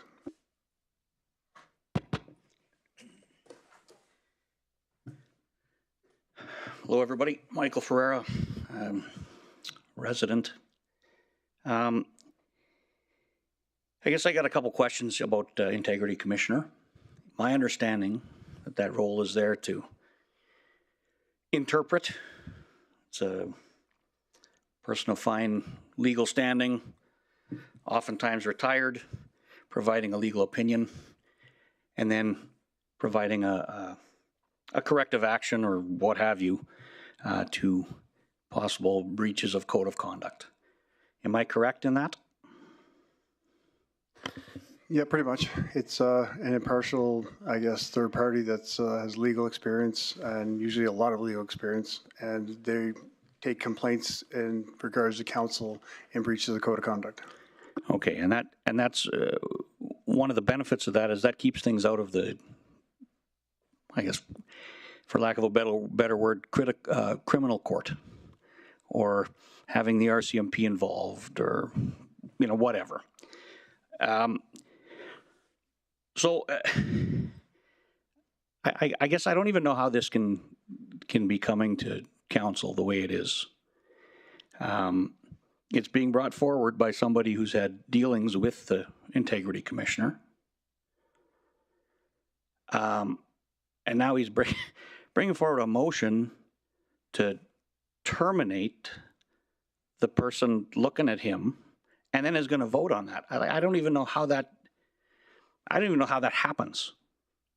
Like, that happens in Bizarro world. So, Councillor Dogar, I think you really got to rethink this. Like, this is not I don't even know how you can do this. Does what I'm saying make sense to you? Yeah, just once you're finished, do we take questions, Mike? Sure. I mean, I think that really should be enough. Okay, thank you. Do you have any questions for the presenter? Councillor Dogar? For coming over and, participating. Thank you for coming and participating. The motion could have been reworded. There are so many times that we reword the motion that the inquiry should be held. I agree with you. Thank you. Well, I guess my comment to that is, this or something very similar to this was on the docket since June 2024 by a different councillor who's now recused himself. And then we keep kicking it down the road, say, oh, well, we're not going to do it today. Well, we're not going to do it. I'm going to pull it off today. And now we want to do this for a guy who's fulfilled his contract. In 5 days, he'll have fulfilled his contract. And you want to fire him for doing his job? This is bizarre. This is what you feel, your opinion. Thank you. Yeah, you're welcome. Thanks, Mike. Councillor Boussier? Yeah, thanks. And through the chair, maybe to our CLO, just can we answer this gentleman's question? Like, I guess. Through the chair, which question? how it gets this far, I guess. Yeah, which, The question of, like, one I answered, but Mr. Ferrer said, like, how can a counselor yeah, there you go. try to terminate, I guess, the integrity officer when he's under investigation, or like, Through the chair to council, council I think that's- appointed the integrity commissioner. what's that, sorry? Council appointed the integrity Correct. commissioner by resolution. If things were to adjust that appointment, it would need to be done by resolution. Correct. Because that's what you're asking, right, sir? Well, my question is, so council appoints an integrity commissioner, and then the person that's bringing this motion forward has been in front of that integrity commissioner on the other side. Now, he's flipping to the other side of the table saying, well, I'm not happy, so I want to see him fired. And then he's going to vote on that, on the guy that's only there to interpret on his behalf. Like, this is allowed? This is bizarre. This makes no sense at all. Am I wrong? I don't know. I have no answer. I was looking to the actual Jade. Through the chair, we could get some, like, if council wants to move into closed session, we can get legal advice No, on it. I don't want to. I was just. At the end of the day, there could be perceived conflicts of interest. I can't speak to who's been before the integrity commissioner. Well, I can speak to it because that's public, right? Like, we can all look on the agenda packages and see who's going into meetings and who's coming out of meetings. I mean, I have a pretty good idea. Some things are published. Some maybe haven't been published yet, but it's, I mean, everybody knows. I mean, it's not I don't think this is a matter of some privacy thing. It's got nothing to do with that. You can look on the RMWB website and make your own judgment on that. Yeah, I think, good points, Mike. I think Ron brought those up as well as you heard him as well, but we have a few councillors want to ask you questions. Councillor Cardinal? I have a question for administration. Okay. Thanks for your presentation, man. You're welcome. Councillor Joko. I maybe have a comment because about what he said. Is that good? Yeah. Okay, because I think this is part of what's crazy about democracy. We can bring the motion forward, and it's up to us now to see the reasoning. And I mean, what you are saying is not strange to most of us, for the most part. But I can wake up tomorrow and say I want you to, change every executive here to a brown or a black person, if you get the joke. That doesn't mean it's going to happen, but I think pretty much a councillor can move motions, and then we vote, except if this motion was illegal. I don't think CLO would have allowed us or CAO to get to this point. No, I think the councillor can make any motion. It's up to themselves to. Yeah, that's what I mean. Yeah. I can wake up to say I want everybody wearing pink. It doesn't mean it's not reasonable, we all know. But I think talking about democracy, and the crazy part of it is we have been elected and we've been given that that lease of power. So, and I hear you loud and clear, and I think most of us get your point. And when I saw the motion too, I know what I thought. So thank you. Thanks, Councilor Jogo. Okay, I don't know if there was a question in there or not, but I guess my comment is why I agree with you, and I don't think that any councillor should not be able to bring forward whatever they would like. However, in this particular instance, I don't even know how you can bring that forward. Right? I mean, like that would be like going to court, and a judge finds you guilty of something, and then you fire the judge. I don't even, I can't even make this make sense to me. Councillor Dogar, you have a question? Yes, little question. Thank you very much, Banyoko. A very valid point and a decent point. You know, thank you. You come frequently. I respect your participation. But, you know, the point is once, but you are rubbing it in the purview of your good English. You see, idea is that, you know, you are a very responsible post. You 5 days, you do something extraordinary wrong. Would not you be accountable? You know, here, you know, we are going on the wording. You know, there is a background, you know, that I'm not allowed to say. Okay, fine. There are so many motions that we amend it. It could have been amended. What's the, 1 second, Councillor Dogar. What's the point of order, Councillor? We're getting back into personal opinion about an individual. I'm not talking about any. Well, I will not that's name what you. I just heard. I will not name you that it started from your name. You know, so idea is to, you know, learn and, you know, democratic process. Thank you very much. Okay, well, I think if the idea is to learn, I think the learning thing here is if you have an issue with the integrity commissioner, then I think you should seek separate personal legal advice. I mean, you can't come here and ask council to fire somebody. That's silly. Okay. Okay, thanks, Councillor Dogar. If there's no other questions, thanks, Mike. Thank you. So with that, I'll call for a vote.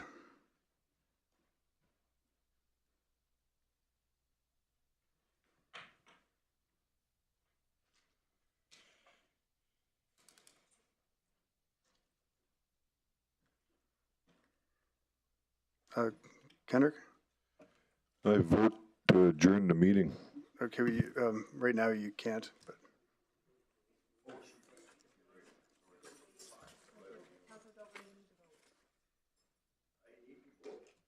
It's your motion. The vote's been called.